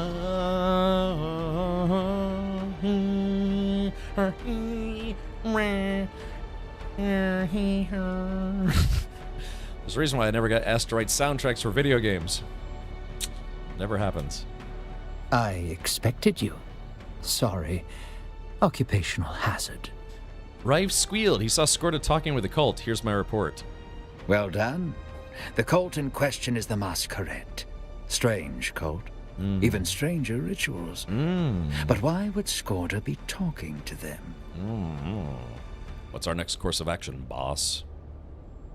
Speak with one of their cult recruiters. See how far you can get by playing an eager new recruit. Oh, yeah, exactly. It's doing the same thing it did earlier. It was fine, but then it just has these, like, starts roller coastering. It goes up, down, up, down, up, down. All right, let me do this. I'll do my best. Their practices may seem strange and even nonsensical, but don't fall into the trap of underestimating them. It's a bad habit. Yes, okay. You know, I'm actually, Crom, I'm actually pretty sad. I used to have a lot of squirrels in my front yard, but this year, they didn't come back this year. Yeah, they used to have nests in the big tree I have in my front yard. I would feed them peanuts and other goodies, and some of them, one in particular, a little female, she would actually eat out of my hand almost every day, but yeah, for some reason this year, all the squirrels are gone. I see them in the neighborhoods, it's just that, yeah, but it's a lot less of them. We do have a lot of hawks here, though, so I'm wondering if maybe they just got munched on a little too much, but yeah, it's sad. I've got this big bag of peanuts by my front door, and just no one to give them to. Is it because of the guns? No, I like squirrels. I try not to shoot squirrels, but hawks are another. That's another story. I actually got my pellet gun out of storage because, again, what was it? A hawk ate one of my pets. So, what was it? Yeah, there was one of those guys. Yeah, and they would like eat the lizards off my house, which I guess is okay. All the squirrels are gone, and the Captain Richard's gray. Get down on my knees, and with man, my lord, I'm hey. Yeah, hawks munched on them too much. Yeah, man, I'm not kidding. I had a hawk eat one of my pet lizards. All right, I guess we're just gonna have to chill here for a moment. Wait, see if my my internet calms down here, or whatever. What's wrong with the connection?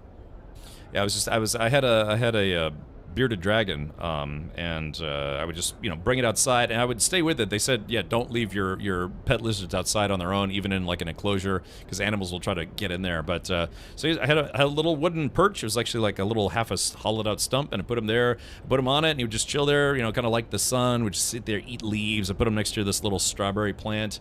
Yeah, and I would just go out there and I would just like wash parts of his stuff that he pooped on, because lizards don't care. They just literally poop wherever they're sitting. And then all of a sudden I hear a thump, and I looked up and I was like, what the hell was that? And I looked down and a hawk had just landed right next to me and grabbed my pet lizard. And anger issues vet. Speaking of anger issues, yeah. And I was like, hey, and I just tried to lunge and grab the hawk, but it took off. And what was really terrible is it the lizard was kind of heavy for the small hawk, so it went and landed on the roof of my neighbor's house and was sitting there just like pecking at it. I'm trying to eat his face, and I was like, God, man. I was thinking, I was like, oh, I have a pellet rifle, but it's not loaded. I have to load it, put CO2 in it. But then after a few minutes, yeah, the hawk just took off with it, and that was that. Should have pulled your concealed carry out. Yes, let me have a complete loss of judgment and start shooting bullets into my neighbor's house. Yeah, that would go well. Somebody told me that hawks are actually protected in this county or this state or something, but like I said, I was actually thinking about getting a couple, maybe like a couple pet chickens to keep in the backyard just for fun. They could have thrown a shoe. Honestly, who throws a shoe, Kiranov? So, no, I mean, it was like, you know, my neighbor's house, their roof is like 50 yards from here, so, or like 40. Most raptors are protected in the U.S. Yeah, well, maybe someone's gonna put a feather in my cap, and I'm not gonna know who it is. I don't know, but yeah, just we got a lot of hawks in here. I've seen them perched on my fence, just like looking for lizards to eat. So anger issues indeed. So yeah, what I wouldn't want is like I shoot one, but then it lands, you know, dies in the neighbor's yard. The neighbors call the HOA on me, and then the HOA calls the police. Then the police come over, and I'm like, no, I have no idea what you're talking about, officer. Do you have a warrant? If you don't have a warrant, get out of here.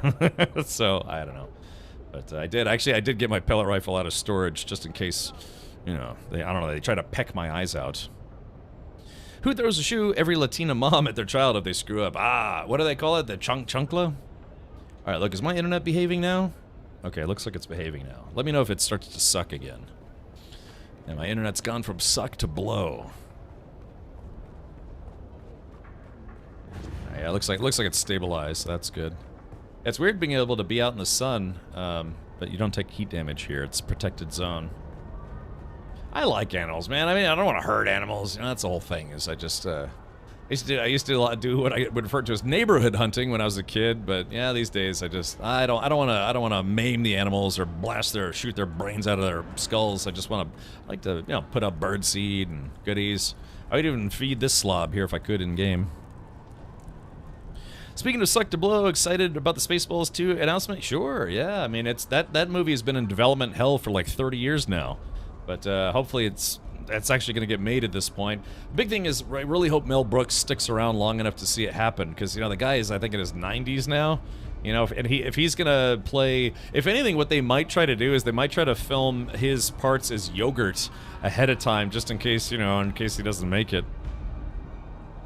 I'd be worried about brown recluse spiders more.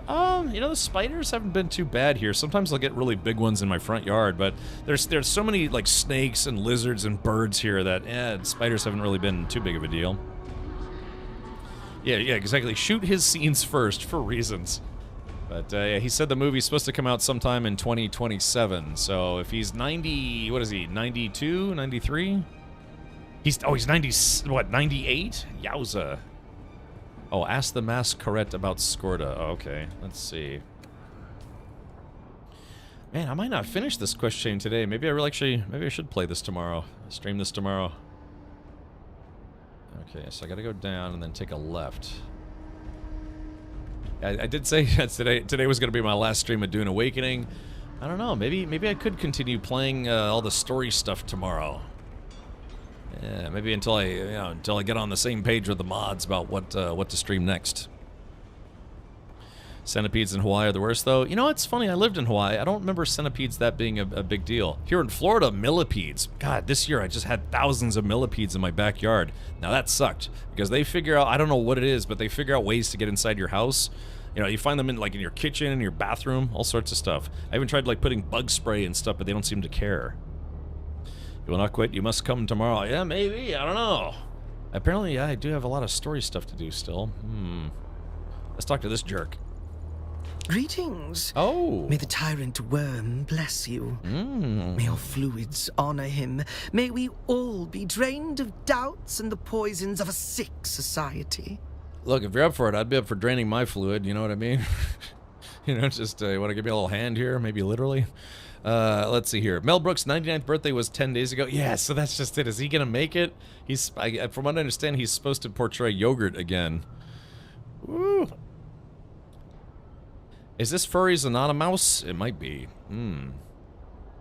I've updated my antivirus, but Cat Merchant is still on my screen. Perish the thought. Brown recluses don't live in Florida. Most brown recluse bites are actually MRSA infections, but those are reportable, so doctors don't diagnose it. Oh, I see.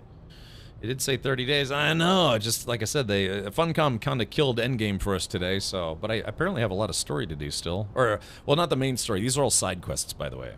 And the coils of providence bring you to us. I am a Naib of the Masquerade. I am a teacher.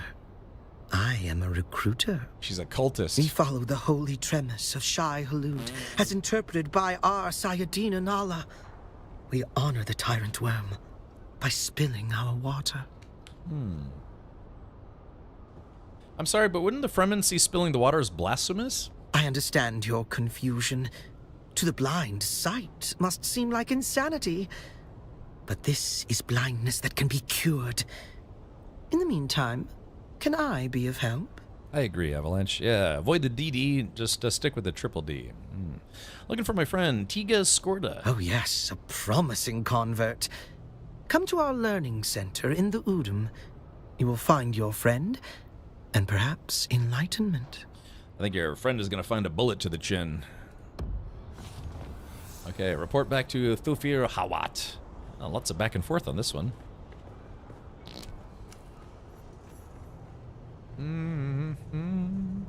I don't know what bit me, but this past week I've gotten a bacterial skin infection near my foot that is literally shaped like the country of Japan. Now I'm stuck taking antibiotics for a week.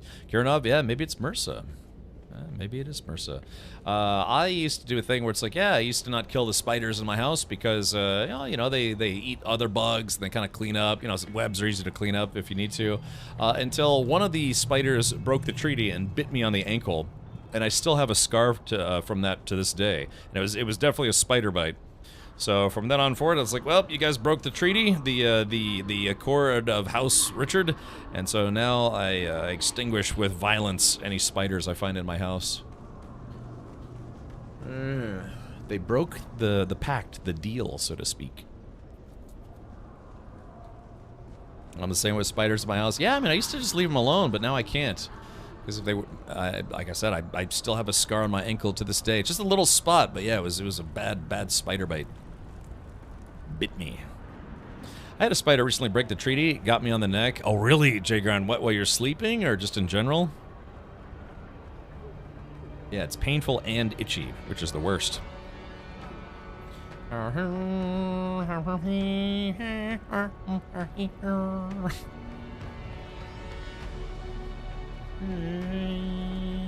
This is Arrakis, home of the spice fields. Begin your quest for enlightenment through the power of spice melange on the planet Dune. They should get me to narrate for video games. Oh, then they could pay me in, I don't know, in spice melange. I expected you. Sorry. Occupational hazard. Oh, we're being raided! Oh, hey, old Bond Zebra, everyone, exclamation point defend in chat. We got xenomorphs coming in! Arrgh! And probably other raiders as well. Let's rock! Get him!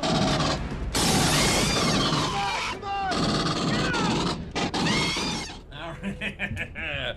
Welcome. Hey, I guess BZ for short, but it's a herd stampede. Hello, buddy. How are your adventures? Bald Zebra, were you affected by the calamity that happened this morning? Yeah, exactly. Nuke it from orbit. It's the only way to be sure. But yeah, best movie gun sound ever. Yeah, hold on. I actually have a video to play for you guys here in just a second.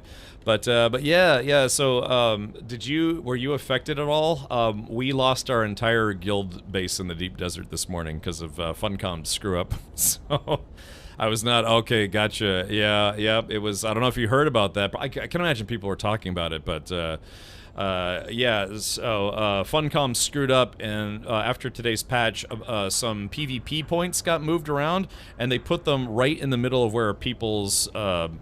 Oh, you heard a lot about it. Yeah. Okay. So then you know. Yeah.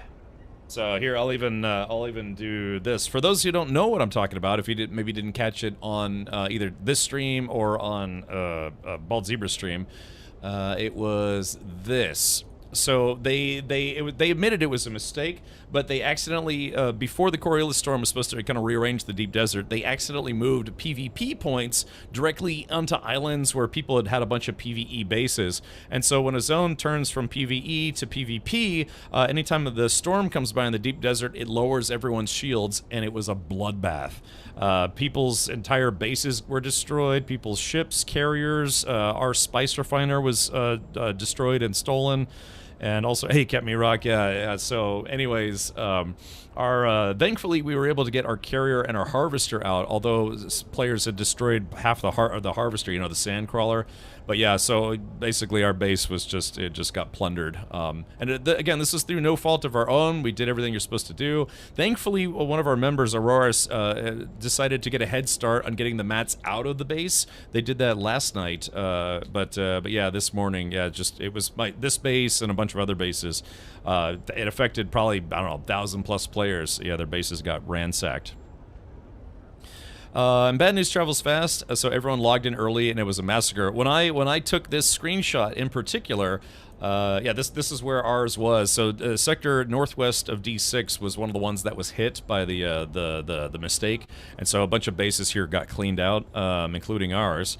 But when I took this screenshot, I could literally see players jumping from base to base, trying to see if they could get into people's bases to steal stuff. That's yeah. So for a lot of people, it was a really, really bad Monday morning. For some players, it was probably a literal godsend. The God Emperor of Dune, anyways. But so yeah. So unfortunately, yep, we were one of the ones affected by that. Our whole guild base was destroyed. So, well, I say destroyed. It's just people took everything that was of any kind of value whatsoever.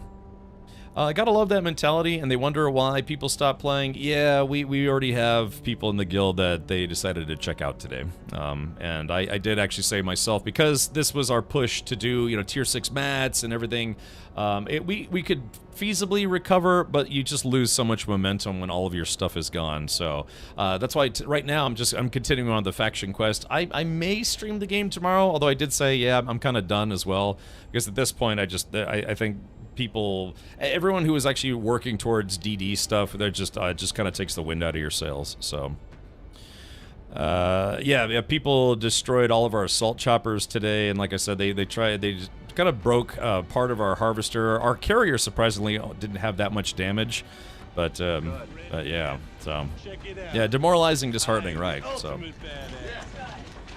State of the badass art. So Smart horse penis. Yep, so what we're gonna do is we're probably just gonna just call it a wash on playing Deep Desert stuff, and I'm just finishing up some of the side quest stuff, and then yeah, that'll be it for me before waiting for the next DLC to continue the story, and that should be about like maybe 6 months or so. It was Digistan. Digistan says I stole all your stuff. Must use flame on spiders. That's right, Derek. Thank you for continuing to tune in. So that's some crappy news. Yeah, like I said, the one saving grace here is that Auroras did take most of the valuable stuff that was in boxes out. But yeah, all the stuff, the component, or the machinery it takes spice to make, or duraluminum to make, and basically anything that wasn't nailed down that was worth anything was stolen. So yeah. And that's how the cookie crumbles. So they're probably going to see a pretty severe downturn in players. Again, it only affects people who are in those specific zones. For other people who, A, didn't steal anything, or B, get stolen from, to them it's just a regular Monday in the game. But yeah, this negatively impacted probably, I don't know how many people, thousands of players maybe. And Funcom said it's a mistake and we'll get it fixed. But yeah, they're not going to do a rollback, and they're not going to be replacing anyone's missing stuff. So, like I said, they're going to see you're probably going to see a definitive lowered concurrent players as of today. So yeah, but this is Funcom. You think they won't make the same mistake again? That's why I said now and forevermore, don't trust the game, especially if you're in the deep desert. Simply do not trust the game. What I mean by that is that the trust has been broken at this point. That you can have your base in the PvE zone and not have to worry about it. Just, yeah, lots of people found out the hard way. That's not the case. So as long as you quote-unquote don't trust the game, and that means like don't make permanent bases in the DD even for like a week, just get whatever you need and then leave. Just straight up leave. It takes more time, but at least that way you don't have to worry about losing all your stuff, because in real time you've transported it out of the deep desert. Yeah, get what you need and then just go back to Haga Basin.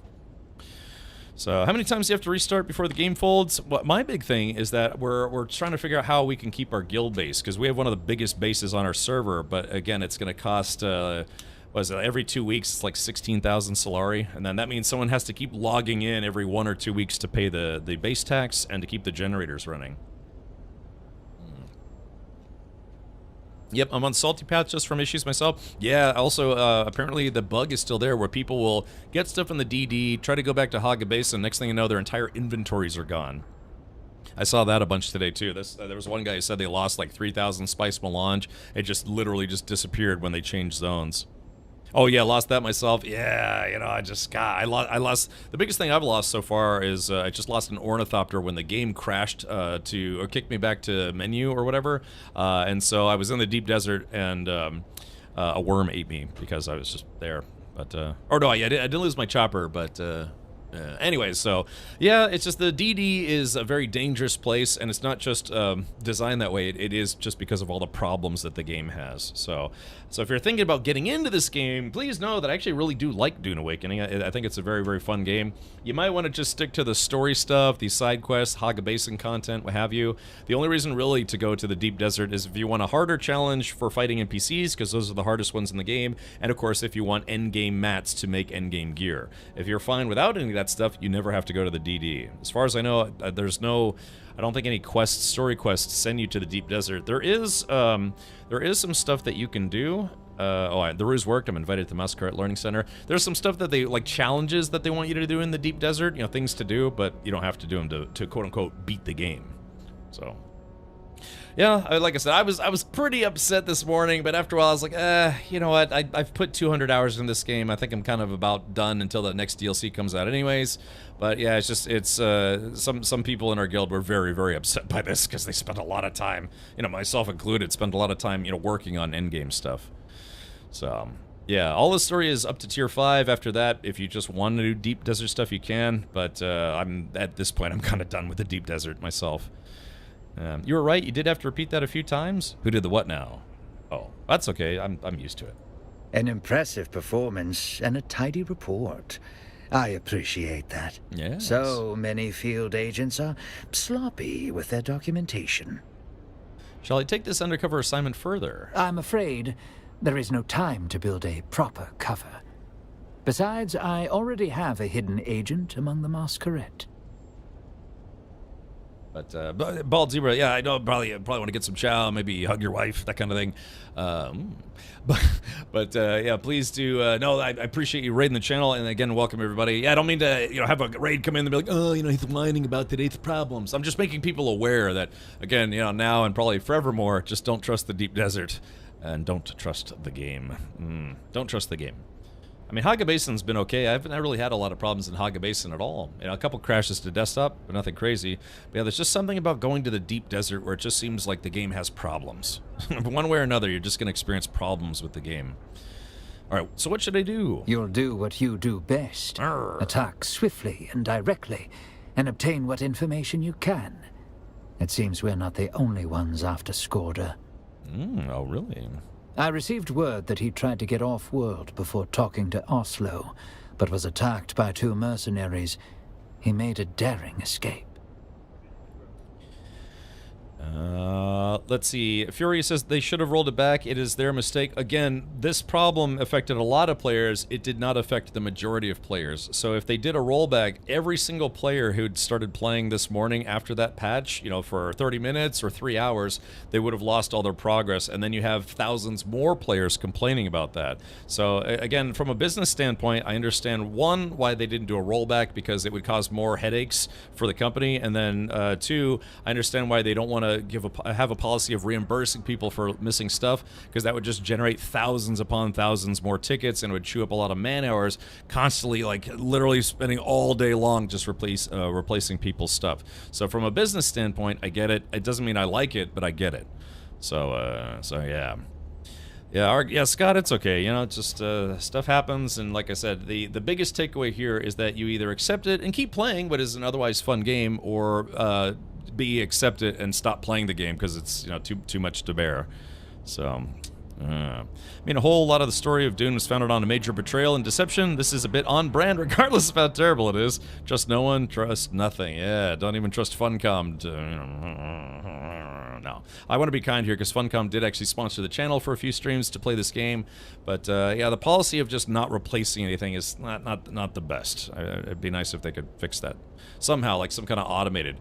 Wow, World of Warcraft actually did have they implemented a kind of automated system to like roll back your character a bit so you can get things back. So that's something that maybe the Funcom could look into. Funcom has done one rollback in their whole history. Yeah, if something really bad happened that affected literally everybody, then sure, they would probably do a rollback. But I would say that this problem that happened, it only affects people who are in the DD, you know, regular endgame players, and then only in specific areas. If we had built our base simply just literally on the next island over, we'd have been completely fine. So, yeah, okay. I don't know. Side quest. Can you want to summarize that? Give me the Cliff's Notes, if you will. Who are the mercenaries? Perhaps Harkonnen, perhaps someone else. Skorda may have joined the court for strange purposes, but I wager he wanted protection from his attackers. That's what our base needed this morning, eh? What should I do? Go to the learning center. Find Skorda or information leading to him. The Masquerade take their most promising converts to a monastic learning center for indoctrination. If Skorda joined them, he most likely passed through there. Search the place to find out where Skorda went. Let's do this. Take all due precaution. These are fanatics. Okay, so lots of guns and ammo. Great, my favorite. Alright, so search the learning center for Skorda. I'm assuming that's not here. I can only imagine that's back in Haga Basin. Ooh, I'm level 119. Man, you raise levels so quickly playing the story of this game. That's why, you know, I saw some players were, you know, 180, 190, just like within 2 weeks. It's because they were doing a lot of story stuff. Andy B says, we will not be doing a rollback. We're exploring our options on how we can best address this, however, but I can't offer promises right now until we can get a set plan in stone. I'm on a call right now with folks about it. Yeah. Again, it's just the easier out for them is just to apologize, but say, hey, we're not going to do anything except try to fix, you know, all those PvP points that got moved ahead of time. Well, that's interesting. Dennis Villeneuve, is that how you pronounce his name? Villeneuve? I don't know how to pronounce his last name. Yeah, Dune Messiah, aka Dune Part 3. Doing. Yeah, it remains to be seen if we'll actually do Children of Dune, but I doubt it. Because I think he said that, yeah, he wasn't planning on doing any more Dune movies after the third part. Wahoo! Alright, here we go. Let's do this. The Fatty D says, been enjoying Dune, even if it's not my usual kind of game. Been playing with others, took Swordmaster, and just trying to not be a total knob with melee combat. Yeah. So I went gunner with a trooper gunner build, and it works for PvE. It doesn't work in PvP though, because right now the current meta is basically only melee PvP with Bene Gesserit skills, and you can that's kind of like the top tier setup for PvP right now. Yeah, I saw that. Yeah, he's supposed to direct the next Bond film. We'll have to see who's going to be the next Bond. We're getting ready to see if the new Superman is going to be any good. Yeah, I always thought Henry Cavill played the role very well, but of course he got the old heave-ho from the people from that franchise. So yeah, I'll have to see how the new guy does as Superman. I was kind of disappointed to see them. They gave him the trendy broccoli head haircut, like a lot of kids have these days. But I don't know. It is what it is. Only a trilogy, I think, but the studios will get another director after, and then you'll see it flop. Yeah, probably. Rapid FPS says, you seen the duping glitches? Yeah, I'm aware of it. I've never tried to do it myself, but I can imagine there's going to be a lot more duping since today's issues where a lot of people's bases got destroyed without, you know. Sidequest says, I'll be seeing Superman at a special screening. Ooh, aren't you fancy? You have to let us know if it's good. I'm assuming they make you sign an NDA, but there shouldn't be anything stopping you from saying I liked it or I didn't like it.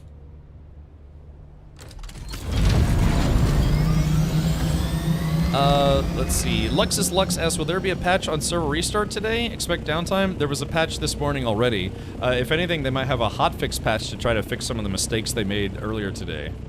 If that makes sense. Let's see. Ah, here it is. Looks like I have a couple missions here. Has anyone told you that sometimes you sound like Mark Normand? I don't know who that is. Usually I get, oh God, what's his name? You know, the guy from Jurassic Park. It's like, well, there it is. You know, Jeff Goldblum. I've had people tell me that sometimes when I'm like slurring or whatever, I sound like Jeff Goldblum. Mark Normand. I'll have to look that guy up. I'm not familiar with them. So far, no NDAs, but I'm imagining something when I arrive at the theater. Oh, okay. Well, yeah, if it's a special screening, then if it wasn't in advance, it'll likely be in person. I'm just guessing, though. Anonymous gifter giving a sub to Cot Badge 0. Yeah, thank you for that. You gift another one, you can get your Atreides outfit. Just a nice little casual reminder, today is the final day to collect your Twitch drops. All you have to do is watch the stream for 2 hours, and you can get your Twitch drops. Let's rock! It says June 24th. They extended it until July 8th, tomorrow morning, July 8th. And then today is the last day to get your supporter creator Atreides outfit. You can subscribe for 2 months in advance or gift 2 subs, and that is how you get that outfit. Hopefully, the next time they do this, it'll be a Harkonnen outfit instead. And I say that as an Atreides player. I think it's, you know, it's just be fair, right? Plus, you know, it's kind of not helpful as a streamer.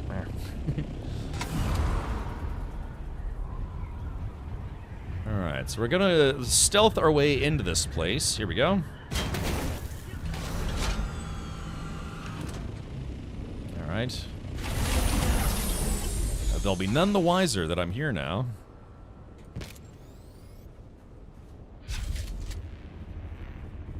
Okay, I think I tried to fight my way in here previously, and I got my butt kicked on the way in, so I gotta be careful. House of Feek. Feek dish. Shh, stop that. Don't want to wear a Atreides outfits. Oh my! Now reverse. Remember, you could always do a little bit of you can always do a little cosplay or pretend that you're actually a Harkonnen spy, and we're all walking around in Arrakeen as a Harkonnen spy.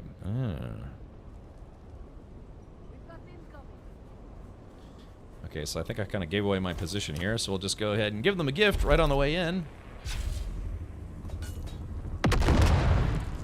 Alright, well, at least I got their attention. Okay, so let's see. Gotta get me all sneaky sneak in here. Yeah, I don't think I've been here before. The design work, environmental design in this game is rather good. It's very oh shit.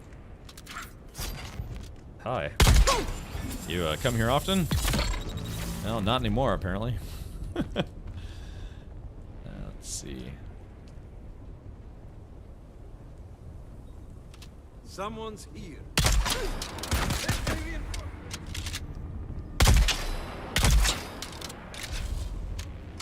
Alright, making friends everywhere I go.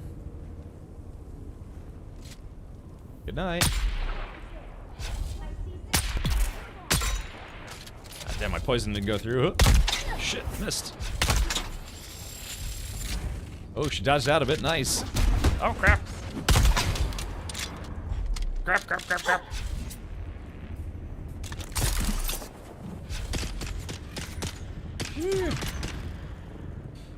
See how you like this. Damn, I missed. Ooh, I liked her. She put up a little bit of a fight. Yeah, she's using those that Bene Gesserit kung fu on me for a second there. Reload. Forgot to fix my my driller. Is that everybody? Okay. Who is this guy? All I know is they got a bunch of stuff that I want, and some stuff I don't want. How to spot a Harkonnen spy? Ask them to say Atreides, and if they say Atreides nuts, yes, exactly. I do have the Atreides outfit just to collect it, but never gonna wear it unless to be a spy. That's what I'm saying. Yeah, you can kind of practice your spying.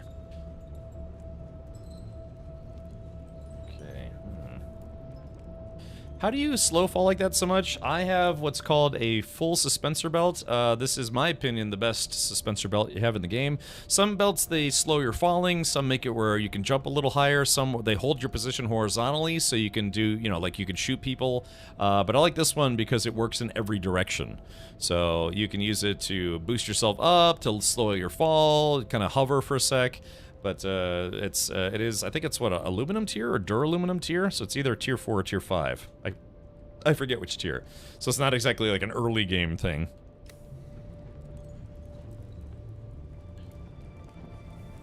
Yeah, so yeah, it's called the full suspensor belt. It's funny too, because it's not even the highest suspensor belt in the game, it's just, it's the most useful in my opinion.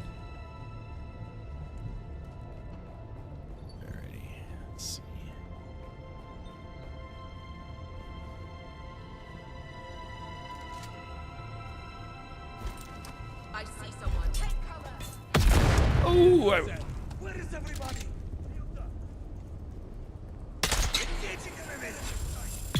Oh, got that guy. Ooh, that guy kind of hit me a little bit. Oh, damn it. Ooh. This guy's like a heavy... This guy's a heavy hitter, man. Woo! Hold on. Oh, game's locking up.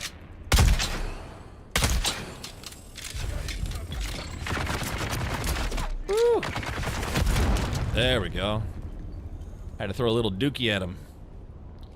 That wasn't a mini boss. It's just a heavy enemy. That's what I was trying to do. I was trying to do like a heavy gunner build, but it just doesn't work in PvP. Well, at least well, I was a little undergeared, but yeah, it just doesn't seem like trying to be a heavy gunner in this game is a viable PvP option. It works in PvE, but just it's too slow, too unwieldy. I'm sure some people could make it work, but I couldn't after multiple tries. This place is kind of interesting. Yeah. What the heck is this thing? Oh, it's a spotlight. Okay, so it looks like I need to go back downstairs.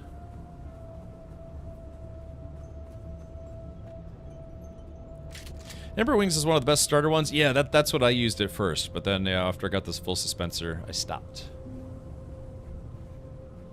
Let's see. So where is this place? Let's find Ullman. Search the Learning Center for Skorda. So we're trying to find this guy. That's okay. Don't worry about it if it's sent twice. If they fix the spread to be just slightly smaller, I could see it working. Yeah, the spread on the thing is brutal. But I've actually fired machine guns, and it spreads for a reason. Because it's not easy to hold those things steady, especially underslung like that. For good accurate shooting, you kind of want to have 3 points for holding a rifle or a shotgun or otherwise. You know, left hand, right hand, shoulder. So you have 3 points holding that close to your body, nice and tight, not overly tight where you're like, because then you start, you'll get like tension shakes. But a tight grip, but a comfortable tight grip. That way you have 3 points holding that gun as steady as possible. That's why when you see like Rambo, he's all just dual wielding or whatever. But that's not how those guns are really meant to be fired. They're meant to be shoulder fired unless they're on a bipod. Because same thing, 3 points, right? You've got a one bipod leg, second bipod leg, and then you holding it is the third point. Yeah, see, I know, I always forget about that. I've had Shigowire. I started this game as a trooper build, but yeah, admittedly I do keep kind of forgetting about the whole stagger thing. I used it more in PvP, I would say.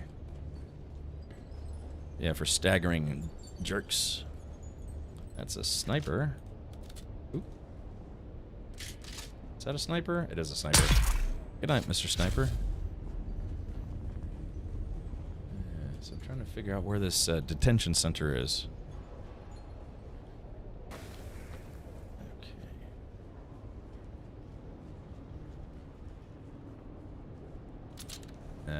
Okay, I think we're getting closer now. Good night. They spent so much time looking forward they didn't think to look back. Sometimes the way forward is the way back. Trigger happy? I like to call this my snipper riffle. I had a nice 308, man. I had a 308 semi-auto. It was an HK G3 clone. I wish I'd kept that rifle. It's back when 308 ammo was very expensive, so I sold it. I wish I hadn't.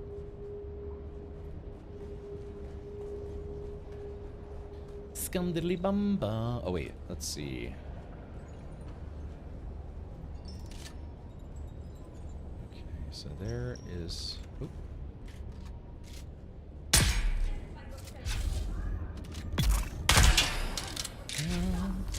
Oh, I got her right in the gooch. Whoops.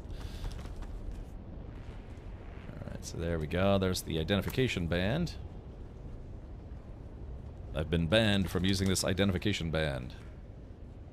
Let's do this. I don't need these gun parts anymore. Knife parts, drop those. What do we have up here?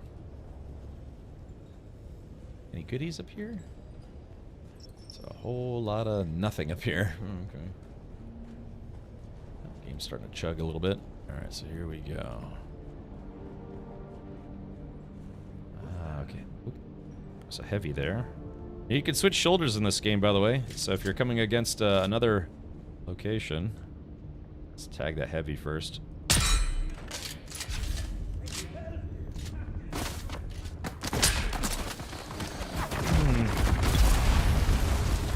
Oh, shit. I came in like a wrecking ball. Of course, they kind of wrecked my balls as well. Yeah. All right, there we go. Oop. Hi. Bye. I'll switch back to the left here. Good.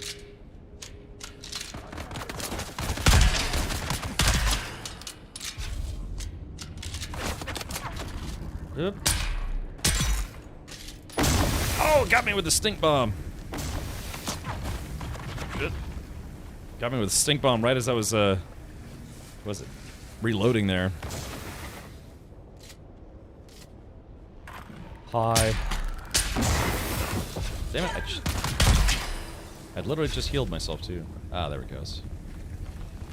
In interest of time, I'll just pick up all this stuff.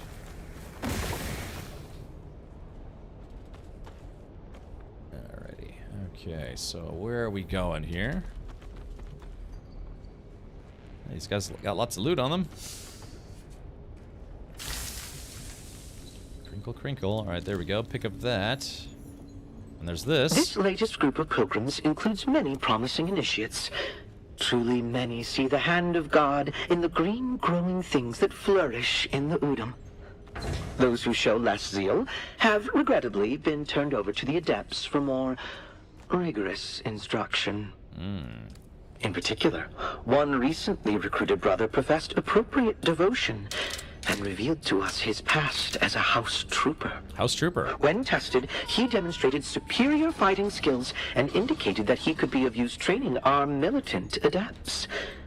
I'm certain Shai Halud has led this righteous warrior to us for the good of the faith. I sent him on to the testing station to report to Naib Jorba. Anyone thoroughly enjoy killing the cultists in this game?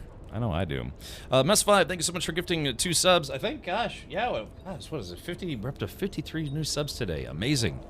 Yeah, we almost have 1,300 subscribers on the channel now. Unbelievable. Okay, so let's call Thafir Hawat instead of derping like I did last time and went all the way back there when I didn't need to. Alright, here we go. So, contact. So Skorda did indeed join the Masquerade. That certainly explains the measurable uptick in their fighting ability. Said uptick is a very recent development, which means we are getting close to Skorda. Keep moving. Okay, contract rewards received. Search the testing station for a clue. Okay, we're hunting for Skorda. Okay, but I mean, I don't know who could be left. I killed everybody in here. Yeah, see, you level up so quickly. I'm basically getting a level per mission. Yeah.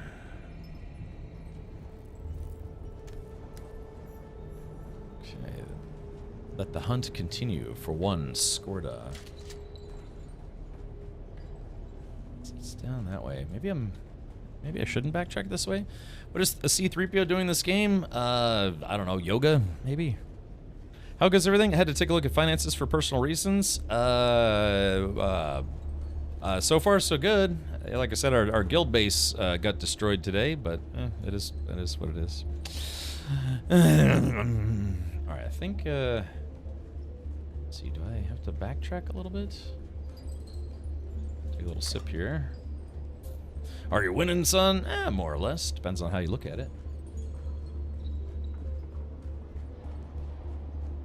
Okay, here we go. Man, I'm right back where I started. So maybe... Yeah, did something open that I hadn't seen before? Nom nom nom.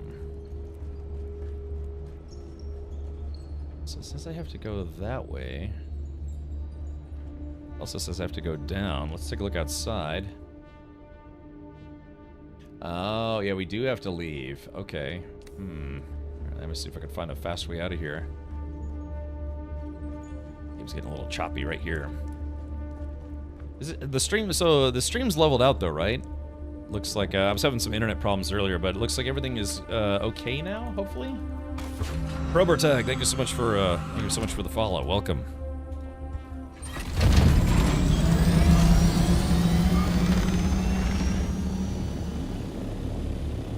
Is this it? Oh yes, this looks like this might be it. It's stable. Okay. Alrighty. So yeah, we've got two things to do here. Enter the Imperial Station number 165 to find Ullman, and then we also have to search the station for a clue to hunt down Skoda, or Gorda, or whatever her name is. To hunt down Gordita. This is considered sheltered, so I should be okay to just leave that there as a respawn point. Ugh.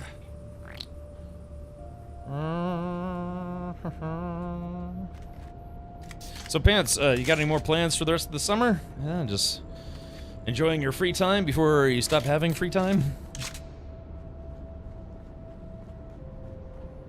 Okay, I do like these testing stations.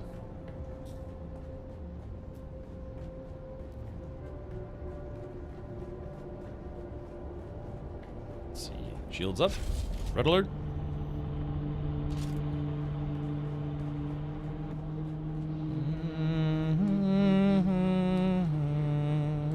Like I said, I do like the soundtrack to this game.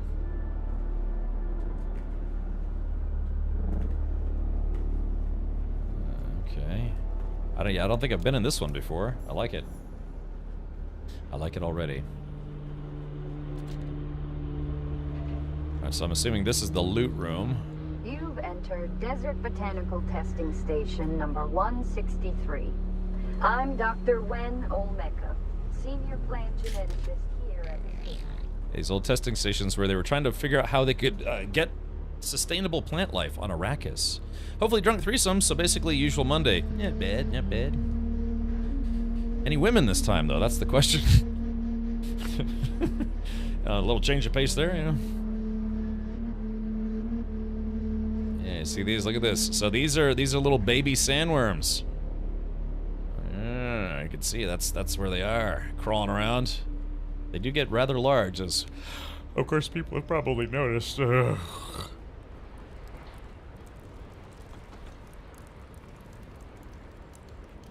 I feel like I gotta keep an eye on secret rooms and stuff.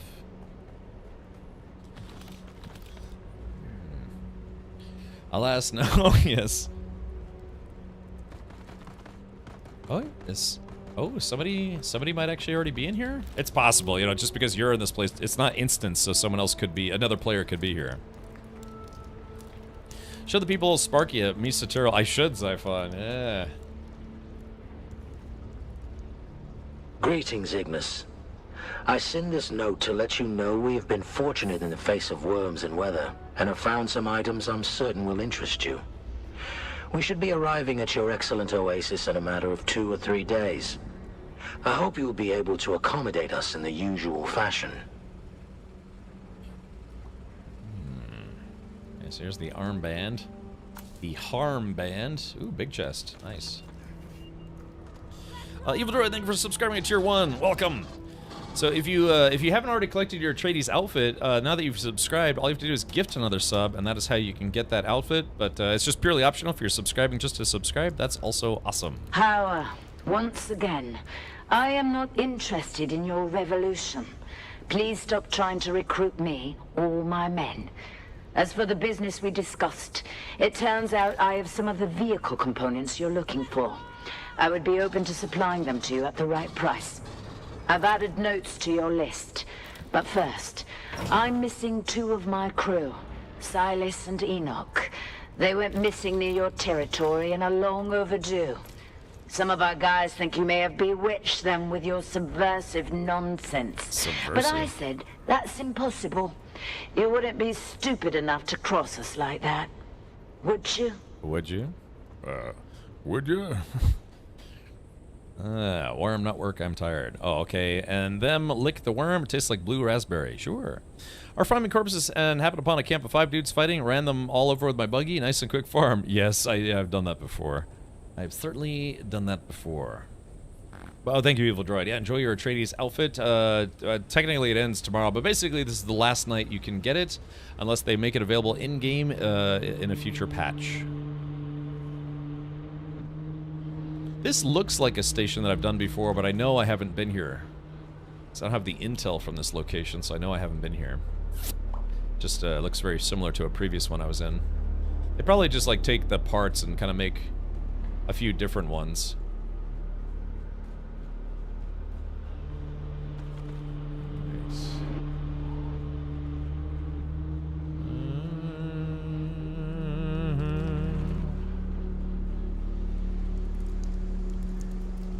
Yeah, I think somebody just came through here, so that's why I'm not really encountering any resistance, because again, these places are open.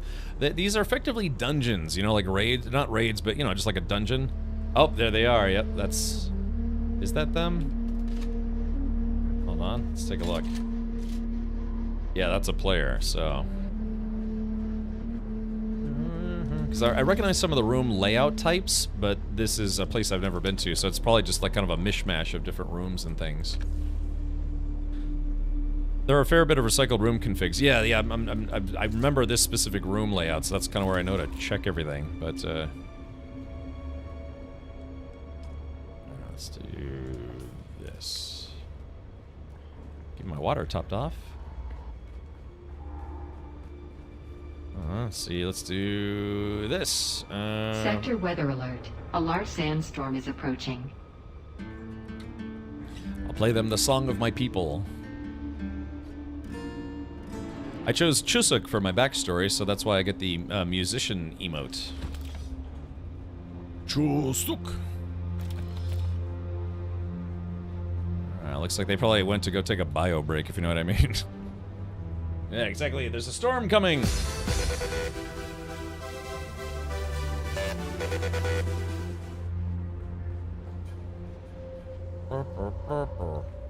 Alright, let's do this. Okay, so if they haven't pushed any further, that means I'm probably gonna see some bad guys. Imprint the following message in your bird and send it to the Sayadina at once.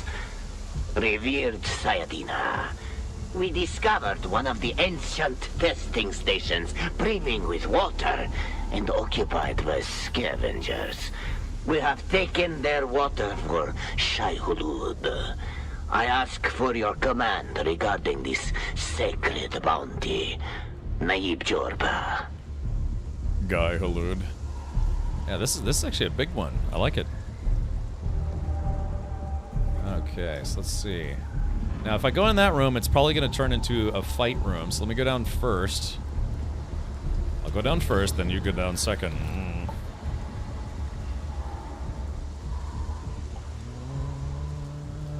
Okay, so yeah, so this is probably the loot room. Yep, confirmed. That's the loot room. So that means I have to go upstairs, fight a bunch of bad guys, and then hope for the best. Make sure my guns are loaded here. Yep, guns are loaded, ready to party. Little hidden loot chest right there. Alright, let's do this. Okay, here we go. I reveal yourself. Don't get fouled. There's someone here. Uh-oh.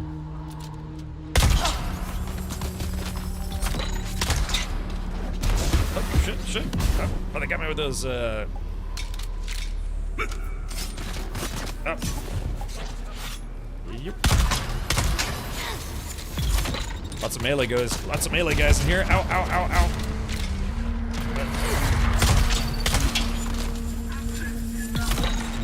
There we go. Starting this.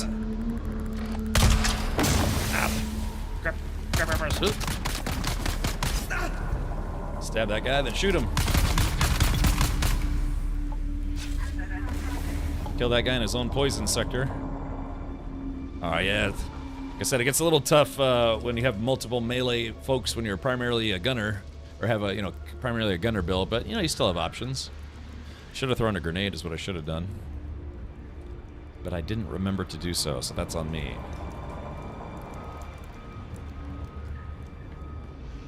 Okay. There's the armband. Naib, the bird has returned bearing this message from the Sayadina. Jorva, Shai Hulud truly honors us. First with our victory at Maisa Turil, and now these rich spoils you have taken. Our blind brethren of the Ikhwan Bedouin would hoard that water for themselves. Such greed angers Shai Hulud. Small wonder they have fled away in shame. But we, the faithful, remain to serve the Maker in all things. What you have won will be his in good time. But more scavengers are certain to come seeking our prize. Remain, and take their water as well. Nala. Okay. Jorba, I received your message regarding our ailing and absent brother. You say you found the name Skorda amid his abandoned personal effects. I wonder why he chose to hide it from us. It saddens me that he has fled from his holy duty to train our militant adepts. But if he has grown as ill as you say, then he is a threat to us all. I want no sickness near my person. Is not my personal health and well-being vital to the faith? No doubt he has learned of this commandment and fled to save his life. Yes. A sad breach of faith. Take your adepts and hunt him down. One of our watchers saw him fleeing to the northwest.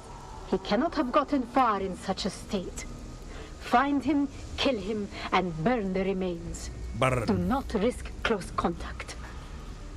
Oh, I see. Okay, well, it is what it is. All right, well, looks like this guy's on everybody's naughty list.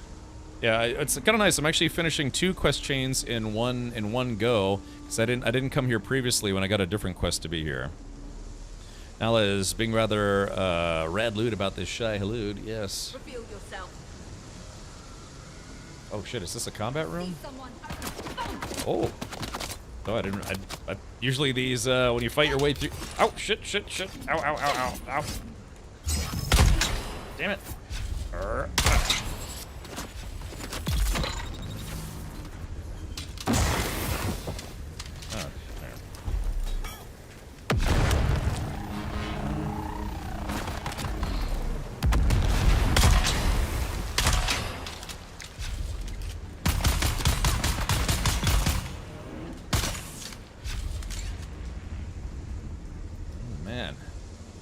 Yeah, that's interesting because usually these end where the loot room there aren't any enemies, but yeah, it's starting to look like Vietnam in here. Okay, so there is that. Take a little swig here. Looks like my inventory's full, so let's go ahead and drop some stuff I don't need. Drop these blade parts. Let's see. Don't need the bush. I could drink this. Here we go. Go. And let's see what else is there. Gun parts. Don't need the gun parts. Yoink. And yoink, yoink, yoink, yoink. Okay, there we go. It's weird. It's weird being in such a verdant, lush room, huh? Yeah, usually when I'm in a room, I'm the only lush there.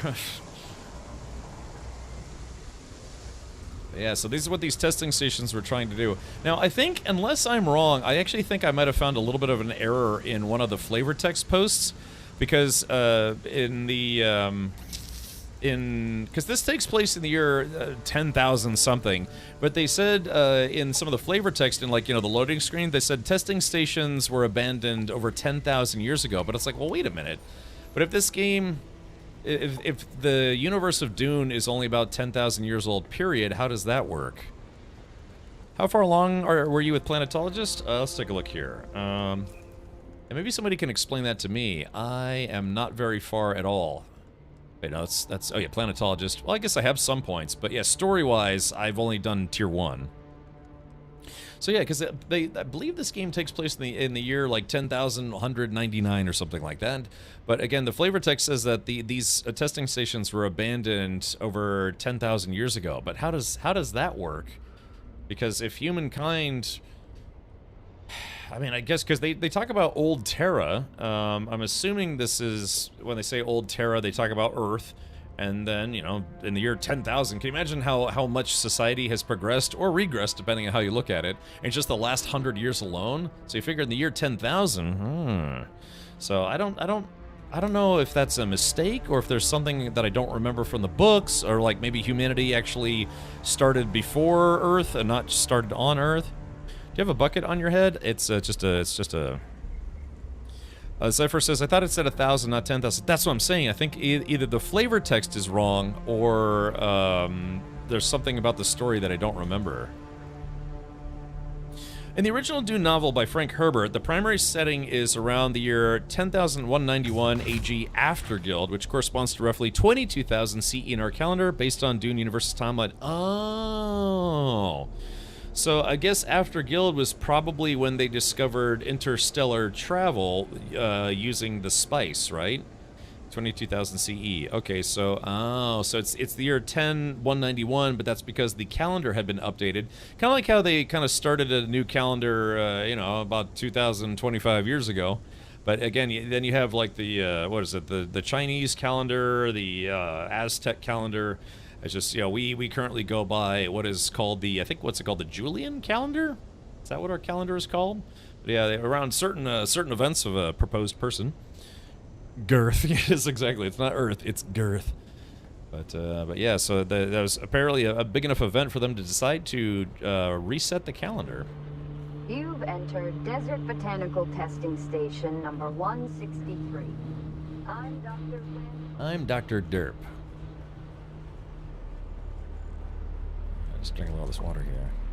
What's to say we didn't start with some cool tech, squandered it, then had to start over and rank cycle repeat? Oh wait, was it the after AG, after the Guild, was that after the start of the Spacing Guild, or is that after the Robot Uprising? Because there's a reason why computers are outlawed. It's kind of like the same motif as Warhammer 30K, and to be honest, the Warhammer 40K writers probably borrowed that from the Dune universe. Kaifir.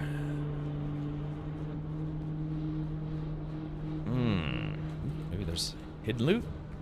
No hidden loot. So yeah, which one is it, Jay Grind? I progressed too quickly, so I tracked back how to follow up on the Planetologist quests. So I tracked back. Oh, okay, Pronam. I don't know. I guess I haven't even. My primary class is Trooper, and I haven't even finished that. We kind of focused kind of heavily on building our base and trying to get to endgame mats. And I finished the story, but I didn't finish my class training, and I hadn't finished my faction training, or faction missions, which is what I'm doing right now. Oh, okay, well, it was the Spacing Guild formation, so yeah, that's probably because they discovered Arrakis, which, well, actually, that also brings up a good question. How far away is Arrakis from Earth? In the Dune universe, Arrakis Guild AG, or I'm sorry, After Guild, refers to a dating system used to mark time after the establishment of the Spacing Guild, a pivotal organization in Frank Herbert's Dune series. The Spacing Guild, formed after the Butlerian Jihad, a war against thinking machines, monopolizes space travel and commerce through its navigators. Use the spice melange to navigate faster than light travel. The AG calendar begins with the Guild's founding, which occurs roughly 10,000 years after the events of the Jihad. Okay, gotcha. So you have to figure, if humankind started on Earth and eventually after thousands of years branched out, that how close to Arrakis is, or how close to Earth is Arrakis? Because if they need the spice to do the faster than light travel, that means they would have had to have gotten to Arrakis via normal means, you know, sublight travel. So I wonder how long that took.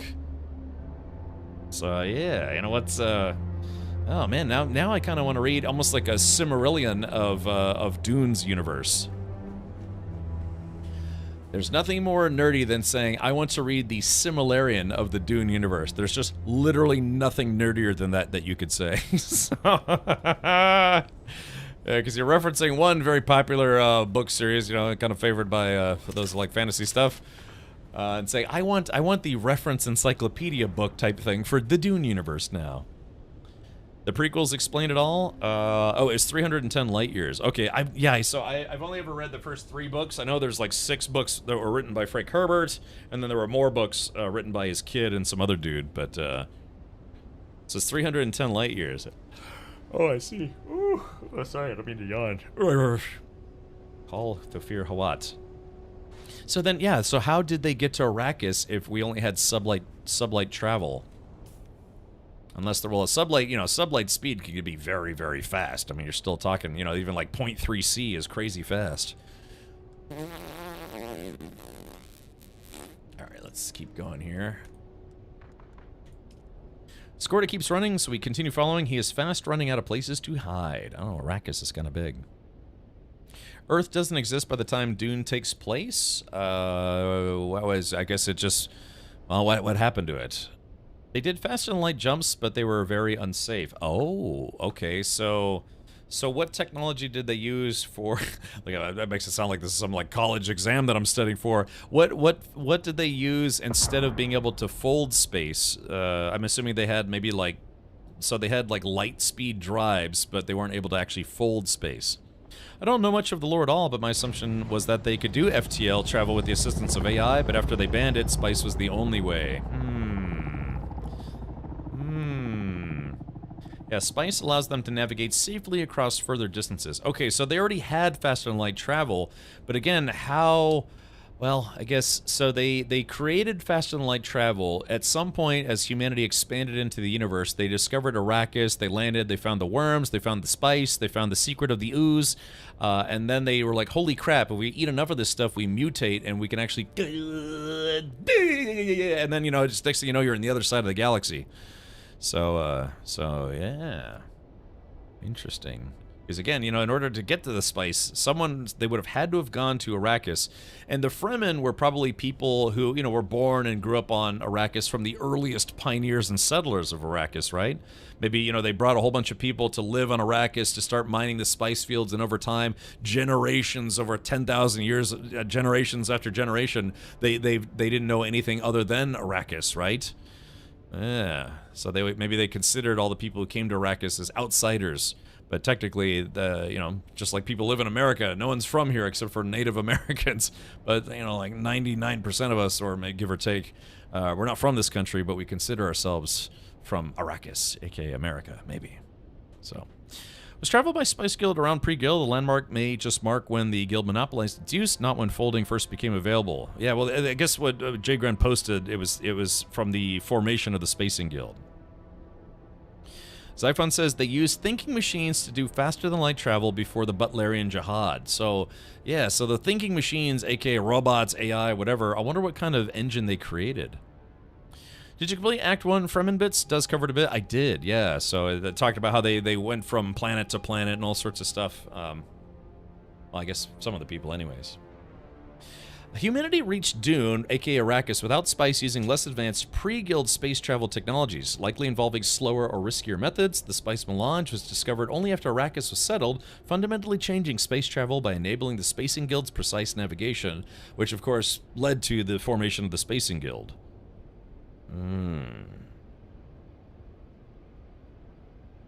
Zyphon says it's the same engine? Huh? How, so it's the same engine. So they had the ability to fold space previously, but then they figured out they could do it safer with spice. I thought the whole concept here was that spice was needed to, like, you know, create the navigators who can successfully, like, fold space to bring people across space-time, or whatever it's called.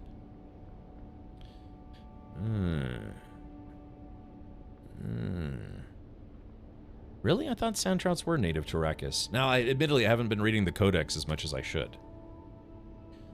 Alright, well, that's, yeah, I thought the spice was needed to be able to fold space, because you're literally like, boom, you know, just, I don't know. It's interesting, kind of like a blind jump in Battlestar Galactica. Oh. The specific details about pre-Guild FTL technology are sparse in the original Herbert novels, but the prequels imply that ships use complex navigation systems, potentially requiring long travel times or cryogenic stasis for passengers, as there was no spice-based navigation to enable precise FTL jumps. Ah, okay. So it does sound like they were able to get out there. It was just a lot slower. Kind of like if you watch the Avatar movie. You know, it's like they know how to get to Pandora, but because it takes such a long time, they actually have to, you know, put people in cryostasis. Or like any of the Alien movies, you know, they actually... You know, they come out of cryostasis because otherwise it would be a brutally long time to travel.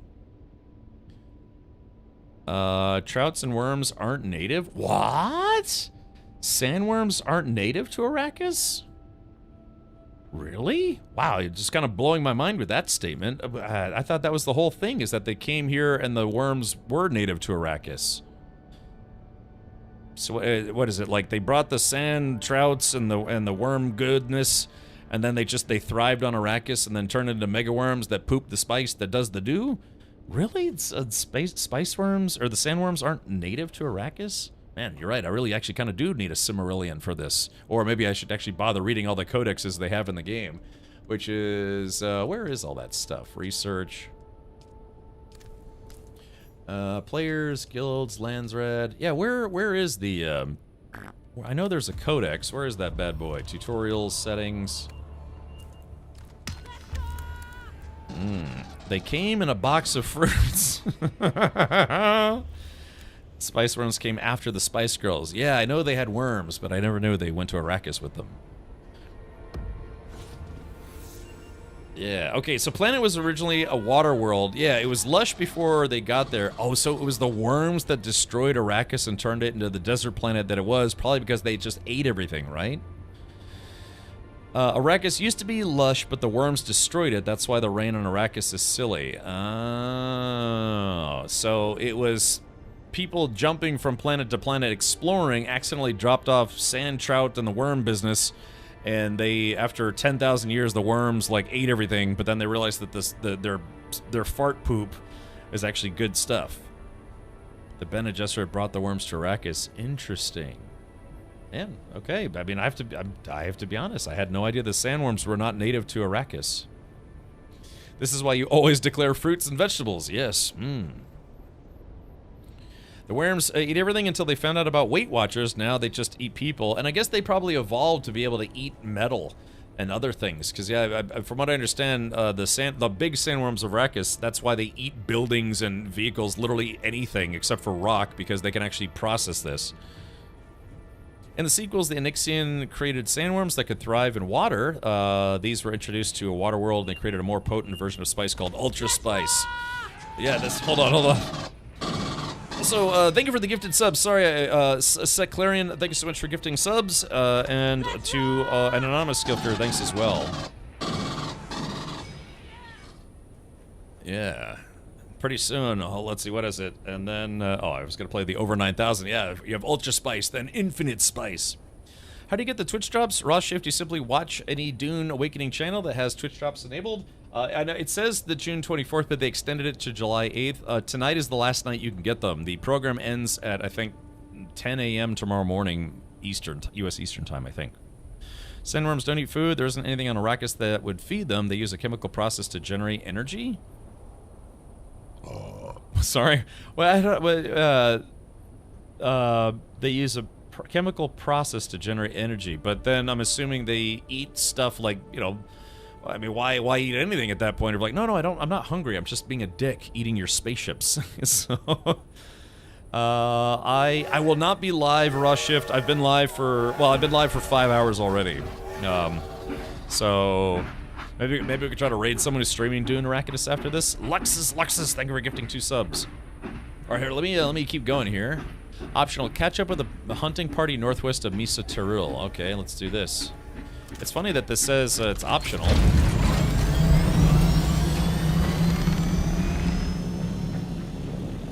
Man, I'm learning a lot tonight. So,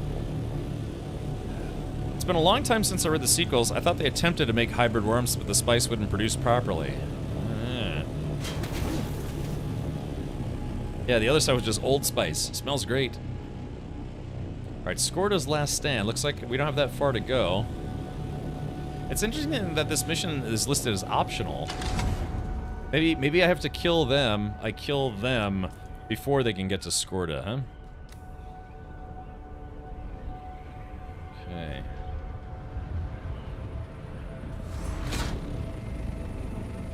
So let's see.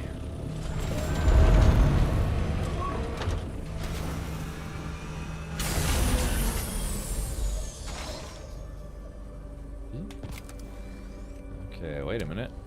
Oops. Catch up with the hunting party north of Misa Tiril. Okay, well, looks like I did. It looks like they're kind of worse for the wear. Yeah, it looks like Skorda may have killed a couple of them, or...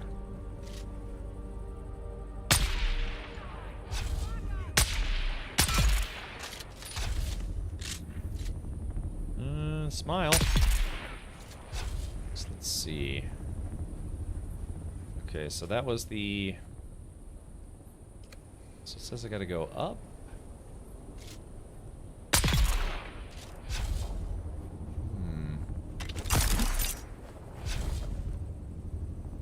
Do I have to... It says I have to go up more. Like I said, if you want to traverse quickly in this game, Shigawire Claw. The Shigawire Claw. Oh, what's this? Oh, I think, follow the trail of the hunting party. Okay, so...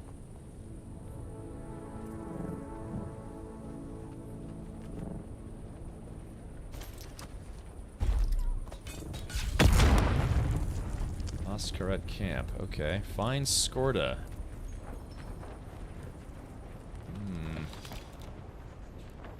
Should have dumped my gear before I did this. My inventory's kind of full. Yeah, I wonder if I should have dumped my gear before doing this. Missed opportunity for Herbert family to start a perfume business. Oh yeah, the spice must flow. Can you drive sand bikes over the Shoal region, or did they get eaten by worms? The Shoal region is very dangerous because, one, yes, they do have worms there, and two, it's all radioactive. It's very radioactive. I'd like to think so, Stitch Crow, but not anytime soon. I'm anticipating that they'll add more goodies to the game once the next DLC, or the first DLC comes out, which probably won't be for another 5-6 months. Yeah, it's not a Skoda. Right.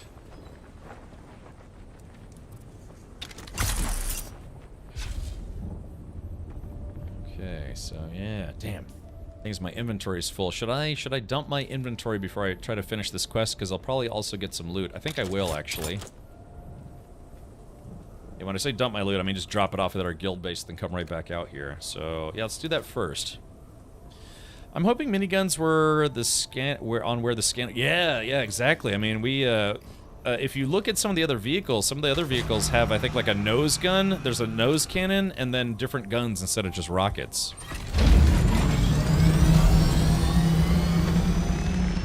Alright, let's see. It's a little far, but I'll be quick about it.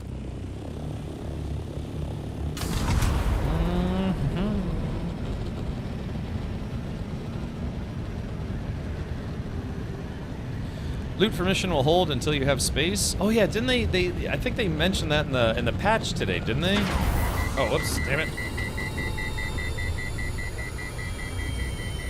Ah, mayday, mayday, going down or going up or down, one of those two.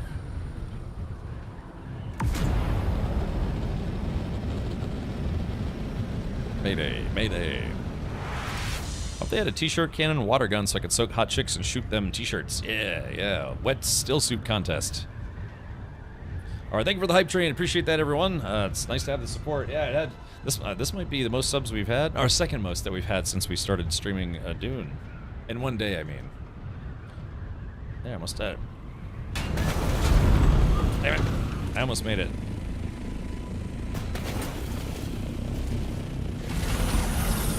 Okay, so we have a dump box just for dumping things, and I'll clean it out later, but Let's do this. Gun parts, don't need that, don't need that. Firestorm. It's a aluminum tier. Alright, gotta make sure I don't put anything away that I don't mean to. Yarp, yarp, yarp, yarp, yarp. Let's see. Just making room in my inventory here. Yarp, yarp, flarp, blarp. This is all stuff. I'll sort this into boxes later. Yeah. Except that money is staying with me, I'll tell you what. Alright, let's see, 1,000 rounds of that, put that away. Okay, so yeah, I emptied all my junk, and we're going right back to that mission. Yoink. Steel suit sand wrestling. Right. Okay. Alright, back to the mission.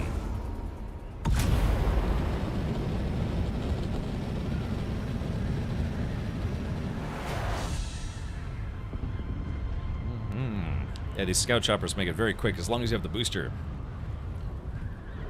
Scummy dum dums, rummy pummy scum dum dums. What's going on? Low grade lubricant wrestling. Yes, exactly. That's the ticket. I never did set up a joystick. I have a couple joysticks. I would love to set up a joystick to try flying in this game with a joystick.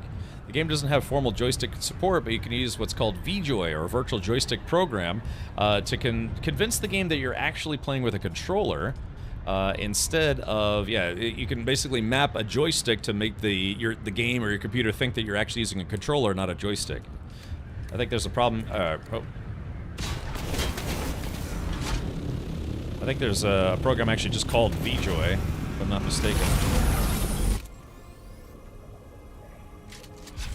Alrighty.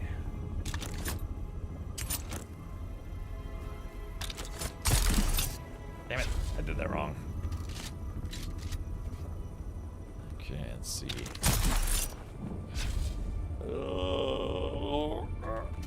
There we go, just barely got it there. No! Let's get up there. Okay. Uh-oh. Oh, is this Skorda? Uh-oh. This is the guy we've been looking for this whole mission chain. He dropped his sword. Let's see if he's still alive. Oh, shit, I'm on fire. Whoops, I stood in the fireplace there. Okay, here we go. Skorda.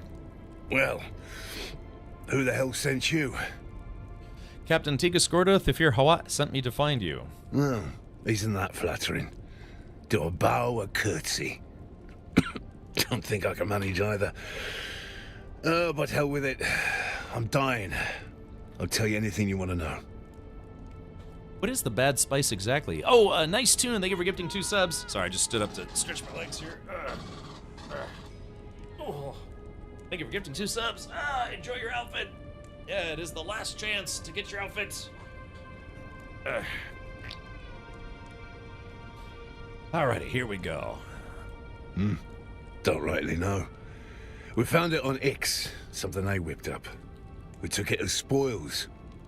Easy money. Our own little spice trade. Yeah. Didn't know the stuff was powdered death till the Catheria crashed. Then my crew starts dying.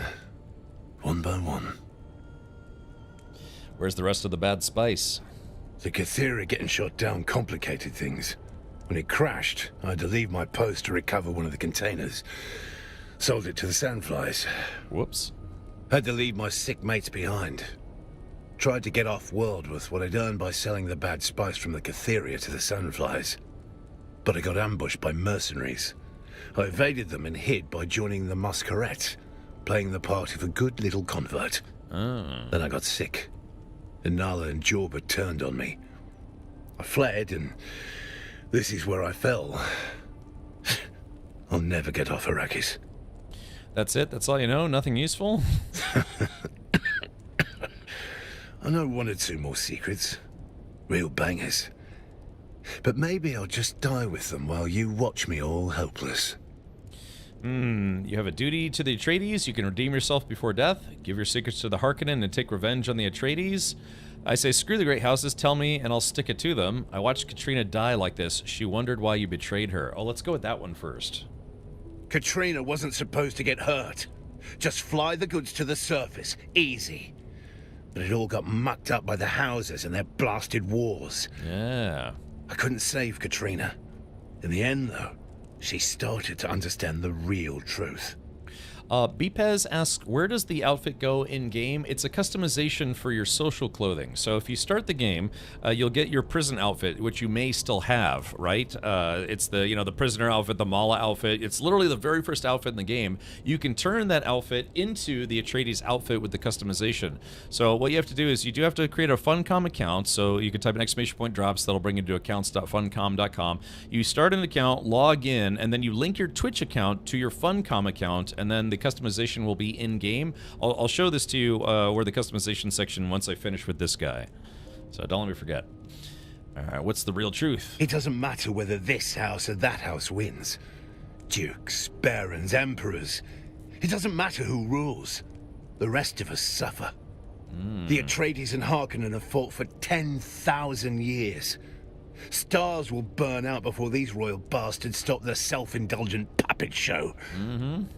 Honor, duty, just strings to make us dance. I did my duty. I waded through a sea of guts. I'm done squeezing stones for blood. We should squeeze them. I like that. I waded through a sea of guts.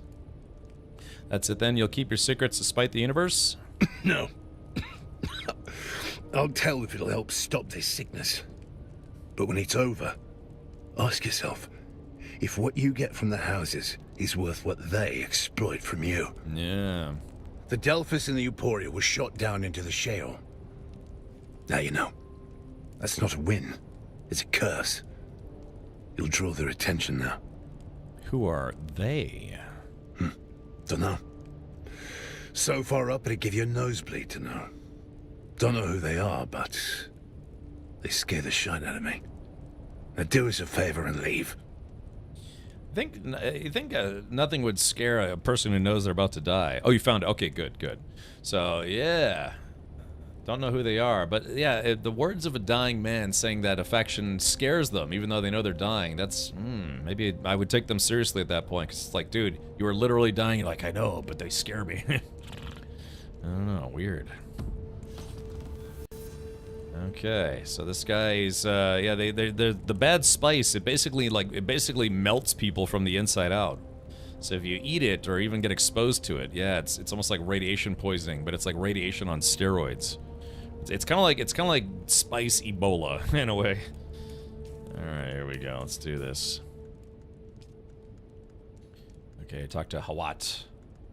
All right, let's find Squirter report. Oh, I have to report all the way back there. Okay, gotcha. All right, well, there's nothing I can do to save that guy now. Or is there? Hold on, wait a minute. Okay, all right, chat. We're gonna put this guy out of his misery. Aim for the side of the temple, and... all right, there we go. Now he doesn't have to suffer to death. We did him a favor. All right, here we go. Wahoo! Yeah. Feels like a storm's about to roll in. I didn't miss one, did I? I don't know. Looks like a storm's rolling in. Oh, it's the it's the Coriolis storm. That's right. Yeah, everything starts getting blustery and windy and dusty and stuff because that's the massive storm that rolls through that destroys everything in the deep desert. Everything, and I do mean everything. Okay, let's go ahead and get out of here. Go back to Arakeen. You should be able to. I should be able to just go right about maybe. Yeah. Not sure if I can get to Arakeen from here, but I'll try.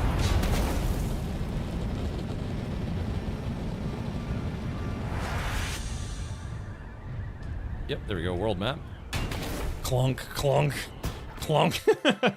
that the entire time I've been playing this game, that never got old. Just smashing into the border. Okay, so we're gonna talk to Thufir Hawat. Good thing you didn't have the sun beating down on you during the Skorda scene. I died right after saying goodbye from heat stroke. Oh, really? Yeah, I was on fire at the time. I was wondering if I was gonna die. Hello, does anyone know where to find Diamond D Dust? Oh man, I could have showed you. All right, look. So, is it Darius? I'm gonna do something for you that I've never done for anyone ever, and that's turned around to go right back to Haga Basin. I'm doing this just for you, buddy. Okay, here we go. I'll show you exactly where you need to go for Diamondine Dust. Now, just remember, if you go there ahead of time, it's going to ruin the surprise of some of the story stuff. But if you don't care about that, then that's okay. All right, so here's Haga Basin. All right, so this is Haga Basin South. This is where you start the game. This is the Iron Zone. I'm assuming you've been there already. This is the Haga Rift and some other adjoining zones. This is the Western Shield Walls. Right here is a place called Misa Terrell. There's a little kind of. It used to be a Harkonnen power station. Now it's home to a cult. There's some beefy enemies in there, or at least a lot of enemies. But you can sell this place no problem if you're geared up. But here, this is where you get carbide scraps and diamondine dust. So there's 1, 2, 3, 4, 5, like 6 chests maybe. A couple bigger chests as well, and that's where you can find diamondine dust. And I guess sometimes the enemies also drop it. Maybe maybe not. I don't remember. But yeah, so basically, just if you look here, it's north of Sheol, and past the Vermilius Gap, it's this location right here. That's where you get your diamondine dust. Yeah, 5 regulars and 1 big one. Yeah, that's what I was saying. About 6 chests.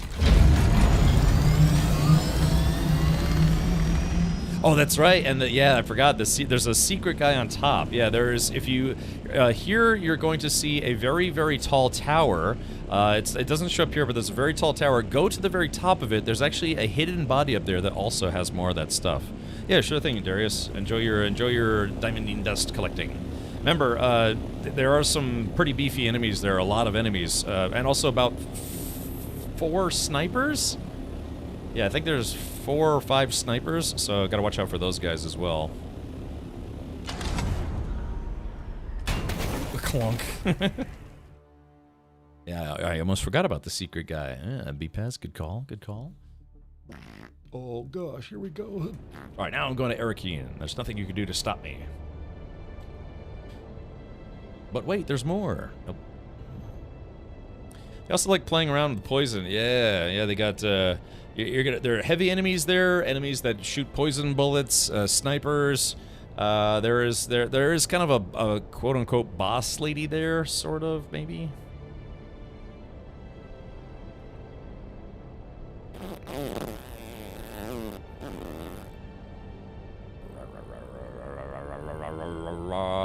Oh yeah, wait a minute. They might not be able to get into that back room if they don't kill the mini-bosses in the surrounding area. Honestly, just bring a Mark III shield and you can generally tank most of the enemies so long as you're running through. I did that pretty early on in my playthrough. Roger. Yeah, man, I don't know. Should I stream this game tomorrow? The goal was to stream this game for 30 streams, 30 days. I'm on day number 27 today, 28. I think it's 28. But yeah, after today's debacle where a lot of players lost their guild, not everyone, but a lot of players lost their guild deep desert bases, us included. Yeah, it kind of ruined all our forward momentum there. But I don't know. I do still have a lot of side quests to finish. I don't know. That's why we have so many poison must swords. Blueprints. I kept going there and then dropping finds in the GB. Yeah. Because I would like to finish my trooper training, but I think I've already finished the story quest, and I'm assuming the big quest chain is the faction quest. So yeah, I don't know. Should I stream this game tomorrow? More questing, please. Yeah. So again, tomorrow Twitch drops. Oh, hold on.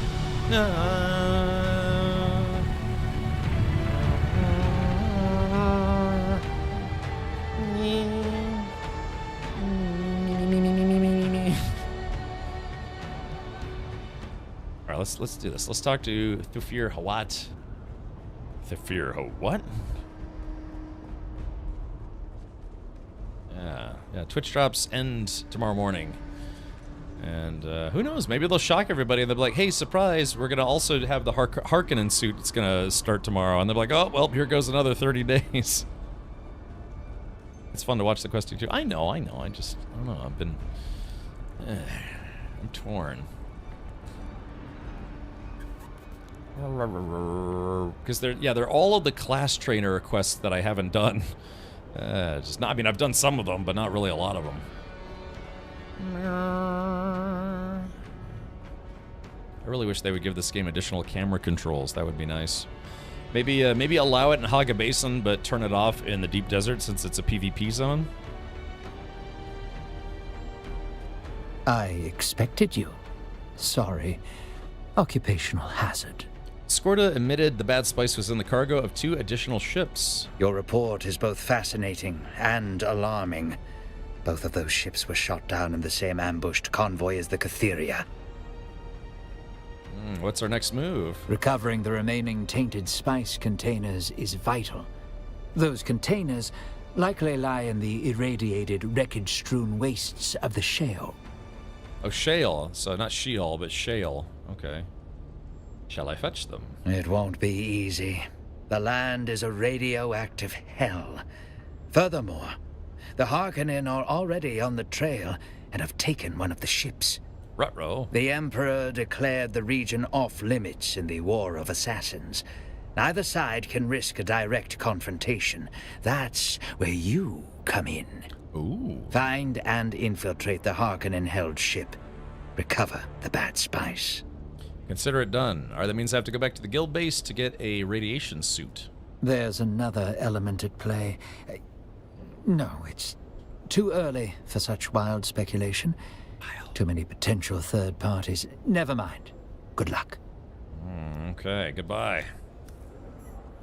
Alright, find the wreck of the Delphi, or Delphis. Now, I've actually been to that wreck before, so I kind of know what to expect. Codex content log. Oh yeah, how do you get to the codex? I don't remember. Crafting, map, social, legend, recenter. How do you get to the codex? See, I'm level 123. Not bad. Skorda's last stand. I just wish you could actually walk in Arakina Harko Village for the role-playing. Let's see. Oh wait, oh yeah, does the walk command not really work here, Billy? I thought it did. It's normally numlock, right? I actually never noticed that. Yeah, the RP walk, because there is a walk command, or like a, you could switch modes. But I wish we could drive the sand bikes there. Yeah, I wish we could drive them in here. That would be nice. Oh yeah, I never noticed that the walking doesn't work here. Is it? It's numlock, isn't it? Now while I'm here, it looks like I do have some other quest I need to finish. So let's do that right meow.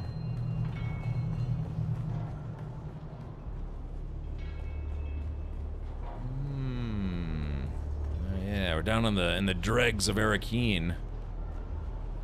Let me smell your peen. Masquerade presence in Arakeen. Okay, done. Hey, can't walk. I've sent a report on it. Oh, okay. Oh, that sounds like something that might actually fix at some point in time. Okay. Hey, bro. How you doing? It's a creepy dude. So I'm gonna have to go back to my base and get some goodies. Journey and mid button top left. Is it Codex? Oh. There's the Codex. Ah, yeah, third from, because I kept going here. Ah, the known universe, the Imperium, the Landsraad, the Great Schools, the Bene Gesserit. Yeah, I have to go and read all these. Yeah, let's see. The War for Arrakis, the Smugglers, Sandflies. Yeah, it looks like to 100% this game, there's quite a lot to do. Because they are running, sure. Yeah. I just wish I could use my Shigawire Claw in here, but I guess the rules of Canly prevent it, since it's technically able to be used as an offensive weapon. Yeah, it tells dirty jokes. It's an offensive weapon.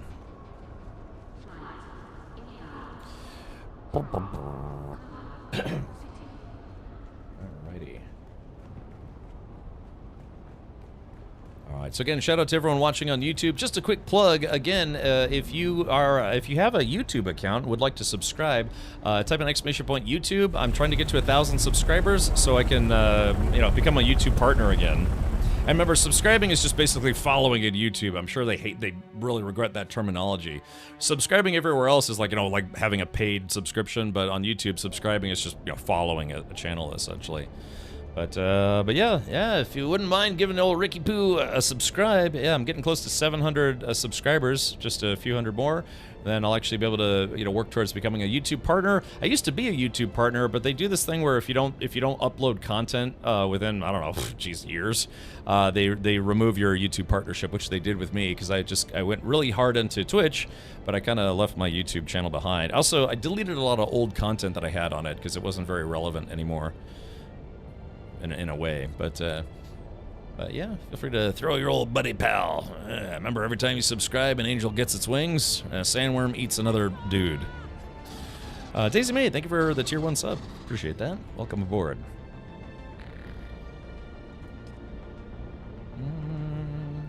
Meow, meow. Man, I'm gonna eat a salad after the stream. I've been eating salads after the streams because you're not really supposed to eat late at night. But yeah, eating lighter during the day and just trying to eat salads and light snacks after the stream. Been losing weight. How do you navigate the world map? Mohawk, you just press M and it'll ask you where you want to go, and you can choose that location to track the location. And then you have a circle around your ornithopter, and part of the circle has an arrow. The arrow points to wherever it is that you're trying to go. So you know what that new scary sound in DD is? Yes, it is apparently anytime... What is it? When you're crossing from PvE to PvP, it used to just give you the heads-up display kind of thing, but now apparently there's a sound. Actually, I haven't heard that sound yet. Maybe we can go listen to it. Did you do Space Engineers as well? Is there another captain I'm thinking of? I own Space Engineers. I don't think I ever streamed it. I streamed games like Star Maid and a few other games of that style, like Astroneer, but I never did actually stream Space Engineers, which is silly because I actually know one of the people who works for the company who makes that game. So yeah, it's I don't know. I think maybe they're the ones who gave me a copy of the game, but I never streamed it, which is silly. I'm a silly boy for never having streamed it. Do you guys want to do that? Maybe we can go, I don't want to return to the scene of the crime where a lot of people lost their bases, but I could.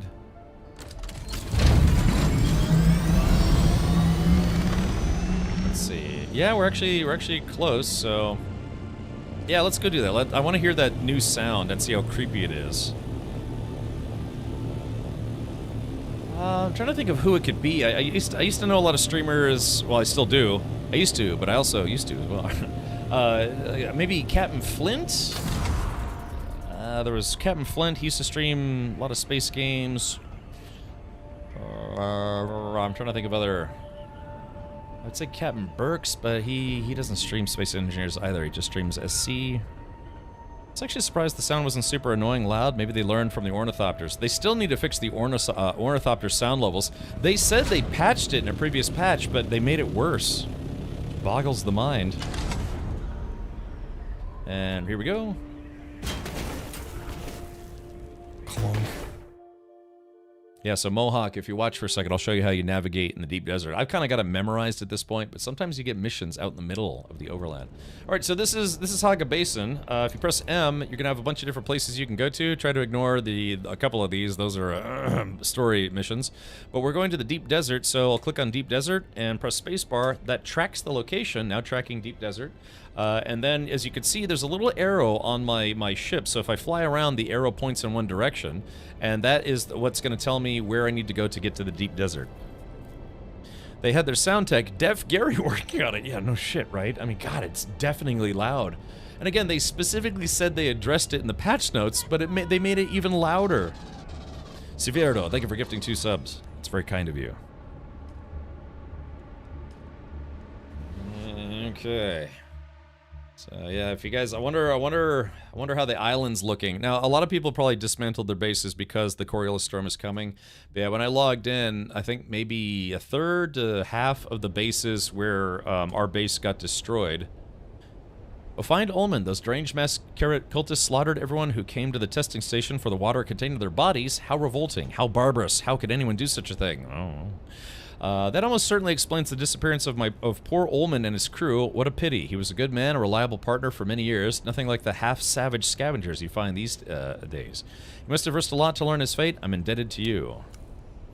Okay, so... Man, I got 14,000 Solari for that? That's awesome. And I leveled up. Yeah, man, I've got 740 intel points. Holy crap. I mean, I do have a lot of stuff to uncover. Hold on, let's try Plastanium. Let's unlock all the Plastanium vehicle stuff. This is some of the most expensive stuff you have to research in the game. Yeah, this is all tier 6 stuff. Research. I would really wish they would make this interface faster. It's like confirm, then double confirm, then confirm-y-firm. Alright, yeah, I'm now unlocking all tier 6 parts for vehicles. Research, confirm. And I'm still gonna have, let's see, I'm still gonna have... Confirm. Alright, I still have 180 left, so let's just go ahead and unlock all of these.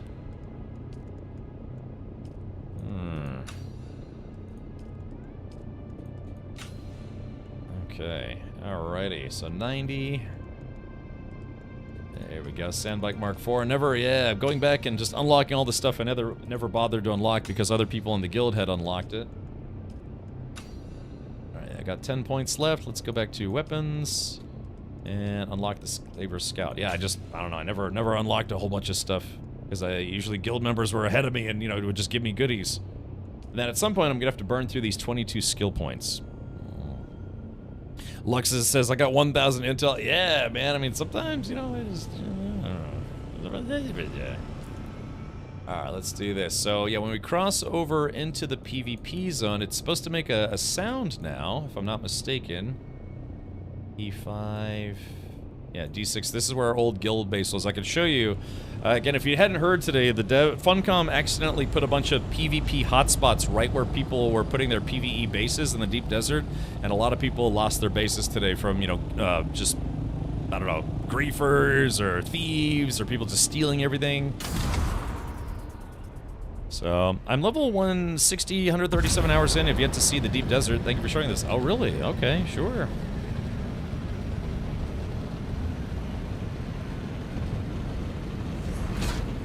Some fuel. Oh, damn it. I was trying to do two things at once. That was me, I done goofed. Alrighty, so let's... Okay, so yeah, so the deep desert, it's basically, I don't know, what, 36 squares or 96 squares? Something like that, I forget. But, yeah, use a grid system. But, yeah, so once you leave the sanctity of what's called the A row, or the A sector, it is just all open desert. Yeah, there it is. Here we go. Yeah, there it is. Arrakis. The deep desert is here. Okay. Yeah, barrel rolls in the moon.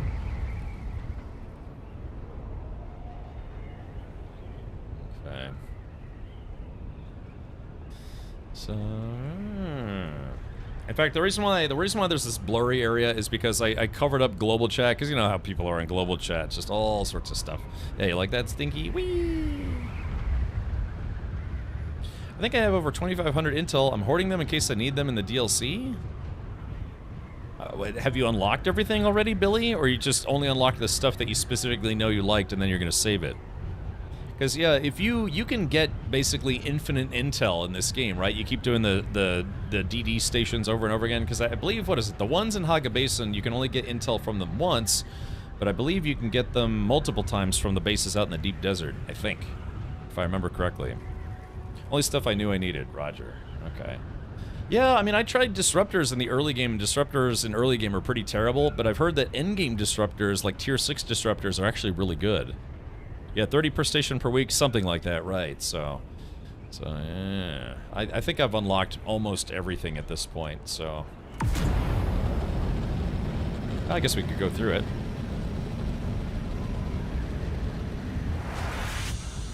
They really should have an arena mode, so for like the really diehard PvP players could go and have a place to do combat. You know, have it cost where it's like 10,000 Solari per match, but they give you like free chopper to dogfight in, or just give you a battle arena.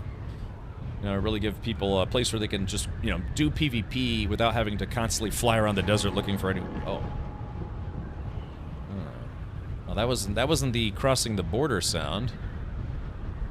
I don't know if that was supposed to be it, but I haven't crossed it yet. Okay, I don't want to hang out here too long because this did technically become a PvP zone. Like Dark Souls fight clubs, yes! I have to assume I never played Dark Souls. That's the sound? Really? So that's interesting because I'm still in the PvE zone. But they did say they added a sound. Let's cross over into PvP and see how it sounds. But yeah, so our guild base, our Deep Desert guild base, was on this island right here, and where Funcom screwed up was they accidentally put a PvP control point, which is used as part of the Landsrad system. And because they put a PvP point in there, every time a storm rolls by, it lowers your base shield so people have a chance to attack it and ransack it and everything. So, of course, if you don't expect that because you think you're safe because you're in the PvE zone, having a PvP point put right where your base is, yeah, it's just like it's just instant obliteration. Because people dive in, they find out, they start stealing and ransacking other players' bases. So this was our small little hut next to this giant Harkonnen place, which is, I guess if nobody packs that up, it's going to get lost in the storm. But yeah, you can see this base got ransacked this morning. And let's see. Okay, so I enter the PvP zone. That guy's got boosters.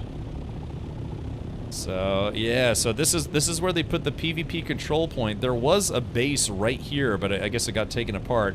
So they said that this was a mistake. You can see how there's this place used to be covered in player bases, but people are already packing up, getting ready to go for the desert reset.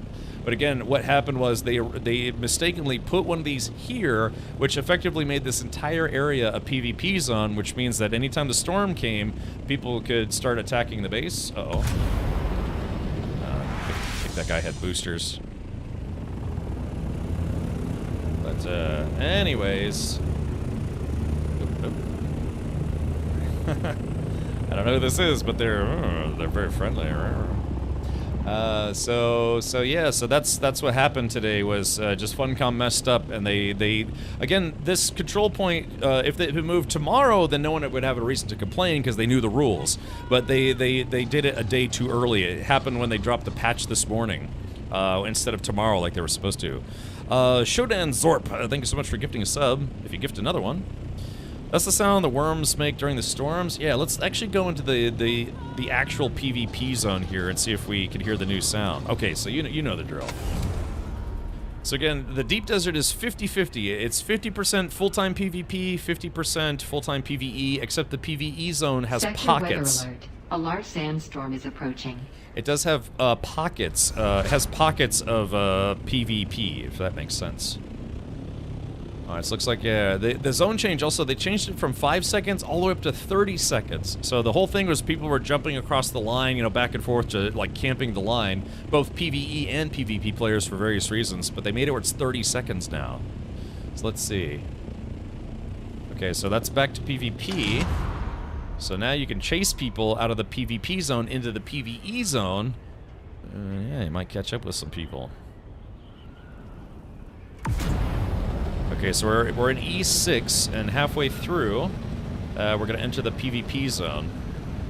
And they said they added a new sound that so you can be more aware. Because I got ganked because I entered a PvP zone without realizing it. Oh, this zone change is only 5 seconds. Okay, listen.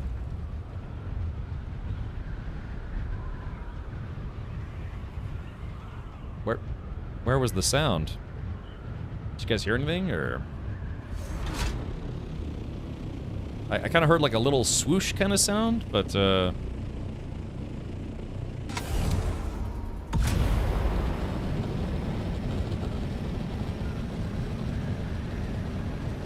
that's interesting that it's only 5 seconds going from PvE to PvP, but going from PvP back to PvE, it's 30 seconds.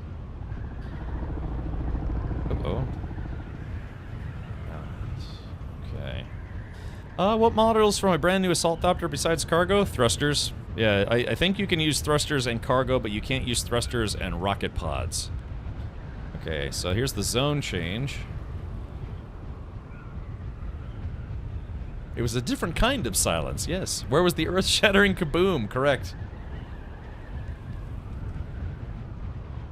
Yeah, again, just hundreds of players, if not thousands of players, got raffle-pwned today because of a mistake. Funcom. I don't know. Yeah, they said there was supposed to be a sound.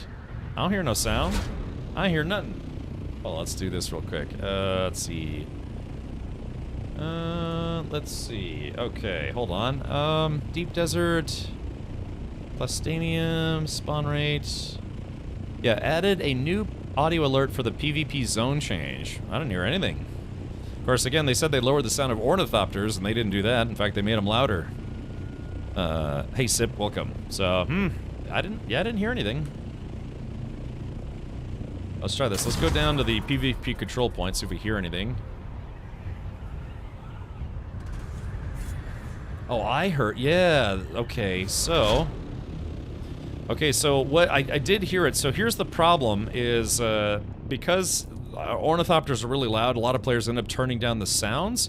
Unfortunately, that seems to also affect the sound of when you're changing zones. Let's raise this a little bit, and then leave the zone again. Yeah, it's because the ornithopters are just too loud. They're just too loud. It's hard to hear anything else. I mean, granted, helicopters in real life are very loud. I had to listen to them every day working on military bases, but no reason to have that in a game. I mean, make them sort of loud, but not deafeningly loud. Okay, so let's test this. I'll try to go into glide mode.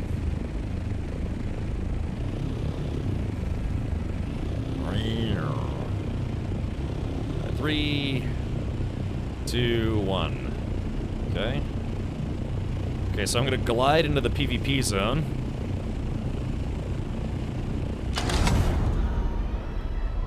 I turn the volume up a little bit. All right, listen.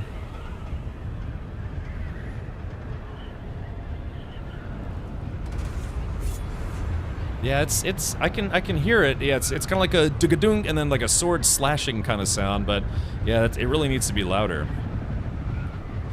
All right, Mohawk, Alabama to being a witness in a court. Ooh, hopefully it's nothing too serious, but wish you the best of luck. Have a safe drive, unless you're flying there. Okay, but yeah, I don't know. I kind of sensitive hearing, but so I had to turn it down because it was like painfully loud. Oh no! Ah, crap. All right, well, the last thing you want to do is be in the deep desert when you're when you know the storm is coming. So let's get out of here for now.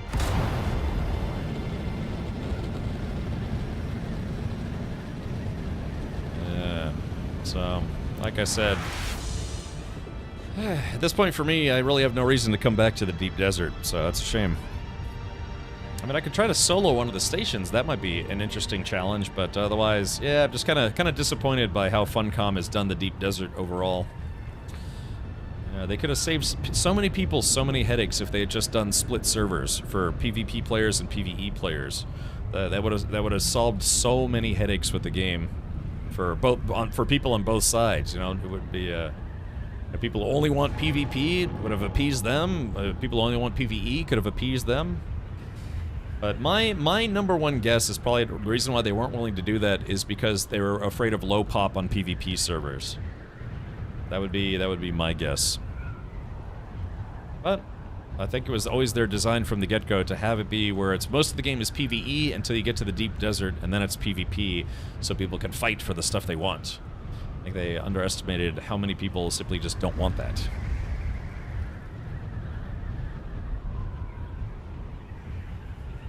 Oh my god, Mohawk says, my friend is getting sentenced for double manslaughter for a car crash, and I'm testifying on his behalf. Wow.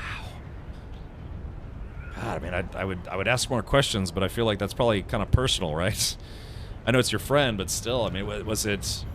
I mean, it could have been just a pure freak accident. I've gotten into accidents before where the police found that no one was at fault. True story. But I've never been in an accident where anyone died. So, yeah, was it just... Did he say it's like... Did he accidentally run a red light? Or did someone else run a red light? Or... So even if you go into the PvE zone, if a player tries to chase you, he can shake down your Thopter just because you're in that 30-second PvP. Jean, yes. Jean? Yes, because they changed it as of today. It used to be they could only chase you for 5 seconds. Look at these two choppers. Now these folks are probably going to disassemble their base and take back their base. Oh, he was racing. Oh, man. And, you know, I gotta be honest, man. I'm really into sports cars and stuff. I have a literal race car, more or less. And I've been in sports cars for a long time, and even I have to admit I've had a little bit of a heavy foot. I will say this: I did get busted one time driving a 103 in a 55. It was late at night. It was in a road that I knew that not many people took because I lived there for a number of years. But yeah, I got busted for that, and they kind of threw the book at me on that one because again, had anything gone wrong, you know, a car pulled out of an intersection or something, then you know it's just. What can you do? But I used to just go, you know, just for a small section before I'd get back to my house. But you know, if somebody veered across the lane and I was going 100 miles an hour, so yeah. But it's really a shame that there was fatalities involved in that. I kind of learned my lesson in that regard. It was a very, very, very painful lesson. So he hit another car and it caught on fire, and then of course 2 people, I guess they burned to death.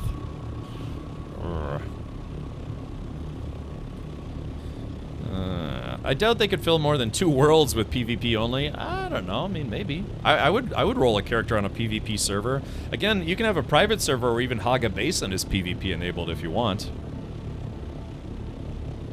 They added the 30 seconds because people were using the borders to surprise attack, then retreat to safety. I see. But wait a minute, but they made it where it only takes, what, is it like 5 seconds to go from PvE to PvP? Yeah, it turns a fun time into a bad time really quick. Yeah, so again, I kind of learned my lesson in that regard, at least for speeding, anyways.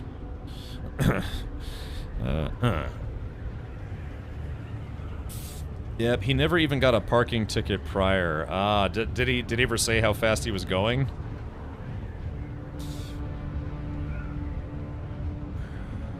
That's tough, man. Yeah, that's kind of one of those things where it's like, I think the best he could hope for is a plea deal where it reduces his sentence as much as possible, but unless he gets off on some kind of technicality or something. Yeah, he was doing 120. Yeah, so yeah, that's yeah, like I said, I got busted for that, and I lost my license for a year. So that was not fun. Yeah, they threw the book at me because part of the problem was I was already on I was on driving probation from speeding, and then they caught me speeding even worse than all the previous times they caught me speeding, and yeah, they were like, yeah, you're done. So, well, I mean, I wish your friend all the best. Hopefully the judge will have some leniency, but yeah, I think the best thing you do is just agree to a plea deal. Bro, I hate last hour on Haga before Desert Wipe. Unplayable, you can't do anything. They need to fix that as well. Oh, yeah, I did notice my game's been a little bit choppy. Not legal advice, but 10 to 20k on a lawyer is a lot better than life in prison. Sure. Play stupid games, win stupid prizes. Yeah, now I just take it to the racetrack.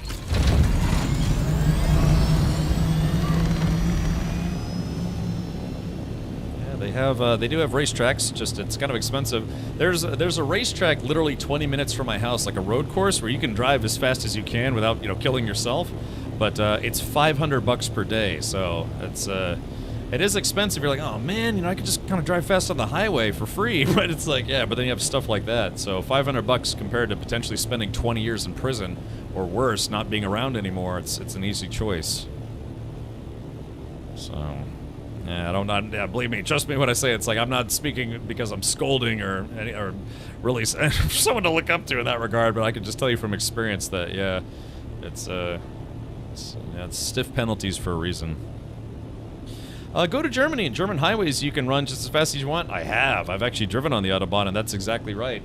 You know, think about a plane trip to Germany is about $1,000, give or take, and then renting a car or whatever, and then yeah, you can literally, not everywhere on the Autobahn. That's a mistake some tourists make. It's not literally the entire Autobahn. It's only specific sections, but you can literally go 150 miles an hour legally there. That's because Germans have their heads together, or they've got their they've got their stuff sorted when it comes to like driving laws and driving rules and stuff. They do things that I wish we would really do here in America. Yeah, it's exactly. It's not the entire Autobahn. It's only parts of it. You'll see a designated zone where there is no speed limit. Well, a trip to Germany takes me 20 minutes by car. Oh, okay. Well, yes, yeah, Lux, it's a little different. But I lived in Germany for a while, but I couldn't drive when I lived there because I was a teenager. But I have gone back and I have driven on the Autobahn, and it's fun. I mean, you're like, wow, man, it's crazy. Actually, now I can actually drive at the speed that I feel I should be driving at, instead of most of America still stuck at 55 miles per hour, which sucks.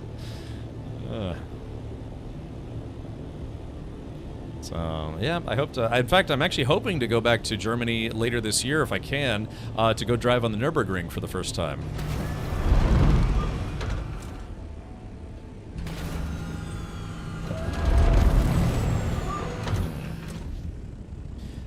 I was born in Germany, moved to the U.S. at 17 back in 1999. Oh, okay, interesting.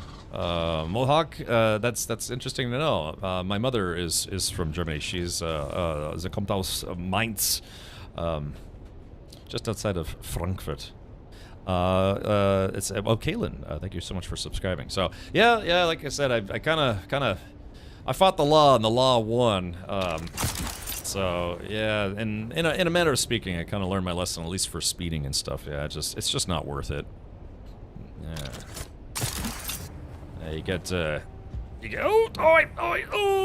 son of a, oh, wait, there we go. I tell you what, man, Shigawire Claw, that's why I've had Shigawire Claw the entire game, because you can fix your screw-ups with it. Woo! Alright, here we go.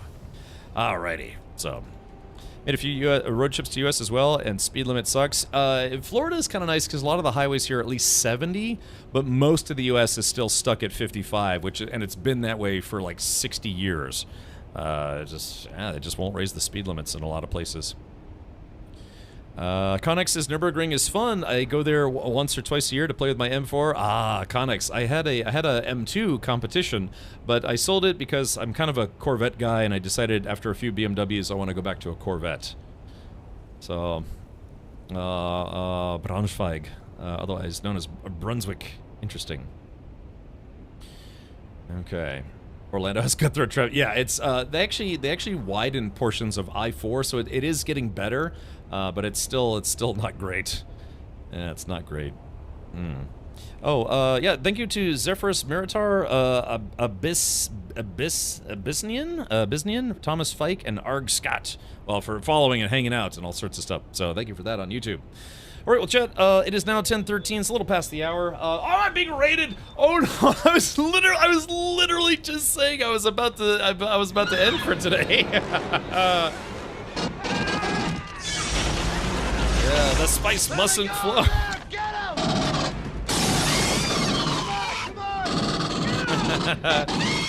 So this must be what oh gosh, what's her why am I blanking so hard? I literally just rated her on Saturday. Why am I blanking so hard on her name? I can't believe I'm doing this, but yeah, there's a German streamer that I raid sometimes, and yeah, she's like, why do you always raid me right when I'm about to get off? It's like, I don't know, I guess we get off at the same time. So, now I have to stream for 3 more hours. Dude, I would love to. I would really love to. But yeah, we found a good place to pause for today. But welcome. Hello, ladies from Girls Play TV. If you're not familiar with Girls Play TV, it is a stream team of sorts that they all stream on the same channel, though, as a big group of lovely ladies. So, feel free to check them out at twitch.tv/GP_TV. And yeah, they kind of take stream team to different heights, if you will. I think because they have like different heights of their members and stuff. But yeah, thank you so much for raid. Again, did catch me just as I was about to jump off myself, so we'll do a combined raid to another channel. So there was yeah, but anyways, Connex, I was just saying that, yeah, I would love to take an M2 to the Nürburgring. I watch a lot of Nürburgring videos, and there's obviously a lot of BMWs out there and some other goodies. And then, but yeah, I think when I go out there, I'm probably just going to rent a regular car. I might try to do the ring taxi thing, maybe.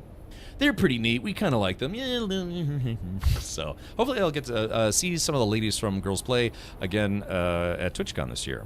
Yeah, ready for Tina. Thank you. Sorry, I was thinking I just raided them on Saturday. Yeah, this is must how Tina feels when I raid her channel when she's getting ready to get off. But I will say this to all of you who watched for tonight, and also the fine friends over at Girls Play TV, a nice little bow in your general direction. We do love a raid train. Have a good night. All right, sure thing. Yum some. Some yum. Delicious. Okay. All right, I don't know, man. Yeah, I guess I have to keep playing tomorrow. Oh, by the way, let's do this. Yeah, today was the last day, or the last night. It goes until tomorrow morning. The last night for Twitch drops for Dune Awakening, and also for the subscriber suit. You know, you can either subscribe for 2 months in advance, or gift a sub and subscribe, or gift 2 subs. And this is the last night you have to get that sub. So yeah, we're gonna run a train on them. Yeah, that's what we're doing. Also, thank you to everyone who contributed towards the new hard drive fund. It was we had a lot of Prime Days tomorrow, and I'm trying to do more YouTube stuff, and I was running out of hard drive space. So shout out to Hellfire for starting the hard drive fund. I wasn't planning on it, but a lot of people chipped in for that, so thank you for that. How do you sell spice to NPCs? I think there's only one. What is it? There's only like 1 or 2 specific NPCs that will buy spice, I think. I'm trying to remember. I think there's 1 in Harko and 1 in Arakeen, maybe? I don't know. I've never tried. We always needed our spice for something else. I think somebody told me that they actually don't give you a lot for it. Okay. Well, yeah, let's go full screen here and say thank you everyone for tuning in. Appreciate everyone who followed, everyone who rated. Thank you for sticking around for that. Everyone who subscribed or resubscribed or unsubscribed, then resubscribed and prime subbed or whatever. And again, crazy. We had 70 new subs for today, which is very, very generous. Again, I know a lot of part of that's because of the dudes, you know, the gift to sub program thing. So hopefully they'll do another one of those for a Harkonnen suit. It'd be kind of nice if they did. All right, let's do this. Just like an Arrakis Arakeen bartender might say, what have you. You don't have to go home, but you can't stay here.